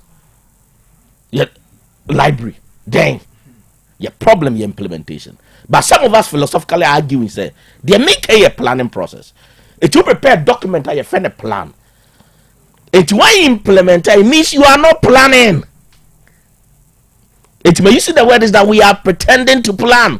Go implementation now. The what she saying now or the back ground. So normally I must say obi ntimi implement here and then the first step no getting it wrong. No, is that not the case? Oh, yes, planning process. My dear factor me subro for say obi aba planning school first year. I think my students will love this. Or say iterative. And repetitive. So there's nothing like wrong. See, you see planning process and say, Doctor, touch me nipa. I can make mistake. It you guys say you do second stage, you know. Also, what generate your alternatives? It you do implementation then work here because generate your you can go back and pick the next possible alternatives. Meaning say, what you see here. So it's difficult to get it wrong because what you say. See, let me say, oh my yes, you say. But say now, can say problem. Also define a problem. Yet you define a problem here. I want to make us everybody seems to understand it. You see, if only me enter because obi ejuma so okoye law, obi ejuma so okoye medicine, obi so ejuma so study development. Sir, and when it comes to entrepreneur, I cannot match you. That's right. Ghana biggest problem that everybody claim to be an expert in every field, but there's a reason why Upper University, you have medical school, that's right. You have engineering. It's for example, obi koye politics. Near man a contrast on your coin. That is a joke. And you see, we normalize chaos. Obi akoye civil engineering chief you nya adwuma nya no be a party chairman to a road contractor and we see he say akoye no akoye law no we law say law exactly. So there is a reason why your department your university obi study law to me minimum no. For example, my student be the legal document but I didn't waste my time. Now I'm pushing my madam and your madam and so what do you think? I don't challenge it. We build our home like that and also issues be bad. There are things that you will let me look at it. Okay. You're building a mind around that. Everybody is an expert. So I study education, be bad. Mr. Doctor Dikain. So I study many doctor. Trust me, doc has spent years to study education. Listening to Dr. Amanfo on educational issues. You marvel. That's right. Mr. Obama comfort zone now. Planning me did that. That's right. I said Doc Dikain. And the Ukrainians all come back. I said Doc Dikain. Sanity. One of your biggest problems is that everybody is an expert. Illegal mining will be in environmental school. Obi nkuta sociology about the problem na say why policy ne wakra and you implement it our man so with no data and you are spending national money resources oko kape ne ayen political now nim aha na ehu no who implement ya aha you be a friend say monitoring and evaluation the old trust anonyms in the chair then. Actually, we implement it now. Okay, the all planning now. What is the result? I was here, BB na. Okay. I was here, BB na. It's your midterm evaluation. I was our expert or more here. So, for example, free SHS by this time wasn't care about not less than 2 reports on evaluation. Okay. Send echo the not gonna pass yes no. Any nyana then I was here any ni na no to amanfo no stakeholders no only teachers kasa teachers should not beg to be involved in the decision making. Obiote the planning process as we will tell you that teachers are primary stakeholders, headmasters are primary stakeholders. I'm not only students to your feedback mechanism. Okay, headmasters, what do you think? How do we do it? And that's why we need lessons in Yansan Wooting. It's your training planners. Now the first thing we told them is that na tie krasno on the first planner. The argument okay. If what data see first of all, na not on it be a school no uncle. Ben chess and sebi. Oh, ne how I want to put them on. And he said the planning process is a democratic process. Now listen, why are you democracy and your hypocrisy? Data nature say nipa now be develop say education, say health, say employment are okoto to nipa na no. They say now perceive it's Ghana health sector. Say now perceive solve employment problem. It you to turn no. Kilbenye is that not democracy? Versus the obet take decision says say na me pen. So anybody who does not believe in data driven policy is an autocratic leader. Okay. So we are now for their decision. Now why do we need the data? We have data because me share by telling you say society is complex. Right. If you want quality data na you know ke obi beka say oh no me portable na ye here electricity. But how kwa de chekura na obeka say wasesa na eden. Okay. Na dream. That's why the societal laboratory is complex. So what you say leadership is not a joke. The first thing we simplify leadership. That's right. Leadership is complex. Over Ghana your health, education, so many things to talk about. So one quality data obekwa koso so problem na no ti hu de na say Ghana ya no so me ha na so me ha and no so kra na ehu no because we don't have a comprehensive data. Your data no once again Ghana Statistical Service is doing a the memenya ka buy women need no ho no once again politics but the no the UCC professor for statistical anyina so mo na di obi ko now when it me ensure continuity and a very papa Nigeria in the history of Ghana Statistical Service. Maybe you'll be a music data a lot. And then also almost the sound will be say almost is I don't know. So why do you want to control data no manipulate data now? More interested in data. They saw they call the Ghana Statistical Service Stat Bank. They are building it. That's and right. I felt say adwuma na wo no. Na na pia ke obi e manet na ha. And no this is what they are doing. They want to translate all Ghana database into an online system. Sanya manu here leader need to be there. I'm not saying that the buy will not be good. But I want to say your problem with continuity. That's right. Me as somebody I'm used to data. Me as somebody I'm in data chat because the planning school need data driven. No, so I think the BIO field. Trust me, that idea is one of the best. So study while you interview census time. They were even picking special data. to your ban wa pick the GPS location baby a odine wo kill be see translate sa niema na niema ye de beye no one doctor eka say obia to data say but you obia na fan of data. Now let me look at it. And you be an fan of data. Because once again, don't match it. You school no be petrol, or be numbers. It you sometimes be a leader, not a fan of data. You need somebody who interpret the data for you in simple language. And there are people who are good. Me could data now. And I'm going to present some data. Now me link it to national policies. CA. Okay. To the various one. Kobe Enfa, Young 2022. Annual household income and expenditure survey. Okay. You need to make sure they are here for question voice message for. No, say data is simple. 2022 annual household income and expenditure survey. If you be no, sika onyane do spending no afini mu no. It be interesting data where I say 62% of households in Ghana spend money on food. Average income, household income. 62%. Sika no ba no mo 62 spend here. Etiefo so what data here? Etiefo some of us say. You see sometimes see e ba na e ka bibi nim de e ka. Kiobi say me kase leadership e die rambo. Right. And people should not sit there speaking English and pretending as if say they are doing us if you are leading us. Some of us say bufu. Said the politicians be your mo okruma. Kiobi on my way in the wasas you won't you. It means ukuta sa data what your president now boost you only the agriculture sector. You can reduce the cost of living by over 60%. Over 60%. But what they make can say? So we invest in irrigation. You assassinate consciously. Oh the year fool. Now so we import to be. Oh me duane boy dey. Aba for monko. You could reduce your average household by 60%. That could go into savings. That is data. It won't be me can't say. Let me a phone to some of us. If you may know, or be only me be a couple support you. Nipena no me did not me penanado or something. Nobody had issues with him. But if you make the man was above 80 years. So man would you must say, oh yeah. Sabi yeah, cry do 40 to be a pressure where so send him be than up here ready. If President Mahama is listening, or won't be good anima say or more year to man. He should pay attention to that place.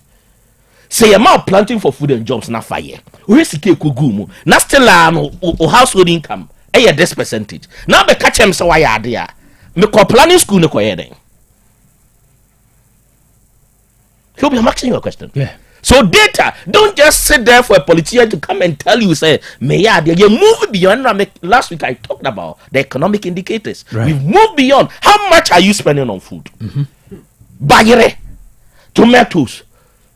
You bet me dear. On my fufu or chance so. Then you are telling me some my idea to the stand say, my dang. You can't feed your country. Kobe. So as we speak now, you hear bebreno every aduane, member housing, member education, member infrastructure, 60%.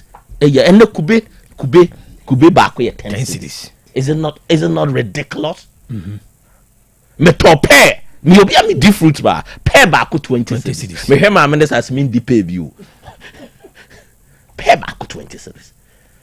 Kobe, what am I saying? You enjoy bro for cow parliament, Then me kind adopt technology. Your best farmers, when you're district best farmer, pastor say support the person with tractors. You pay VA total say you to recommend for production. I'm for etne fie the phone, a regularity on farmhouse or phone so yes, smart farming will fie our own phone. There is a young man. I forgot to measure share. You'll be interested. Because was he interview? Oh, yeah, fish farming. The work the guy is doing.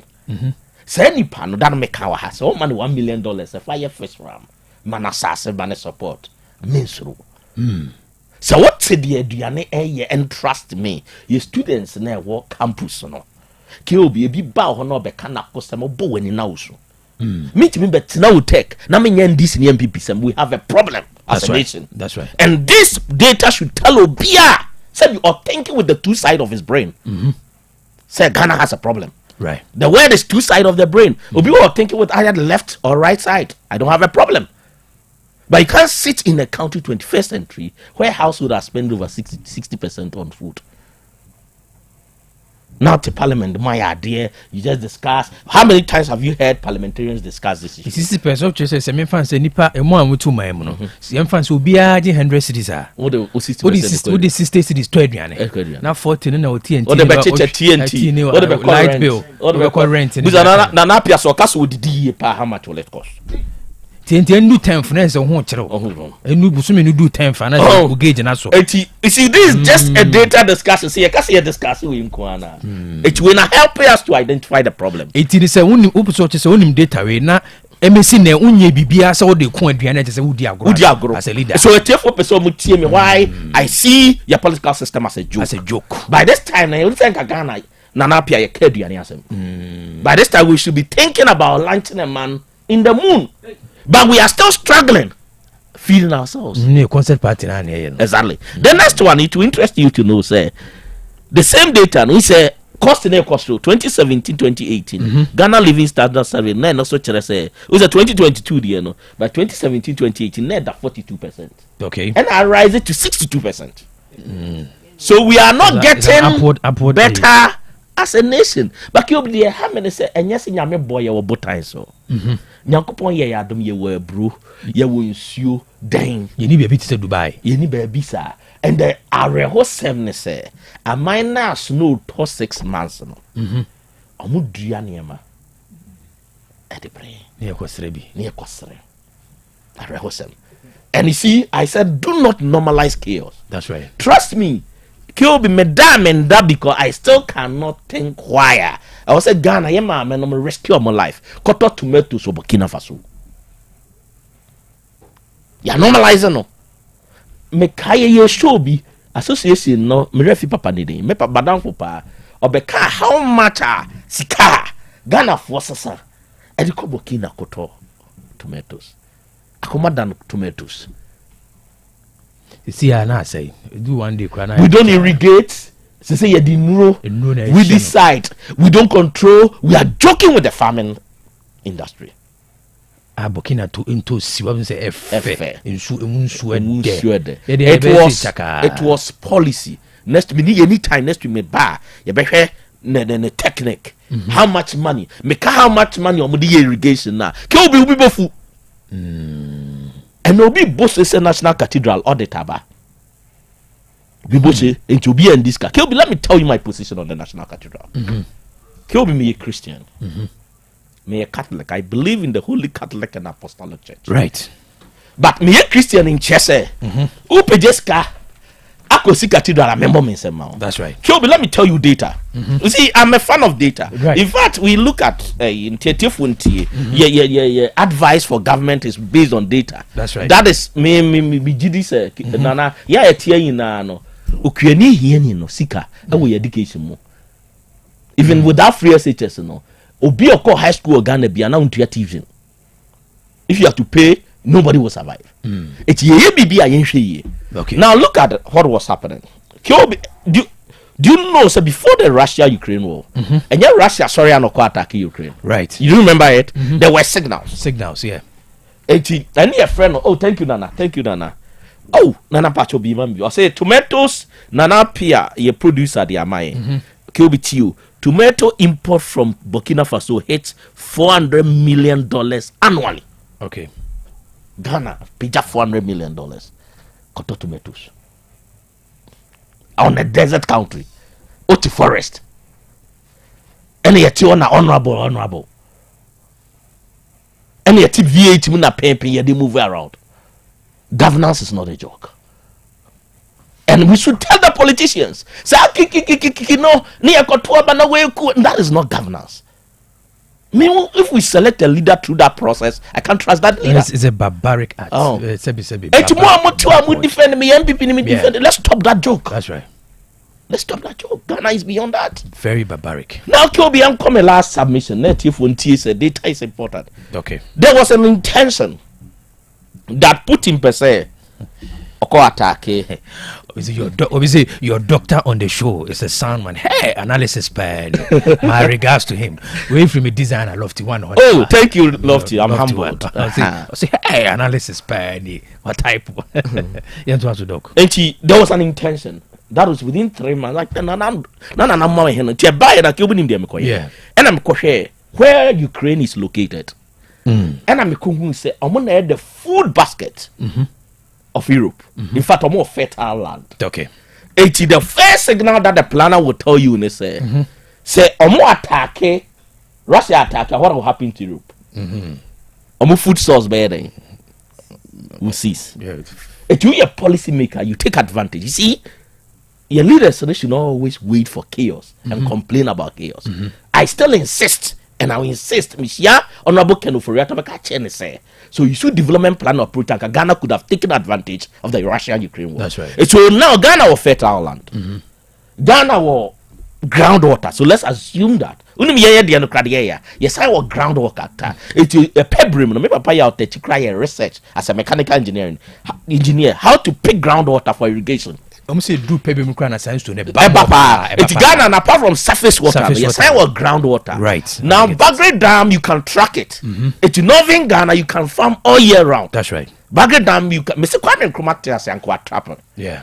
Now, when that signal came, what do? You make policies to invest in the agricultural sector. That's right. At that time, I need debate whether to go for cathedral or not.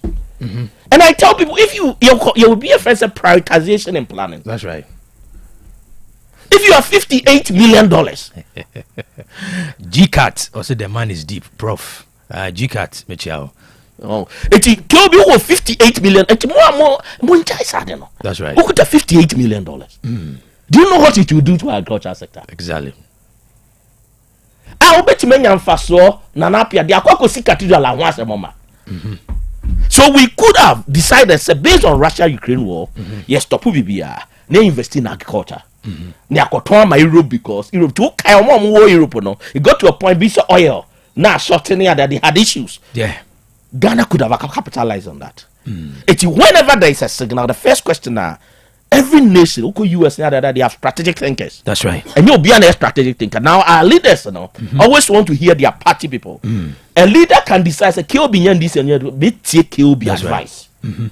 There are people who are gifted. I remember, me say, my Professor Bika said, that is my gift. That's right. I remember Canada, somebody told me that's your gift. And I remember now, invest in that culture. Makase, you can decide to just go Accra Kumasi road. Tamale Tetiman Tamale or Kumasi Tamale. Right.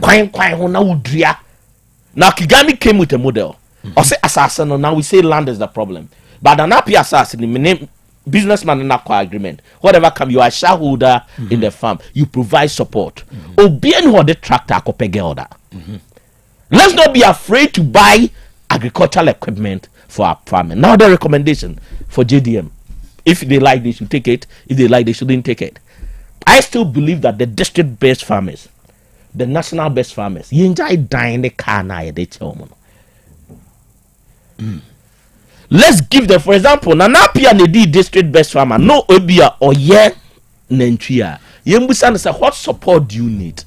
Near here, emerging technology, you be investing in the farm, no? Say Ghana, no, generally, no. The definition of success is dying car. We Friday night in Poji, this uncle, and he cancer saving. I say, oh, the guy when you scap out, or the dying, or the came. That is the mindset. No. But I think that we should change. That's right. That award system for our district and national best farmers. It's in an appear the district farmer, you're profiling. No. Once again, data. That's There's evidence. So why could be full, why young careful. Maybe now 100 acres. What can we do for him to expand to make 1,000 or 2,000 acres within the next 2, 3, 4, 5 years? Technology, that's right. For example, planting for food and jobs. I was advising the government, say, instead of going the fertilizer way, we say Ghana, you're quantitative instead of the qualitative. I supported 5,000 farmers with fertilizers. Now, no one said there's a big issue when at the time, European Union. The threats of fertilizer to climate. Our more cutting fertilizer production. So for example, me do north. More north than we do from Kintampoko upper. land that flat. That's right. And my researcher who say in the savannah no, na a forest. Okay. Historically, it was converted. It's Ghana ni savannah. Who study most of the Akan states entered Ghana through the north. It's human activity now man off no.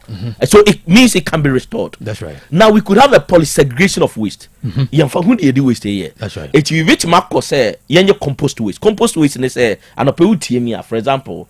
Uja board hono no. No na erote. Right. It would go asase so a be fertilizer. That's right. So you bet must segregate waste no. Now compost we begin to near the good north asase so. That's right. From Accra Sunyane composting for 2 years it can fertilize the land. That's right. Now for your source of water into serious plantation agriculture. That's the right. word is not must support 5,000 farmers. That's right. It's not about how many people go into farming.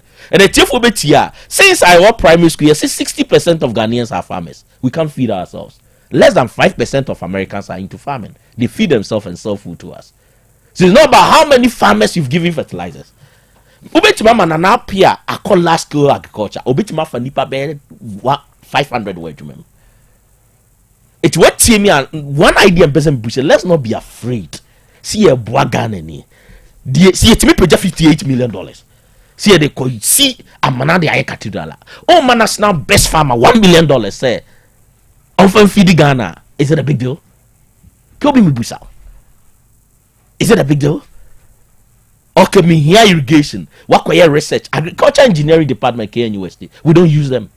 Me now for you know makwa approach. Oko military industry in Ethiopia. Their role is to provide farm equipment and inputs for the agriculture sector. It's your more army, air force, navy, and military industry. Your army is more than capable because my classmates they were as good as me or more army. You could have a military industry. It's your development is serious business. That's right. And I boy who want bustle with little things. That's right. It could be if we want to understand the complexity of society here. Let me admit, amembu nafom. That's right. So person amembu nafom her family kakra. So sorry no pana person decide aduane ombedi. Enti hena moko. It's a difficult decision. That's right. It's here the Ghana show say bua. It's not a joke. That's right. I was here the partisanship. It breaks my heart. Yeah. If we spend 24 hours talking about NDC and MPP, and you're serious, me rather I pity President Mahama. Right. The task ahead, do I want to be in his shoe now? Maybe no. Now me pity former President Nanado. Did I want to be in the what was why I come up after moving from the seat? I wonder why people want to rush to even be in that seat. But the truth is, and I'm saying, social scientists say Tinipanase. That's right. Then a nipanepe. Now for the tintim crater. And now some of us are say if we are using data driven, then we need a national development plan. That's right. Said the National Development Planning Commission. No, I remember former President Nanado say, "Oh, about our mandate with the people. The planning process is a democratic process. Plan a paper, bien who prepare a plan without talking to the people. That's right. It will develop a national development planner and also identify key stakeholders on the Ghana forecast. Ghana for Dynamope, more how ne say, send am pesi ye no, near the tintim crater, so Ghana for in the next 100 years, Hana ye pesi yeko. It could be na so ye MPP or ye NDC or ye independent or peso DSwa or her planum. No, say Ghana for ye pewi, then now be to my no, they're developing a manifesto. Yeah, a manifesto is a group of political elites. I'm going to say, damn. Almost saying your PCA, no, I sell or so I sell it. Most of the population don't even look at the manifesto.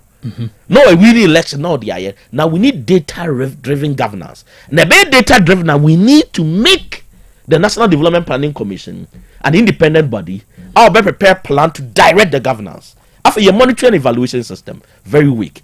Let me acknowledge the former government. The Nanado government or the monetary evaluation planning monetary evaluation ministry but it was flawed because the activities are done at the local governance sector. It would take monetary evaluation ministry or the national level defeated because the society once again is complex. Minister Krobea, what you see activity no local level. It took us on craft for monetary evaluation that there is a problem. No here decentralized offices of monetary evaluation. Then there cost will be a district. We sent real-time report to the presidency of this what is happening. We need urgent attention. You are monitoring evaluation, or more plan, or more implemented this. There are systems there already. Now the decentralized system. If you want to plan, don't joke with the decentralized system. Until far the metropolitan, district, and municipal assemblies. Makase president obey the most successful president in Ghana. I had the local governance system. Na say obi on TSC be wasting the time because open for problems wa asiha in crime. So you need localized solution to localized problems. Right. And for you to get the data, no, even Kumasi no, okay for person some problem is different. Came for problem with different. They have their development plans. So you need somebody who understands it or can or their development. So Kyobi, the data is there. We are still building the database, but I think Yambo Ghana Statistical Service about right. The Ghana Living Standard. More we interested in the data, no reports like the Ghana Living Standard Survey. Try and read it. Obete Ghana say as an wakabibi. Study the Ghana Living Standard Survey. The other document. Go to the Ghana Statistical Service website. More a lot of up-to-date document. After do, more we good with internet now. More here the Stat Bank. That's right. Even we a business person, data, last one. That's right. Me wo Queen's University, Canada. Near ye be a friend gravity model. Assignment by Professor Nanapia Dema so be person see company. Yen hwe be an customers be free. Aba. It's so for example, if you cite it, maybe a Kumasi system or no. I always say that it's one of the best minimum who the expressway, but or consider the location closer to the CBD. And our location closer to KNUST. And at the location closer to Ejoso. It you study at the strategic location of Kumasi City Mall, no? Or take advantage kakra from KGTR. Meaning say Kyobi what here. Ni na based on data. So the software will tell you say oh site to ha. Hena or customers be free. And will your business survive or not? Data. The next one here, the KGTR congestion. You need the data on traffic volume. How many cars go to KGTR maybe from 8 a.m. to 9? From 10 to, you need data. You need the human volume. Where are they coming from? Then maybe a ukuta amount of money they call KGTR market now. Uni baby or mufra, for example, why did that Senior Santiago discuss how we missed the opportunity in developing the Ejuso market? So do you know say Kumasi now Ejuso be a Buakwa side where be. That's right. But still, KGTR is the major market. We didn't operate with data. We couldn't even project. The interesting thing is that planners also have what we call population projection. So a planner can project say, in the next 50 years, in the next 100 years, Ghana for those and youth we are saying education housing employment you won't care my problem number and so to make one of my monitor evaluation question now politicians for my class my question was that the free SHS policy is not the cause of the congestion in our high school. Discuss it from the planning perspective. The class was quiet. Do you know why it was not the cause? From planning, I was thinking project who said by 2024-20 Ghana for the door say and a better high school. Now for your year now when you look at our high school infrastructure, since independent and expanding, okay, and the population here then, so you are supposed to project and solve the problem before the problem do what? That's right. Come. It's really Unity Hall. They be acquiring Komama. They were able to project and see say Ghana will be having this number. It's Yensi Daya. It will accommodate them. Okay. It will be that is the data-driven planning. One, it helps you to know the past. Now, if you are planning for the present, then you also predict the future. So countries are now looking into the future by intimating some of the presence. Be reflected the quality of decisions I've been making. And it must also reflect on the quality of life. That's right. The last one, your monitoring evaluation. No? Every good planner ain't share a political rhetoric. That's right. Or share nipa neti BM to say. That's right. It will be take care by no, not cost of living. That's right. We be take care by na school boy saying. That's right. We be take care by na healthcare boy. Distance or they call health. And you must to say. Yeah, share. And I'm investing $1 million. And I'm here say nipa ne TBM to say what is the quality of life? Right. Right. So that there is nothing like I don't believe in political communication. The best communicators are nipa na TBM. Okay. It is our politicians investing in communication. No? So investing in communication money here. They should invest in their lives. 8 years. You see, our leaders are struggling to maintain the 8 years. That's right. It should tell you the quality of life, influence of voting. May insult Ghana for intelligence. That's right. It's Dr. Techimin to me better than my agenda to influence somebody's mind. No. Nipa ne tibia na dwuma ekosai. Minim se ke obi oti ase the business ekosai. Right. Okopota send you treat no. Right. Otodia na send na market here. It may know what my PhD na me say me manipulate the truth. Can be the last one, very important. Manipulation of data. Miss Remo, yeah. Doctor for, professor for, researchers. For the sake of the destiny of Ghana. And yes, it's a data for political power. So what data here, it can kill a nation. Or might be a Jan and Asubia will not joke with the data. Miss Remo. Obi or yeah, and a doctor of philosophy, there is what we call ethics and research. Even masters, you're looking at ethics. That's right. Another dangerous thing is the manipulation of data. That's right. Tia best data ni hu hia se wama nipa na hu nipa ne tibiema na data na reflect here asama to my data. So we should also look at ethics and the manipulation of data. That is when data is weaponized. All right, for support discussion. You better Dr. Stephen Techi, Planning Department, KNUST. Very good and very, very informative discussion. But you said chief for I shall see almost starting my feedback. Nature said now, expand the conversation, expand the reach, to talk about issues of national interest. And you better Dr. Stephen Techi and Dr. Barnabas Amanfusu Ase say they have done justice to the topic.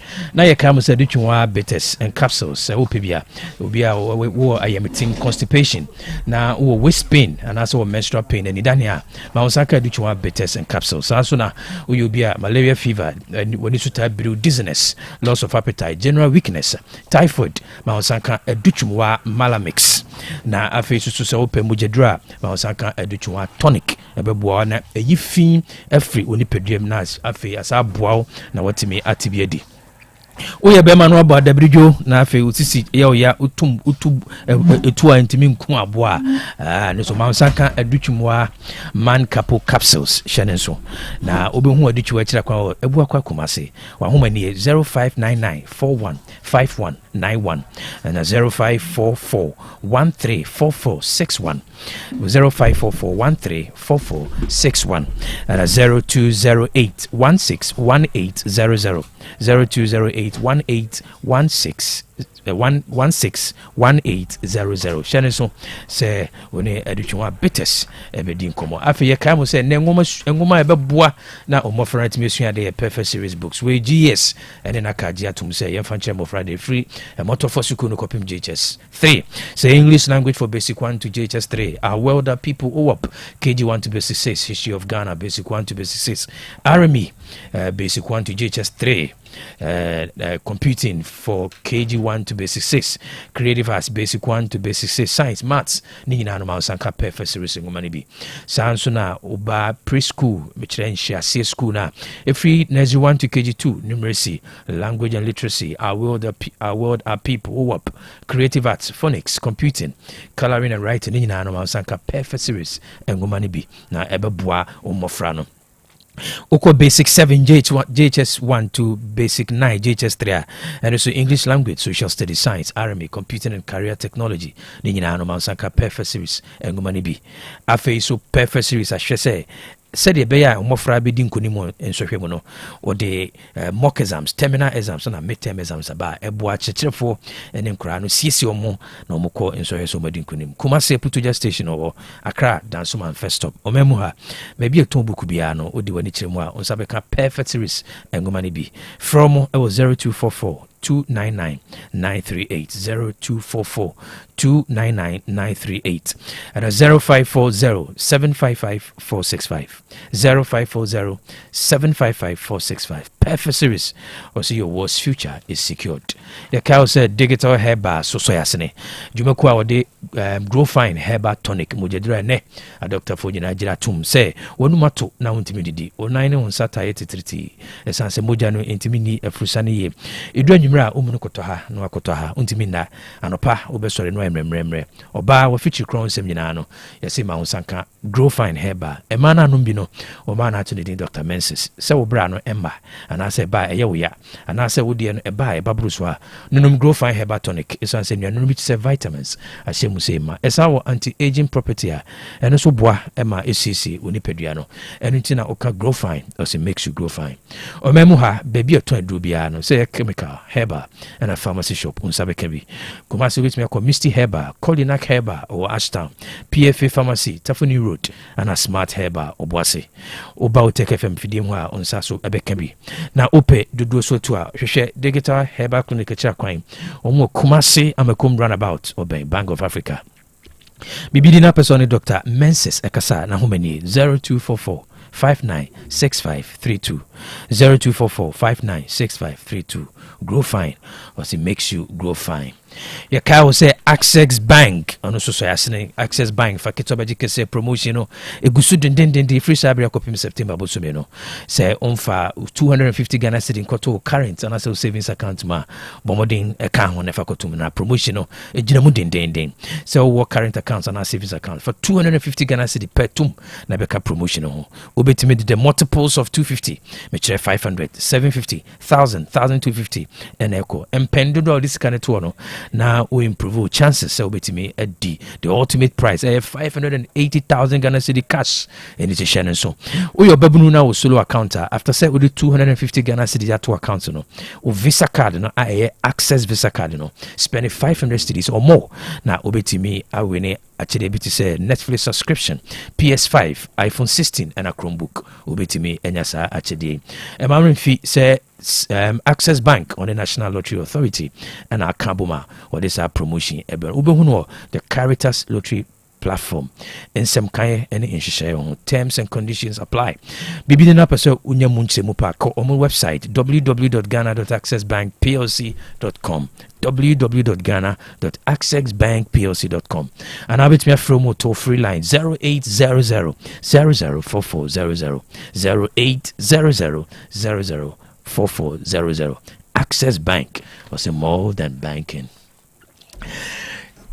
And ebna edu bena da seni ebne ho ana maami edusa eso aye kradoa ye beko edusa heba center and clinic o ka wase madansi ni maami edusa kwa ba me just so the ever glowing and ever dazzling maami edusa asedanka rade ede rade say o kwa sonko so no pay wo hu ye mobo e de yenkwa akyeye right wo yare kra na wunwi enti ayesin de wo okay enti enye wunwu enti bo modin na hwe hu so yie ma me ene yetena si o register and am beso mbe hu se medical so we say o si on sa kama obi ante Ena meka the other studio there me am there adusa me am there why they say na dey when one farm obi o fama me nti bi am dey be ma me am there ko bono na watwi ma hwe so adusa o dey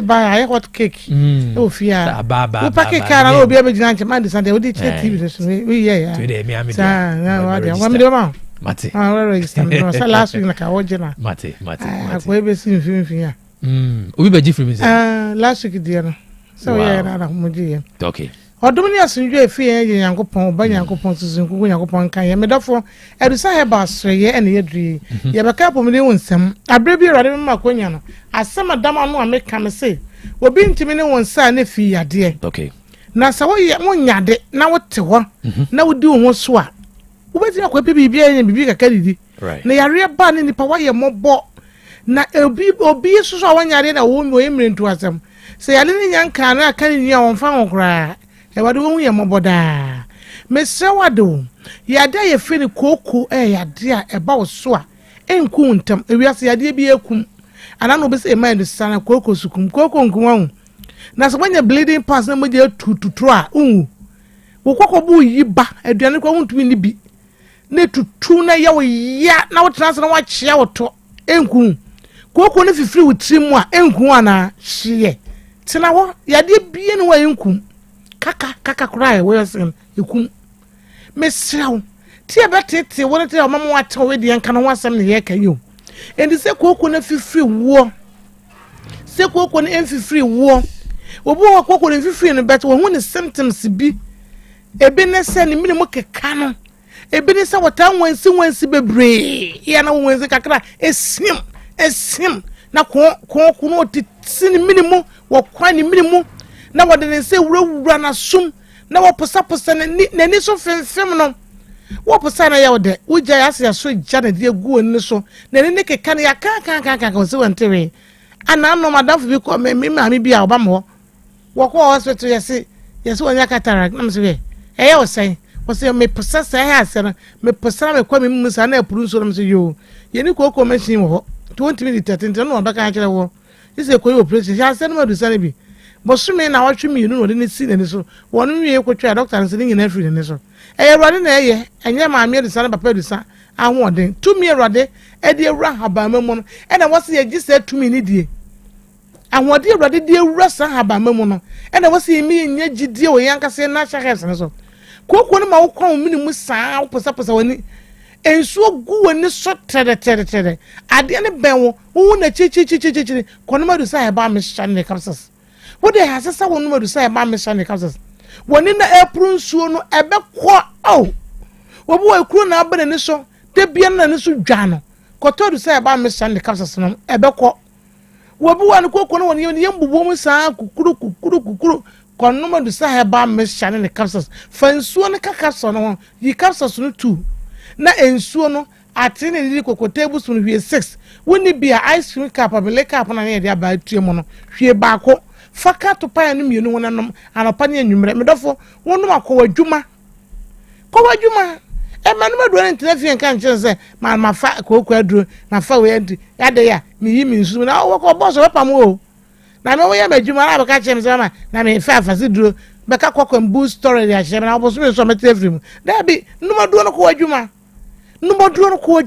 but it works eye dwuma papa na no teacher ni na dance mama duro ni ye o mama duro ni ye duro ni ye ma risa duro ni ye o misro numa do sa he ba mission ne capsules no na oba hu se koko na this is ya de ano den ya beja wo so obu wa ne koko won fa na ni hu nti hu se koko no won na di fiber food carbohydrate food ko di such food wo hu koko ya Africa etie why nobody every free one interest ni wo pa it is said na beja wo so wo just mu ya emu hyehyew emu dwawo compared to say ba mission ne capsules nanom what in kasa we dem sisi de ekuro pa na abam ekuro bam compared to say ba mission ne capsules kan bom na enom num ko ba bi na wa won se de eduro ne sitie wo to asinti twetwon compared to say ba mission ne capsules nanom edu say your product o ye was so magazine micro gold danum wo bie nim se edusan wo product na say ye free screening wo mo bo na say kura screen wo ba me yema ye wie de na so no ma na say be kan say free na kokosi July ending wo to fa won ko ade be ye free screening no na ye de amount asele ni pagu so mo ba kakran se koko no wo so edisisi ye de na wo de be ja so wo nanti twetwon wo nanti fo ne twetwon aya wo ya na so nanti wo de wonye aso kokromoti wo de wonye compared to say ba mission ne capsules nenom na wa ba je say yes Ewurade de to me ewura haba mam na no me kam say to me Ewurade de duru haba mam no mo ma yenye say to me ni ka won fa bibi ngure ma ko kan je say ye be de aduane na wiera haba na ma yentungu say ka yengura ko hwa baba wo ma yere but won say to me bi wo mo ma yenye ni na be boa ye anana COVID-19 ba ni hu say Ghana ha say am for organic product afid obi ehun say immune booster no ye natural spices na de no nutri ye esi o take from abobo ani obeba na so nyina ku amanfo amote na no pa wie nwumre che say wo kwa no anu na abode system sana say ne munim pa say heba ye guru heba de ye o wo bi ka bibiduro mo asfa na nye wo hin da medofo na heba de ye nyame ehira so ye kama te se be ma wan kasa ju hu de se ne ma nkoyie no wo ju hu de se mra ye wo ho no wo de fa kasa so ne bo nso so no fa bo so na na wan kasa ba jedi I'm telling you te se wo ba ekuro wa no ho a woni be ma hia wote ya na ye ne ya fa nso ne kaka so ho no na wa be tiase te se wo ba obu ni nsa emeye obu ni nsa ya ne ya edu na kasa to pain ya ne ya wo hu de wonya no fa du sa me shaka du sa kasa so no na so make wa obedi na nse se enye atro ene du sa heba fo ye ka ne je nyanwe nim na ye ka se eye adwuma obi wa ni koko na woni tim ha e woni respiratory system mu nti ohome a ebom wontimi nyina no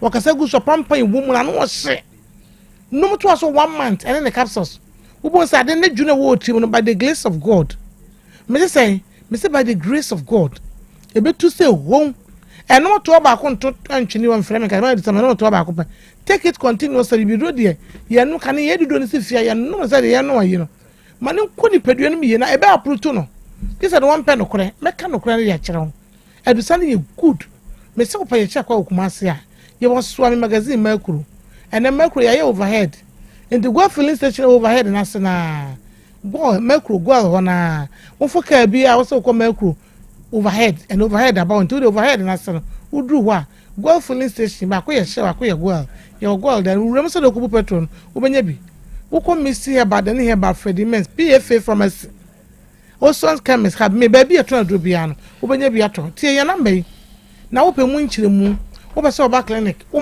ma sam wo fam immune system is very weak who dey when you on the bia yare e ball rough brabaje edusan natural spice drink no beje pack fakwesi wo pack for 450 cedis pack ni nyina wo na siwo na wononom wonum nwie na wo system is very strong yare bi bo wa wonte prostate how you dey prostamite o me ma sam of edusan man diabetes how you PDS we are GS for ulcer you would see for typhoid and no making a registered you will know pa me no for the number no so won te bibia se afrey ku penche mu afrey me say ne ma me edusan papa edusan bon komo ye bia ya pono de ato am awrade fire so enipa kwan na 8 ya wasase so sana twere naka enti mre kakra awrade dia ma ese medi no ye ya famu dia wase ye no ye be ye na de aboa na me se won wu ya me for so na wu ma yare bi nku bra ota mo nso ye je number na yen kasa 0500 0500 110 115 0500 0500 110 115 115 115 0500 0500 110 115 115 and a 055 700 98 24 055 700 98 24 055 700 98 24 your number is no all right and I tell you something ka ba kon ka 0500 0500 110 115 What's the number there? 0500 110 115. So me for the cinema. Bye. So I can move at it. The man fa mo ka nti. I move Facebook no. So be die. Papa boss next year next week. Nancy e be di wo ho na so pa. Na me ko so for pay ni bi TV so. Oh. And I'm ko so for ni bi TV so onu e di na Nancy o se ne mo maso ya. O mu ni mfie bi atwa mu no. Ne mo maso ya. Na koko bi tua ho. Obi a di Nancy se tua ho maso. Okay. O ha se so no ma se me de some fancy. Me aso ye so for me ni atro. Ade na wasa na ye koko na minim. Me no me ye na obi amohwe mani mu ni nyina atuko ya. Me ho atro me nti be so kope bitonom yare ya no si okay aso ye catch to do de ya saba na ye rade o fa ugidie ene edu papa bi aba no so de ya saba bre awate me nken gidi na kwotone no na wakina akonye bedem no hia ma me de sa ana papa de sa so ka se de sa ba la sijua ni aje so say ma dance ni God bless you all right abusu am sense no man so biem 0500 110 115 and 0557 009824 all right yada mami edusa asif say screen no go so by the end of this month all right abusu edusa heba center and eti onekano and eti shene so odu ho a ososo no obehwe apomudi mama kama bema de koko bia so tino ja majeme de so me ko miamia ne ma he afa all right Obi a me job enu ma kira me na for say be me wedding papa bi. Ring basa bi a wakoto. Tatinya buti. I don't sweet as you. And then mama boss sometimes so am dey buda. But we jam. Wo ke bia ma me anasa. Be ke bia ma. The wife you can dey crew. Sawo. Ring so dey nepa po. Monko ejaba jewelry. Hon wo di pure gold. Eya gudie bia. Ejaba jewelry. Hon dey na me pe. All right. Ye be ko ejaba jewelry. Ejaba jewelry. Hon na wo pe pure gold. Ya ye wedding, any engagement rings, bracelets, anklets, waist chains, asumade, komade, papa, ne border for more ubenya. Wo ye bi ewa Ghana, no ye bi nsu amanone. Any chere hoy, wo a Jabba house, a Dum Kumasi, 22nd Street, Monfre 0277 10 44 88. And Menshia, wo a Jabba family house, Menshia traffic lights, Monfre 0277 40 44 88. Website www.ejabajewelry.com and email info@ejabajewelry.com. Ejaba Jewelry. A good dear papa fee, no. Hello, Kobe. Ejuma. Namadi ni Kobe. Ghana, dear Ghana Edwini. Oh, Omani dear Kobe, Omana say. Dear Drupa, ni dear police phone me. Asimsia police phone me. En so mine dear Kobe. Omano dear Ghana phone in any dance yes and near corner dear. Ayu papa. Omano, I say we. Ninya Juma. Virginia, I'm out for feeding my whole friend to us, so any tray, meet Papa in fee. KOB. And I was say so the open in case you have a test to you. No check your problem, see, and no solution. If it's a problem, you will be paid. You need him say solution and say better water house. Not your water, and that's what you say, and yes, sir. Into road bond now, or the abandoned sepa. Or take lead, others follows, Virgin. I'm out for feeding. KOB, mechia woni abedwafo no pay me de ma Vic because if Central Market. KOB mrade bi wo Ghana ho. Na se eniwa na se mra ne nya adwuma. Mra ne nya adwuma pa de di wudi a na be hu se ye adwuma. Na mmom edi ahiafo, eni asikafo. Enti yesre se anifo no, ene lawmakers fo no, wo mututu omunye meye ne hi en mra ne di skani so a edi no. Hello, Mr. KOB. Good morning. Bachali meni mikasefre anomani mpatasie. Eda masini jumedia debia mode brain chechra mode brain ni mdie kasia mode maye free uteke so yankupon onshira munyana na aban penyimfo so die medie ni emekafa wo mo hone se ene mebi wo ho a omuntutu ni yo ema oman enyanka nkro kese na eye abatu mu nsensam so ayeto aba na adane ma boni etuo ni ade no ne nyina aban ni ntwa aba nsia na okwan se de be ya sa ne ma no ebefri ye system ne mu. Good morning, KOB. Ano penso mi chia woni wa bedwafo nyame nkoso ne mu ye adwuma. KOB le gondie ya almost lifty bandi. Mende me hu ne se MPP for conference meeting. Ba ma mu mfe hu me ka se ye besre ye nkwala no apomodin wo mu nkwa hu hia ye.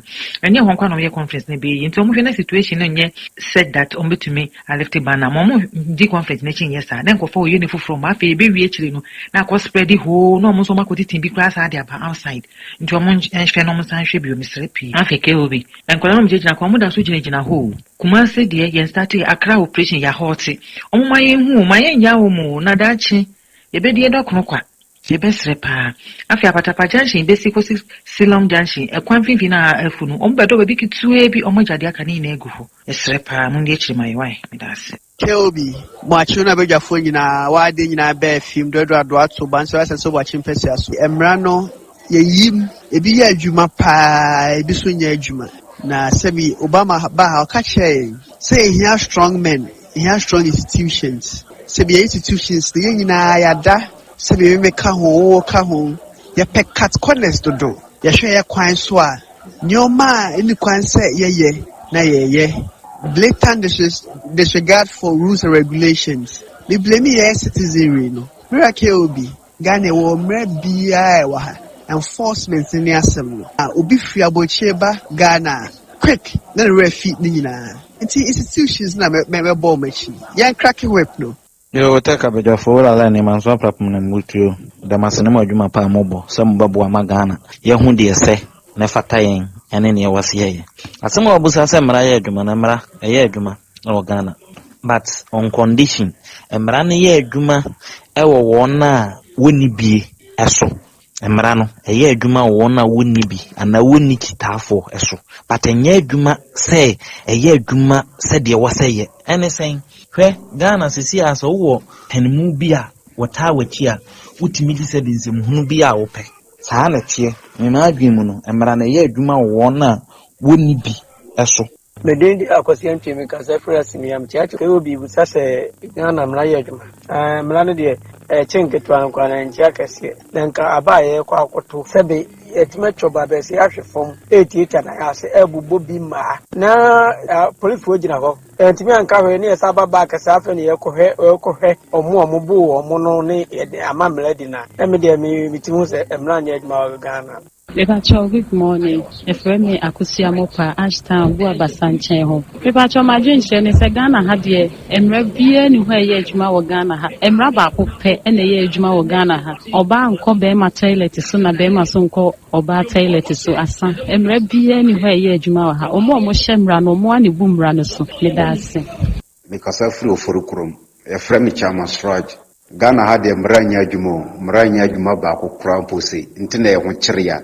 De bia Ghana nkwana problem emraya adwuma wa aburuchire unti say aburuchire de bia problem aba problem bakura because of mrana ntino yetimi sisi asem no mayin kama but na Ghana nkwana skanini ohiani timinya asem ema skanini timi di ohiani ne bone na yesi skanini wo skanti onko ne baabi na ohiani no onsa nko demo mraya adwuma aburuchire moto ka kura boa kura kwan de we faso no kura nyanya asem ketwa na Ghana hwe.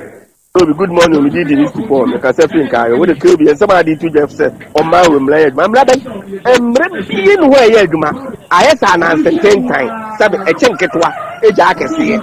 A chink it was a jacket here. And this year, for some Brian Duma politicians, no lame, I am for no lame, judge in the lame, letter commission in the lame, police in the lame, soldier in the lame. Say, my son, your money, you do my dear, master. Now, baby, about our we better with the Abba. We better, I'm not an egg, but constitution of the two. I'm not an egg, but it's a letter commission, 1% of the San Cora. I'm not I'm bringing you, man. One can some Sam, Raman, Good morning, KOB. Say the inch mason ko say kakwa KOB. Ma men sia won bojo fo nyina Dr. Teshi. Ma men sia le ko fi obi ebo a. Meka say emra nwa duma ba ko. Both NDC MPP me function ba ko fo. Yes aka ya dro nyasa o man de e be na che because obi a de boni twa boni ka. Emra so nya duma Ubeba African ties, the Gumbala home, Gugo Temu, Jibola, Gugo Toko comes a Hanauda. Now, be so a 7 come from as if you hold someone or my Leon Pipe or two, go them, no more so be. This a man, Yajuma, and come be some Coco Biasma, we are wine, we are committee, we are wine, we are cinema, we are wine, La President class, we are 1 and Cassa. It's a man, Yajuma. The best to say, almost for some run on a man in Yajuma, a man Yajuma, a man with Tumpon. That's it. Onumanyamfo KOB akwasia wa taxi driver ni onumanyamfo omana etimuno amamra no efeva empanyifo no na yen a ye wo fom no echi ekete enintina eya na ebe ka se Ghana kra mra nya adwuma fi se hwese obi sebe wakɔ wi abodi o ni ejere no be 15 years na panyini bi omani mpanyifo bi adisika ankebetima ye japade ma oman no na yerde no kroko da John Sabu ase ye jan like nti o ma wa ye tim pade emra nya adwuma wo. Good morning afọ kwa krono Tobi bacho krono fo ni afantufo de bone pa ne aye omo Ghana panfo nsa no kise bubu ye sen ye kana kwafi tractors etwa roadwork de ne yempia hwekwan bia ne panon so na de o man kra ni a o man we se ko bompa ye amonyam yan de hwempa ko bo hwe na nsa ne hwede akosie ye buru imposo de ye buru ntwi we your mind. Yaw be good morning. Good work again. Yaw sabi o ma moye fa ye no om minyan san. Say ye ba ko ba bia sa semisini bi pa bi ewu. O acha afi penfo ba wa abusu ni si o ma wo bi. Sa wo minyan sa nyama ne ka ko ya ho ko ye. Bi sa wo set de o ko ya ma no ne ba ka ho na ne wo ha bi ka ho se de mo ka no. Minyan sa wo nya wo yiri ho ni mo ho ko ye sa game na wu a wachi so wachi de say no me free kwamo brakwaku ntie ne amanyosem ntiche se obi buni nua kwaku no apra no kra wonfa hotumi kakra obenya dinti na samo mo yesa na amanyoku awro na ogana ha no empanimfo no kra de amanyoku no mti amanyoku no kra ebinim de omumo ja na silia no kra sampanimfo nyina na wo hwe omo nyina omuye. All right, Ebusiafo Yadamase ene mo adwenchira modify your voice note WhatsApp line so. Ya kaimo said the fearsome 3 Hepa Plus Pavi and a plasmos na soyasne emede mo voice note no ebremo. De bia ye koso kaio say we a immune booster for your general well-being. We enye yade binti onoma eboa wo nkwamwa no ema ne ho ye den na enuane pa wo bedie no ne nyina kaboma na etimi aso yade wa ho bebre ano ene tisha ne so tie kase for general well-being go for Hepa Plus Pavi and a plasmos we can the fearsome 3 was a power to the people ene tima onsankabi na abribia no na wapomodin enyina brane watimi aye wudwuma se bibini na person Dr. Eben ekasa na homani 0542 778572 0542-778572 and a 059-1367-898 059-1367-898 more amanoneno mahumanie 0542-807-907 0542-807-907 for your general well-being go for Hepa Plus Pavi and a plasmos omemuha baby a toy drubiano ubora unsabekabi doc agwaba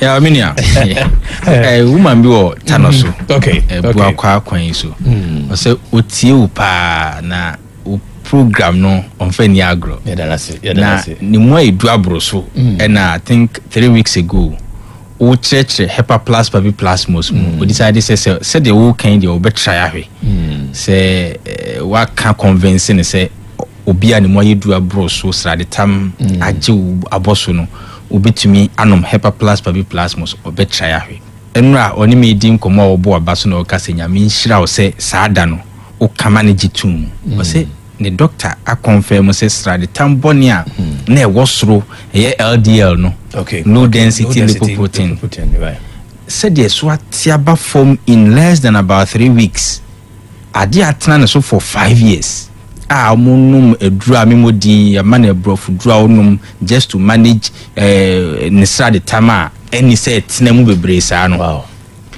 o say 3 weeks ago ena odi say the wo kan de onya sa ahonkeka no fa nom Hepa Plus Pavi plasmos o tanoso okay one ono ankasa feel say why light ni mo ha ono feel say mi mo ha or very active and one wants to me achieve that and no call hospital doctor ehwe no say they say they say mamin confirm onhwe omokoye lipid profile amazing results ni scientific cry ni say we see from cry me say do be hu de this opeja o shechiri o say Hepa Plus Pavi plasmos in a space of some 4 days results ne by a doctor man who said not only the no e feel say ne hoye but labs ne so confirm say ampa enema ye no within less than a week no we convincing if be say Hepa Plus Pavi plasmos said the oti will take no eduro ne yadwuma enti obia mfanye na eduro enom and meet me aka atwa so say the Hepa Plus Pavi ne plasmos ye no enye limited to yare bi ano how bi o na mum holistic medicine boanti ne kase general well-being hwese ni padua no ankasa behwe ne homu na o how bi a ni ni padua no di asie no correct ne ho student ba ko o se doc na o taika say duro no boa student duro no boa ma duro no boa cc na mia me sha se me use bi na me hunu say ninti Ghana ye was hadi say na say ye fan so hair bad de hair bad for de ebi mo was perception no o hair bad de so ton na dru o so no ankasa yusu bi sabi on titin bi o student o say sometimes say so embarrassing say so question baby na o yes adwuma no because I can right but Hepa Plus Pavi plasmos o say doc no kwasem ne say na atadwe no me de to achiri ba or really go so and a cleansing say ninti edro say e wo ho a naturally etumi bua yen antibiotics ne sebe chemicals are no de gu nsuo mu e de cleanse ho o say do ba bia o de oils bia hwam kakra no de asawa just to make sure say ho ne ye for event no koshia me nchirechire mu no but Hepa Plus Pavi and a plasmos or say no be bia aye kama ontiti onfa bibia ngu nsuo mu enko honum mesre se uyo bema wutie a ade ba kwa betua ya ma ho eni wobusua ne se oba ensure say Hepa Plus Pavi plasmos the baby ofie because oba ne nya bi no mo a eboa wonso uyo oba wutie me ade a mema ukunu kwan we sine ukunu kwan kra mema ne nye so be kwakonom China duru se opeso ma wo oba na ni gi wan hwe yi a na obemu adikuna because yare anaso wu kra na eba betie sim oba bi a oti o take FM this time do betumi ya ma wo ho ni ukunu ne se onso behwe se abribia Hepa Plus Pavi plasmos no ebi ofi a ukunu enum bi ise kra de maka ne se anke betumi a na wotwe bia oba ma ukunu mfa koduntu akiri eboa pa ema ukunu na pomuden ne sisi so last opanyin bi ni medim komase dog uko radio so amesre we de mi ami koto jogu form aya me kan kodune ne eyi ne ho asem because me anom Hepa Plus Pavi plasmos me mfa koduntu akiri ba me ami tumu se menya hoden fufuru bia ye eno nko aye oki ehu hia so besan kan kodu ene kubensu mu ho asem but education women say the fact so be de kodu ana kubensu no tutu aduru na chi no enye just for sex eno de hia me pa me de eno nchemu ba na me de me personal line ama wa wuti utek okay kodu no eboa ma onipa akoma na dwuma yi yeah kodu no boa ma untini mu kra no niema free sabio Ghana ni a onye physics da onye physics onima de kra friend physics or was a natural instinct to say kwadu no kra to me reduce friction so bibe odu kwadu no to na ma me ana papa ho yifiri ho no bibe tia so apa friction is reduced yenso enim say machines ya yekase machines na efficiency less than 100% nyina due to friction enti onipa wutie me se odi kwadu to Hepa Plus Pavi plasmos echi no wo mfaso bebre kotra sex is just subset of mfaso a unya wom enti obema wo de wa waje ho atum so mema semofom fatutu echi ubenya mfaso ni mfaso pre nu bebre aka ho mamenka we Nicholas Chereme ai o de Hepa Plus eduamasum musabe ka duai na no frame say ini say what could take it any Hepa Plus ubenya bianom yes na but be bebro Nicholas say we make sure say we so tina simple enti obema bia o tie me ene ebnada wantumi anya hwea ma ho bene ho ene ebnada din no ben ho kakra enkoto aduro bia se China aduro ma unipadua no holistically fruit so besi unase wakoma enya dwuma yi Jamaican what doubt our phone never read about benefit of banana. A boa kuma no. And now there's some peko dunsu are you sukubensu share benefit no. A boa kuma. A boa prostate gland na usro se prostate prior yare. Enya yare ya kwa count. But se wa nhwe ye betumi enyo hawo. Okay. Adentina no Hepa Plus Pavi plasmos this time. Na unye free. Na fi ase hu bia be show mu say me prostate be ma debi.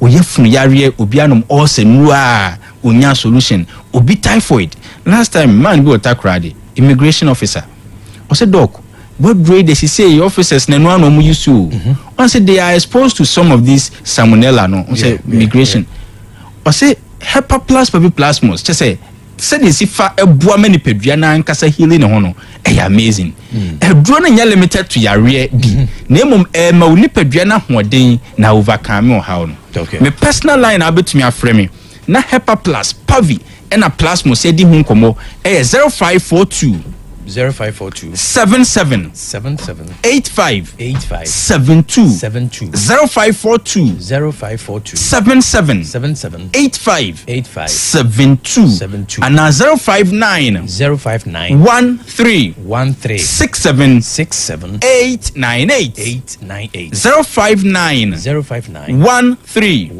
67 898 ebiawa manone opese edi no ni bibro na minda oteke famasi woman bi say ne sister na opa wo nti o me de aduro ni bi e mane no Canada just February was sending me message the doctor confirm say sister na no power for so many years no pregnancy confirmed Canada and nti o wa manoni a e bia o de nya wo o menstrual issue e bia infections bi e bi krampa a wonya ulcer bi e bi kra wonya reso nti apo body pains nti painkillers e na onum ba kwa na Belgium o de na dance ba last week o say doc mesresa anka wo TV so a ohwe one of the TV stations okay anka wo beka say obi wo severe pains titru headache on fa Hepa Plus Plasmus nyeni nsu o say painkillers are no adin a wanom yet na over 5 years ni tia edwa ni kin enko Hepa Plus Plasmus o sha say so nom ene unya sa headache no okay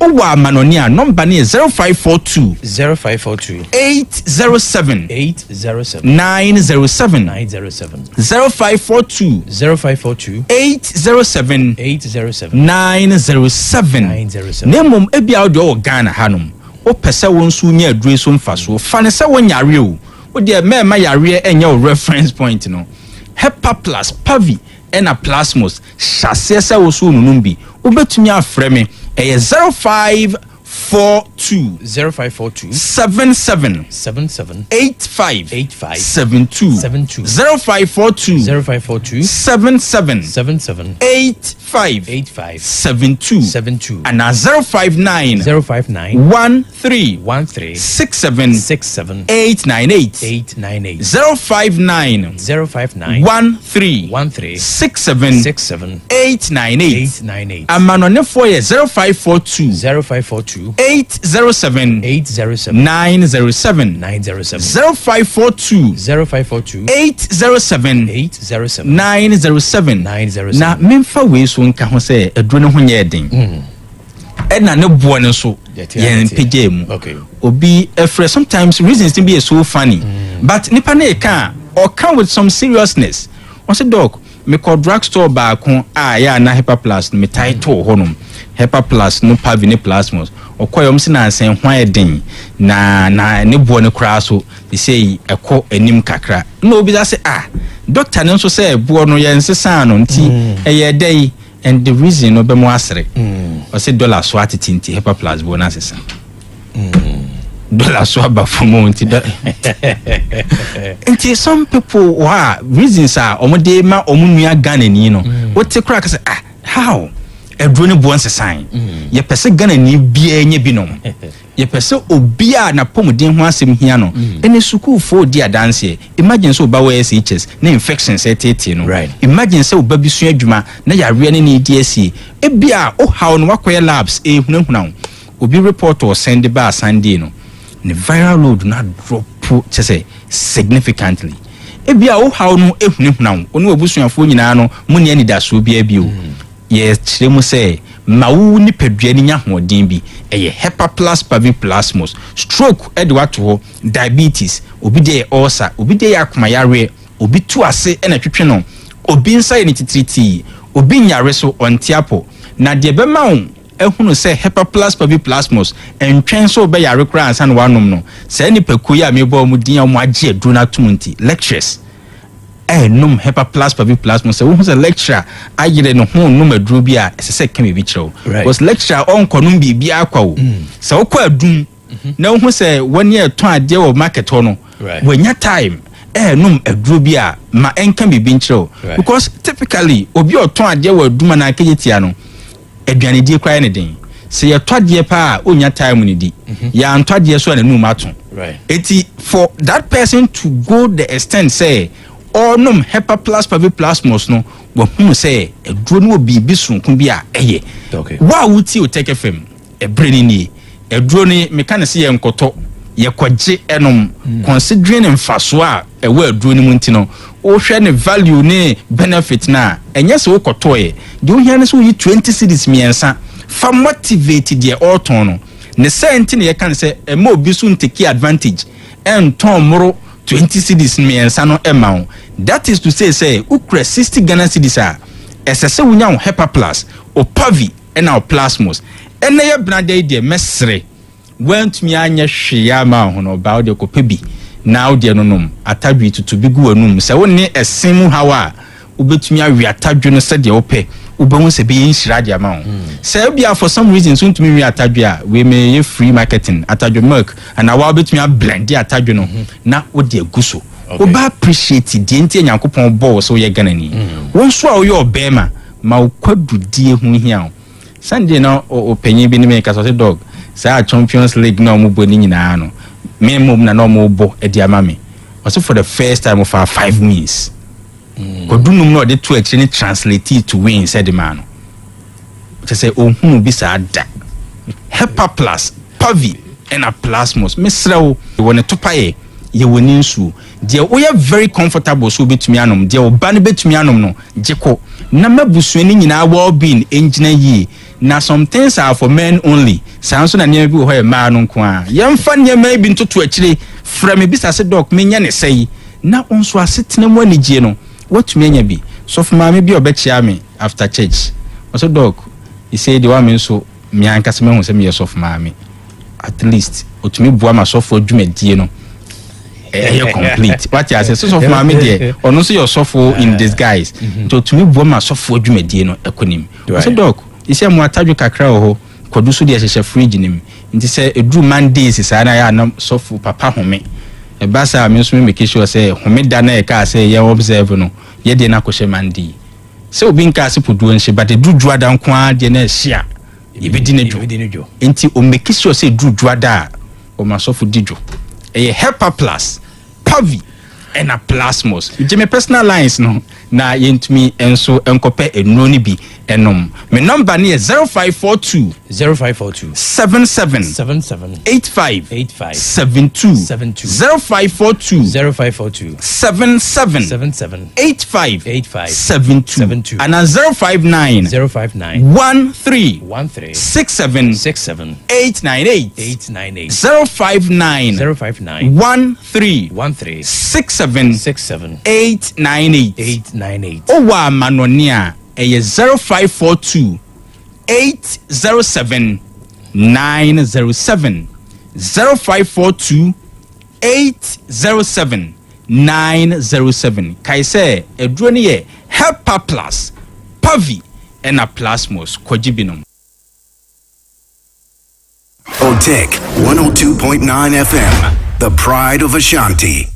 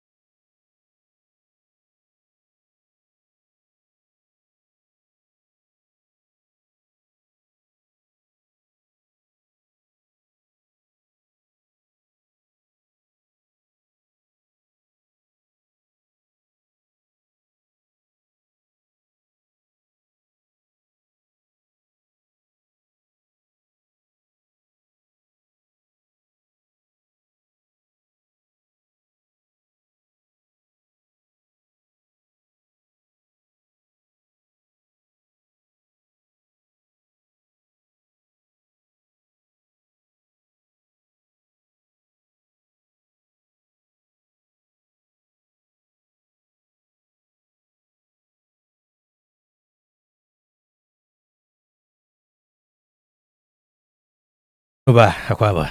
Mejo soke obi. Ila na bia no mani agina. One mani age unu producer. Unu producer kwao. Ai. Elda kwao. Elda Elda. Elda Pentecost. Oh okay. And Elda praise the Lord. Why? All right, enkai bona kan e pentwe mu. Matike obi, ebusuafo enkai bobre ana edru swei. We de tawkura ye wie ya pe na kakra ka no ke obi etedwemo de asoso ede amaye. Na Hepa Plus Pavi ene plasmos enupani nie debera da ye boho de ro kanfo de ma se bomodian se obanya bia ko nipaduanim ebabua pa ama hoden ho nsam no atumi agina ye boost immune system no ama ne nyarewa hodo atu asetene nyinanda no aboho ban ede afri ho ne yese yade no so abawi a wo de kwakoma to yem ne pebi no nom Hepa Plus Pavi ene plasmos enwano no ono no ma esenchenya be ya manipadua no onua adanse no ye ma kasa musa kasa de mun nyina kwa wunwie sanse eboa panti wo so ye besere se wunyanya bia bomoden so bepa bi anonom se wonnom so na ye ho kokwasa ye so semu dren keka ho nanom ne yie wai sanse ebeboa o amapom de ho nsam no agina ye kama ediamao enam ho donti ya to apete ba bia to nupa ne de uwuram na ye nsam yensa Hepa Plus Pavi ne plasmosa obi a wote ase no se yes ampa wonim de wonam ana wonim de nti a wonam ai enu nti ye kanfo de amount se ye wono to pa ye ene ni nsuo de wo pe no na ko ekwoje na wonso fa bon ho adwa Dr. Beneza ohode man se wo pe bi age aton se how bi na etete wo no ti person no wo sase no no bie enu ti wo pe ho sem bi se bia Dr. bie na prono to ho de man se frɛ no obaje brani adaje na wa chire mu bibia kama amonya ho nti ase ansa na dro no wa sase anonom ahoma ne 0542 778 572 0542 778 572 and 0542 807 907 the attraction is 0591 367 898 0591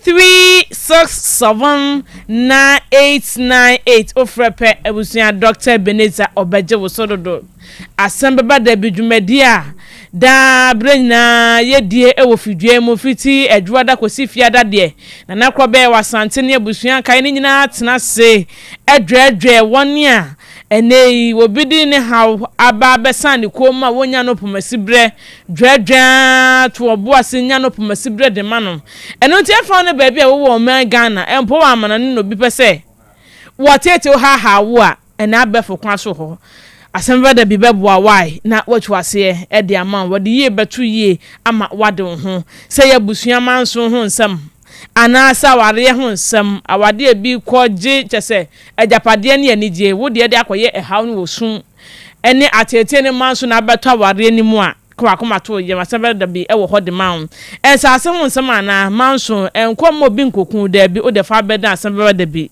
abusua ne betena se obeka bi e de ama ama wonso wakoma ato yem ahoma ne nie ehun video ne pictures ni na ahoma ne ye krope 0536 222 554 0536 222 554 o take from social media platform ni nyina ye kan for dia mam say yo ho yo Facebook, TikTok, Instagram, YouTube ana X ho nyina da ye ho a edwumadi ahodo ye die nyina da egusuo yitwa ho foni ni videos ni nyina ne ho kasa ni nyina di guso se na be ya ba bia wo bia na wonso betime anya yen ahwe yen na wotie na busua no wabeka ho ne e ba se wo hwe se Facebook, TikTok, Instagram na se YouTube kwa wo like ya na wa share na afofo nso anya bi ahwe na wonso o tira busua no mu bi ema ye why na WhatsApp so pese odi bibia asoma ye ne ahoma ne 0505 225 578 0505 225 578 ofrepe ye beje wo so ebusuafo enkai bono esi ye sore so KOB guswati adwam enuba yadase abusuafo yena enuba se enkaibo kakra ekemo no ode etwem Setting the trends that others can only follow. OTEC 102.9 FM.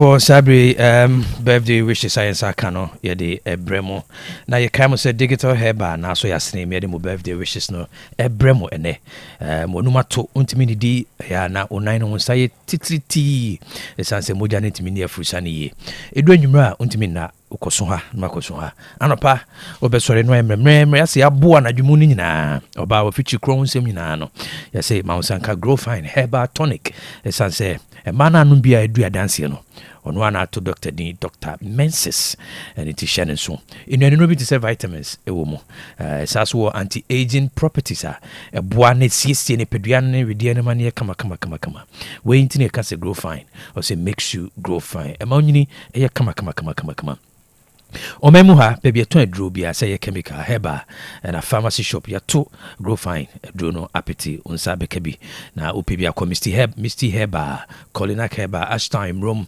PF pharmacy Tafuni road smart heba obwase obenya bi oba otek FM haswa unsa bekabi sanso na obetimi di oni akire mu Kumasi amekom runabout hona digital heba clinic wo obey Bank of Africa na obetimi ni Dr. Menses akasa 0244596532 0244596532 Nadama and edemo birthday messages nina ebremo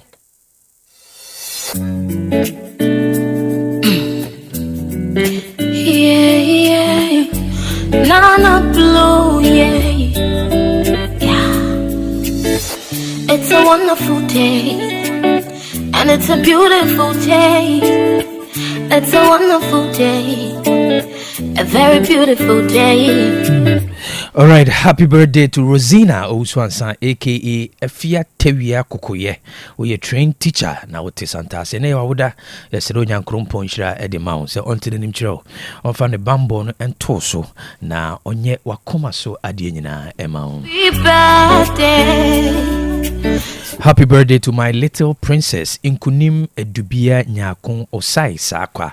We free o maame ne o papa ne abusua to ni nyina. Wode so nyankrompo nhira we ne. Ebra wodi wa wode onyame mfa na dom ne bambo ne nyansa no ento so ne nyini ne beye panyini pa Inkunim. Happy birthday. Happy birthday to Sister Becon Faustina aka Majwa. Ne wa woda yesro nyankrompo nhira ne na dom ene ne bambo edimao se onyame ntina nim kyerɛ na onye wakoma so ade nyina emfama wo. It's a wonderful day. Happy birthday to Miss Vida Fojo o Manson Musia so we free Linda honeba so nyankrompo nhyira o fa ne bambo ne toso na oma o enkwatentina ahoden ewom. Happy birthday to Christian Edu, we choir master at St. John the Evangelist Pankrono Estate. We free Akonoba Opokunyako and the entire congregation honeba so nyankrompo nhyira o onye okese na onti na nimcho Christian na on fa ne bambo so and toso. Happy birthday to Mercy Jebua Ajiman, we free Kesmin news editor Tina Honeba also nyankrompo nhyira pa Mercy on Tinenim Cho of an adon in the bambono and toso ene a bra woody wa wodain. Happy birthday. Happy birthday to my beloved father Nana Bafuo Ewa Tonto Buakwa Apehase Chidomhini. We free Mr. and Mrs. Bafuo wa ono so wadankwame esanso neba oso nyankrompo nhyira onye okese onfa ne bambo ne toso na onkoso ama onyini ewo ahodin mu. It's a wonderful day. Happy birthday to Honorable Emmanuel Sarkodie. We are assembly member Agogo Newtown electoral area. Now we are journalists Sempa Radio Agogo ene ewa woda estro nyankrompo nhyira di maw ontina nimchiro onfa ne bambo ne adom and toso. Happy birthday. Happy birthday to you, Dankwa Lenos. We're a former student of Tech School of Journalism and Communication Studies. And ewa woda yestro nyankrompo nhyira edimao. Ye impaya maso mfa na adom ne ndomo na ne bambo no so enye kese emao bra udi wa wodai. Happy birthday. Happy birthday. Happy birthday to our lovely son Daniel Johnny Kote, known as Suffer Fresh Bakope, Muku School of Christ the King's International School ewa Busheng, and work class 5. We free Omame, Ta and Atake, and our original Sandra on about Sunya Krumpo Shroud, of an Adomno and Domo, the Bambo and Yakasema Nini, and the Baye Penimpa. A very beautiful day. Happy birthday to Mr. Samuel Vifan or Accra La Paz. We free Wire, Mrs. Brightina Vifan, and Afi Mrs. Judith Asario Honeba. One is on Yanko Ponchraupa, na Ontin Mcho, on Fana Domino, the Bambo, and in a Homobrono, and Domwene, a bra Udi Wauday. Happy birthday. Happy birthday to my sister Leona Abigail Busumchi. We are nurse at Cape Coast Teaching Hospital. We free o sister Nicolina Busumchi Anuso Elimina Honeba. Was so my happy birthday on Yamishrao on Fanadum ne Bambo in Shrano and Toso and a bra Udiwa Uday. Happy birthday. I'm always so sweet. Happy birthday. Yeah. It's a wonderful day. And it's a beautiful day. It's a wonderful day. A very beautiful day. Menya Japan. Oh yeah, many Japan. And they need I'm so happy to say happy birthday. Happy birthday, happy birthday to you. Happy birthday, happy birthday. All right, happy birthday to a good year. We are students at Kintampo College of Health. We free Akosia Mopa our Ashton. Her neighbor was when young Krumpo Nshira on Tina Nimcho on Fanadum, the Bambo, and a Humobron and Toso and a Browdiwa Uday. Happy birthday. Happy birthday to Mrs. Lucy Coffee, or a man from we free Nana Quacha nephew her neighbor. Also young Krumpo Nshira on Fanadum and Domo, and a Bambo no so enye kesema abra udiwa udai. It's a wonderful day. Happy birthday to my mother Auntie Ama of Fantinu Town Inter 229 we free the camp and family members and akwasi yeboa Christian omunyina so ma happy birthday osiro nyankrompo nshira ne bambo ene enkwatentena ahoden wom edema. Happy birthday. Happy birthday to Miss Sarah Frimpong. Wote kwada so esiro nyankrompo nshira edema we free all students or Oshimase MA Basic School 2005 batch. One is nyankrompo nshira onye okese na onye wakoma so ade nyina ema.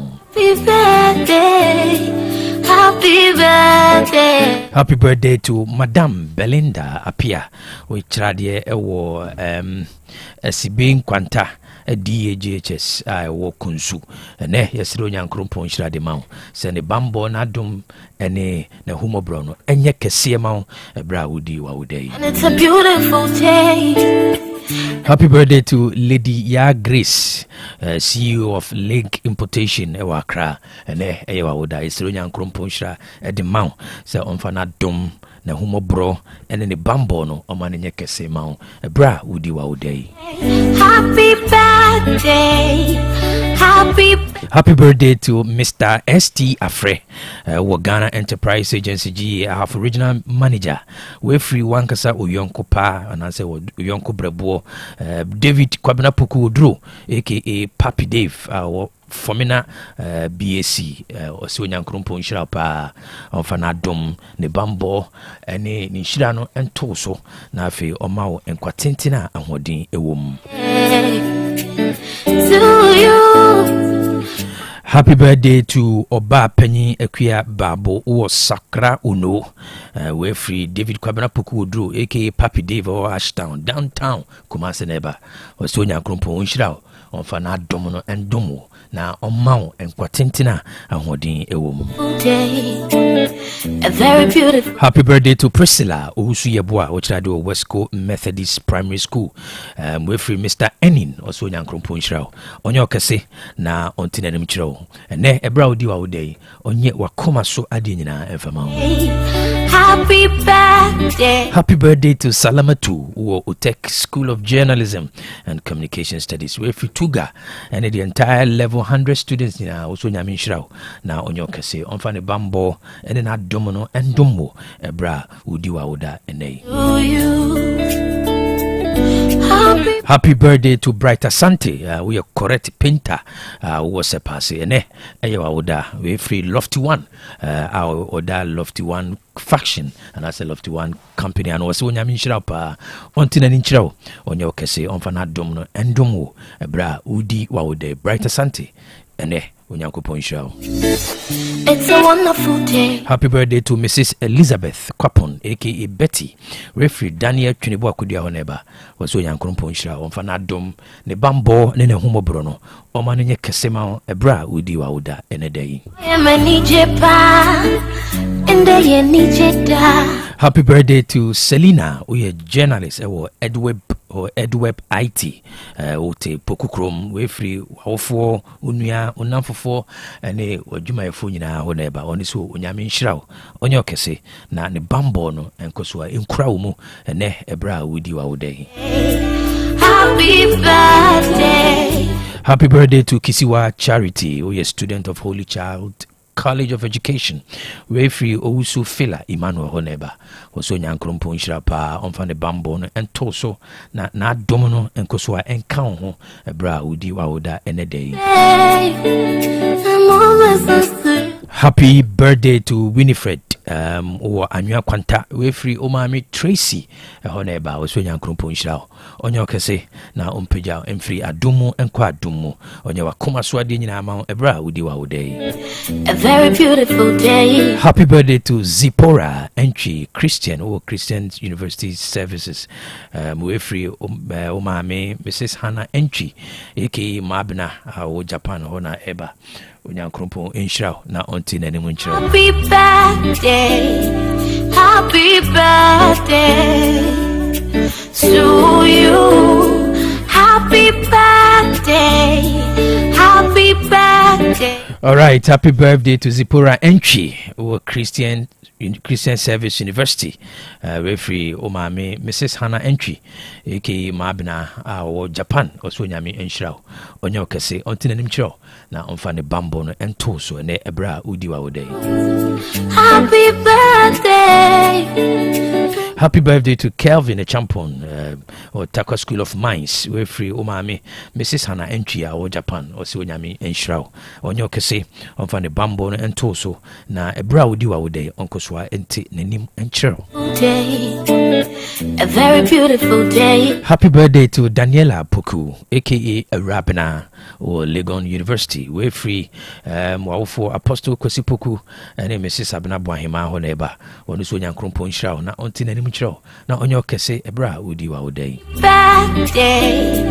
Happy birthday. Happy birthday to Daniela Asante Techi we free umame Belinda Techi honeba wasi onyankrompo nhyira onyo kese mane bambo no enkoswa emunya dema na oma onyini na beye panyimpa. Happy birthday to Mrs. Theresa Donko aka Nanaire Otebremine opposite video center ene eya oda isro nyankrompo nhyira de mawo se onkoswa entinenim kyerɛ oma na humobro no enkoswa enoso emawo ebra udi wa odai. Happy birthday to you. Happy birthday to Constance Dapa, we a nutritionist or barricade. Yesterday, when young Krumpunshra de Mount, a brow do our day, say auntie Nanimuncho, na Oma na Hodino, and Yakase amount. And it's a beautiful day. A special birthday to Sylvester Edu and Bro, who are Koforidia in the Eastern region. We free one Casaunia Bema, Frederick Edu and Bro, also Las Palmas in Spain, a neighbor, was on young Krumpunshra, on your Kase, auntie Nanimcho, now on Fanny Bambon and Tosu. Happy birthday, happy birthday.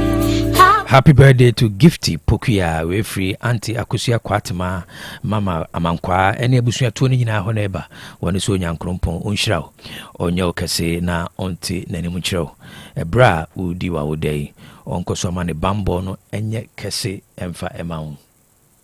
Happy birthday, happy birthday.